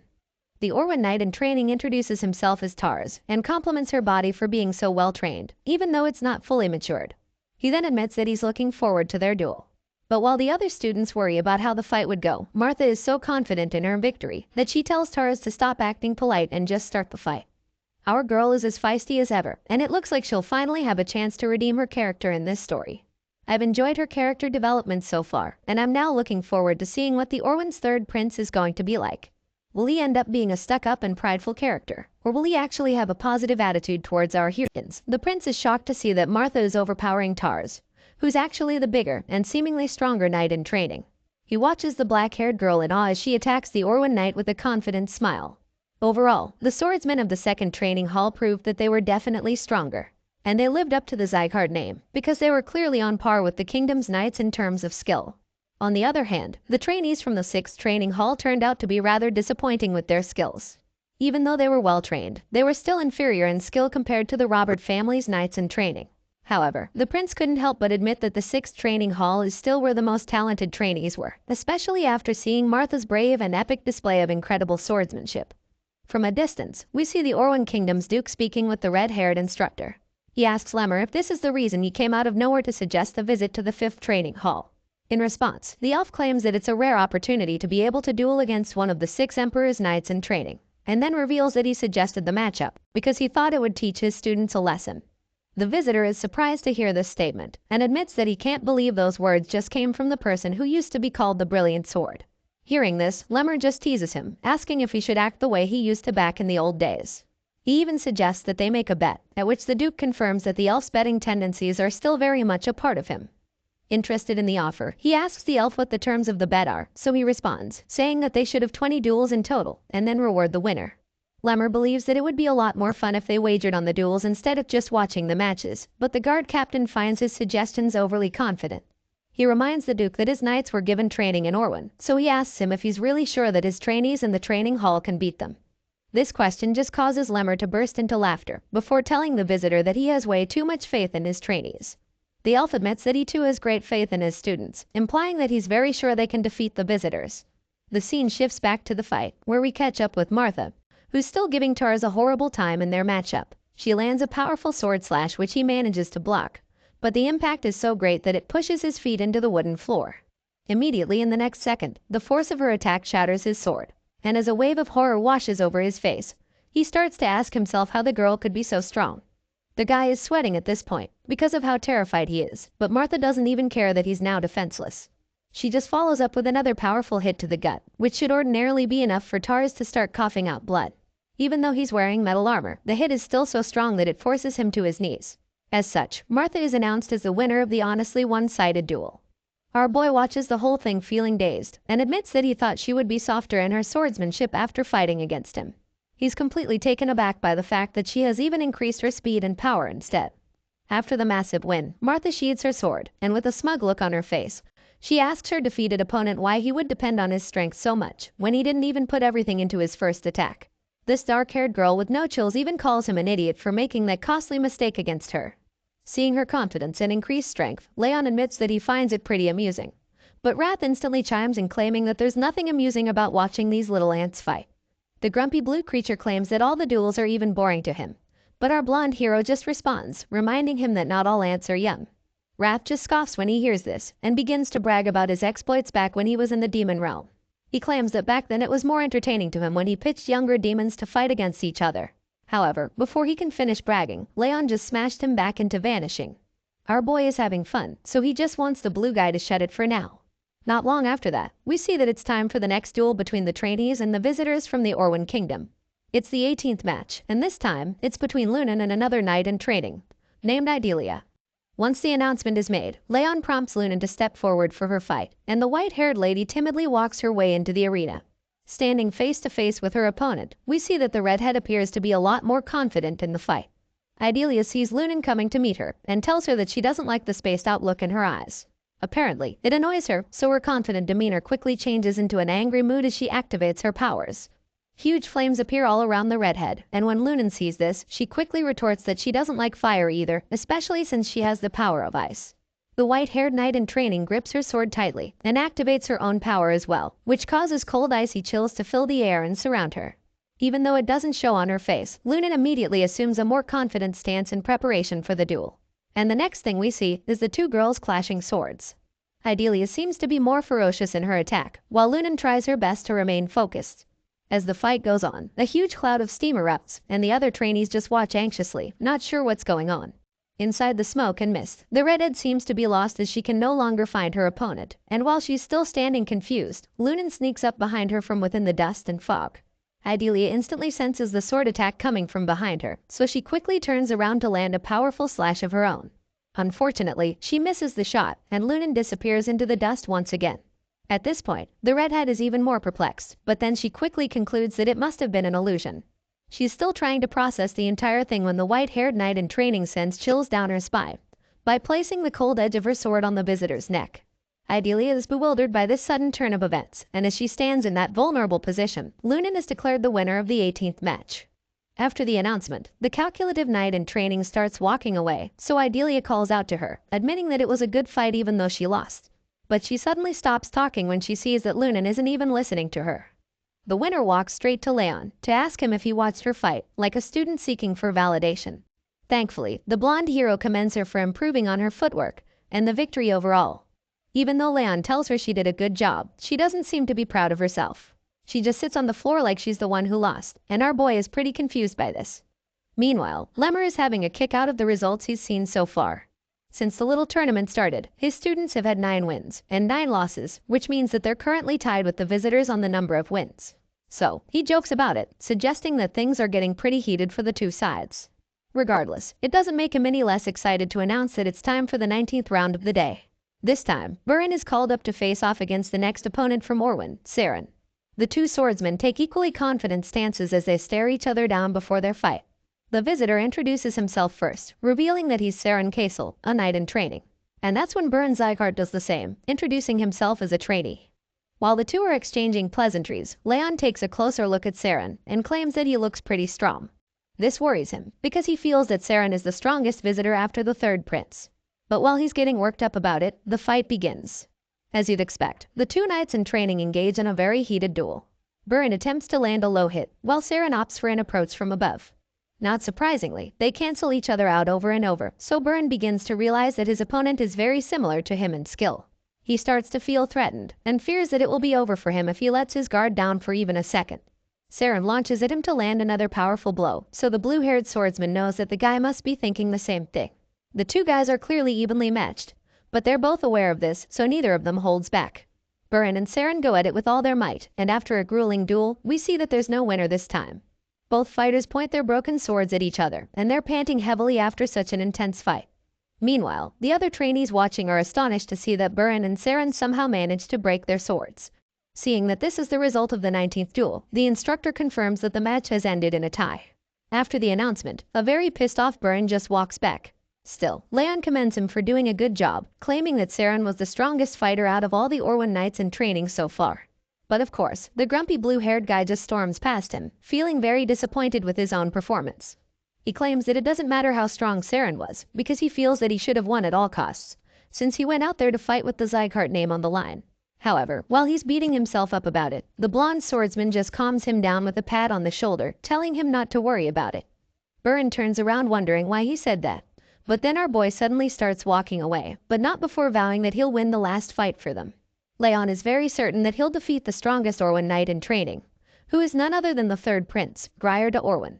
So, with the determination and zeal to bring glory to his family name, he walks up to face his blue-caped opponent for the 20th round of the very intense tournament. The third prince sees our boy walking up toward him, and he starts to panic because he didn't expect that Leon would be the trainee to fight against him. Using his power, he senses our hero's martial prowess and feels that it's way too ordinary, so he asks Leon if he's even a direct bloodline descendant of the Zygarde family. In response, the hero just bluntly reveals that he isn't, so Grier de Orwin scoffs, because he didn't expect to fight an obvious duel. From the tone of this voice, and the look on his face, you can tell that he's underestimating our boy. This snobby prince even claims that he'd prefer to fight someone between Burin, Lunan, and Martha than enter a meaningless duel with Leon. He then calls out to Instructor Lemmer and claims that he has a suggestion for the fight. The red-haired elf asks Grier what he has in mind, so he points to Lunan and Martha, claiming that he doesn't think they're even tired after their own duels. So, he asks the elf if he can fight them after beating Leon.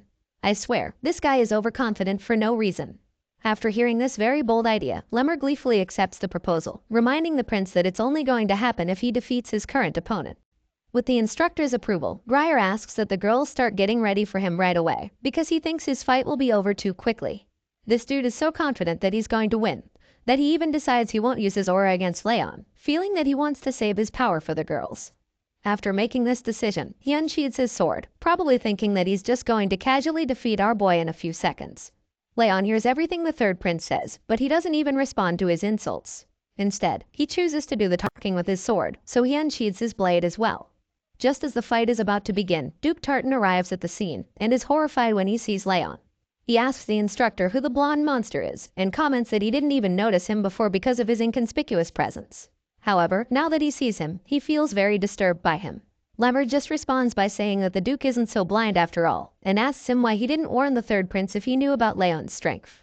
Tartan realizes that Grier thinks the blonde swordsman isn't skilled, and even though he would one day grow up to be the future of the Orwin kingdom, this blue-eyed prince still doesn't know the meaning of defeat. The Duke confesses that he felt it would be a good idea for the prince to learn what it feels like to lose in a safe environment. Regardless, he still feels that Grier is insanely strong, and he's confident that even the genius swordsman won't win against him. Lemmer hears this and finds it amusing, so he just smiles once again, telling Tartan that he doesn't agree. Seeing that they're not on the same page about who would win this insanely hyped duel, the elf suggests that they make another bet.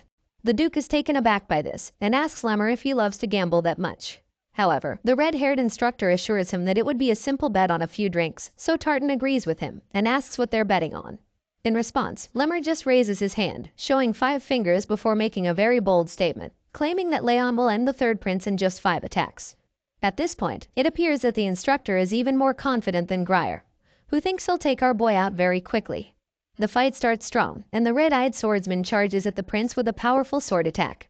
The prince is taken by surprise with this, and his eyes widen in horror as he sees the person he underestimated, lunging at him with a fire tornado at his back. Even the Duke is stunned by this instant attack from Leon. But before he or his champion can even think of a counterattack, the genius swordsman lands his first blow. With great force, speed, and precision, our boy hits Grier in his side, leaving him stunned for a while. The impact is so much that the prince even starts coughing blood, while wincing in pain before falling to his knees as if he's already lost. Seeing this, Leon assumes that the prince is already down, so he concludes that the fight is over and starts to cover his blade back. While he's doing that, Lemmer starts laughing again, feeling that he overestimated the prince by thinking 5 attacks would be needed to knock him down. On the other hand, Duke Tartan just watches the whole thing with shock laced all over his face. The guy can't believe his eyes, and while he remains stunned, the prince starts to reflect on his earlier thinking. He admits that he judged incorrectly, and finally starts to realize that Leon was the last fighter for a reason. Well, of course, it's because he's the real deal, and Grier finally understands this as well. Meanwhile, the dupe tries to start an argument. Tartan finds it hard to believe that Leon is just a trainee, because, in his eyes, the blonde kid already has the footwork and swordsmanship of a trained knight. But Lemmer doesn't give him any room to continue, explaining that it's the exact reason he said that Leon would win. With the way things are looking, the instructor feels that his student has brought home the win already, so he tells the Duke that he'll make reservations at a nice and fancy place where they can have some drinks. But before he can finish talking, Grier interrupts him. The injured prince tells Leon to stop when he tries to walk away. It turns out that he's not done fighting yet, and even when others try to explain that the fight is already over, he insists that he hasn't even shown his real skills. The third prince claims that the fight would have been very different if he had used his real powers at the start of the fight. And while he's being a sore loser, Martha cuts him off, insinuating that he's just a barking dog. She mocks Grier for refusing to admit his defeat, and being so whiny when he's supposed to be a prince. She also uses the opportunity to take a jab at Byrne, who's still brooding on the sidelines after his tie against Saren. The prince is shocked to hear her talk to him like that, and he's evidently ashamed of himself. But before he can say another word, Martha just continues talking, and informs him that she's actually trying her best to be nice to him at the moment. And after claiming that she's being polite, she yells at him to get the hell out of their training hall, reminding him that he already lost. After her not-so-subtle goodbye message, Idelia gets offended, and yells at her to watch her mouth when she's talking to the prince. As you'd expect, Martha can't be less threatened by the redhead, so she just informs her that even though Grier is from the royal family, she's also a direct descendant of Sykart. As such, she feels that she doesn't have any reason to be polite to the crybaby prince. Seeing that the atmosphere is getting quite heated, Lemmer decides to intervene. He tells the students that they've all said enough, and suggests that they hear what Leon has to say about the matter, since he's the one that will be fighting in the rematch after all. The elf informs Leon that he can choose what he wants to do, so the young swordsman recalls that bets were placed on the fights. He also confirms that all the duels are over, which means that there is no reason to fight anymore. However, the third prince suddenly acknowledges that he lost. He admits that he didn't properly judge Leon's strength, and reveals that he underestimated him completely before the fight even started. Grier goes on to say that he feels very embarrassed, and that he's so ashamed that he can't raise his chin. As such, he gets on his knee and drops his sword on the ground to beg our hero for one more fight, claiming that he would regret it forever if he leaves with such an embarrassing defeat. The prince then gets on his feet and bows to Leon, pleading with him for a rematch. Seeing this, the blonde swordsman is taken aback, because he didn't expect the boastful prince to even apologize or even put down his sword. He initially felt that Grier was just an arrogant brat, but now that he's seen the guy put his pride aside, he changes his mind and agrees to one last fight between them. The prince assures him that it will indeed be the last one, and as Leon pulls out his sword for the second time, Grier reveals a gold pendant around his neck. That is his family's crest imprinted on it. Feeling remorseful, he admits that he lost the first time because he was too arrogant to even recognize his opponent's strength. All of a sudden, he rips the necklace off his body and vows that he'll give his all in this second fight. The moment he does this, a powerful surge of energy surrounds his body, and he literally starts glowing with blue sparks of lightning. Our boy is stunned when he sees the insanely powerful aura coming off the prince's body, and Martha is just as shocked. At last, the prince was showing his true strength. The power seems so overwhelming that Tartan tries to discourage Grier from using the technique, but the prince just cuts him off, insisting that this isn't the time to be hiding his powers. Feeling very confident and driven for the rematch, he unsheathes his sword and makes it very clear to everyone that he wants to fight our hero with everything he's got. While Grier is charging himself up for what he believes will be an epic fight, Wrath reappears to our boy and calls the prince a stupid idiot. Not surprisingly, Leon was also hiding his real powers the first time, but it seems that the prince doesn't know that. Our genius swordsman calmly assures his blue companion that he can beat Grier this time too, but Wrath points out that the opponent has a lot more aura and is also stronger than Leon this time around. Still, feeling confident that he can take the prince out 2 times in a row, Leon asks Wrath if he's willing to make a bet on it. And of course, the hot-headed blue creature accepts the deal. With the both of them on the same page, a blue window appears, revealing the terms of their little wager. Wrath bets that if Leon can win against the third prince of the Orwan Kingdom, then all of his stats will be increased by 4 points. On the other hand, if our boy fails to defeat Grier, rage emotion will increase by a whopping 10 points, which means the blue fellow will have a lot more power in Leon's body. The genius swordsman accepts the conditions and takes a very strong battle stance to activate his aura, waiting for the prince to make his first move. Seeing this, Grier, who already has a point to prove, reveals that he'll start first. So without even wasting another second, he charges at the hero with his powerful aura engulfing him and his sword. The prince leaps into the air to land a powerful attack from above. But as you'd expect, Leon is up to the task, so he delivers a counterattack immediately. The two fighters clash swords in a heated aura-infused duel, which causes a huge blast that leaves everyone watching completely astonished. Inside the fight, Grier starts to panic, because even though he's giving everything he's got, Leon doesn't even seem to be affected by it. This makes him wonder if the red-eyed swordsman should even be called a genius, because he feels he's more like a monster. Desperate to win this rematch, the third prince decides to finally use all of the power he's been keeping aside. His sword starts to glow even brighter this time, and when Leon sees this, he concludes that Grier must be using the Pier's sword technique, which is only passed down to the successors of the Orwan Kingdom. Looking at the opponent's energy, it's easy to guess that he's planning to end the duel in a single strike. So of course, our hero braces himself and tells Grier to come at him with everything he's got, while also taking a stance to counter the attack. The prince sees that Leon knows what he's planning to do, so he reveals that he's putting everything on the line with his next move, and then tells the genius swordsman that he should get ready for impact. Looks like an epic clash is about to go down, but the latest chapter unfortunately ends here, leaving us again with an awkward cliffhanger. I'm quite sure that Leon would come out on top in the end, but I'm curious to know how the prince will react to his second defeat in a row. More importantly, how will the patriarch reevaluate his child's worth when he comes to hear about the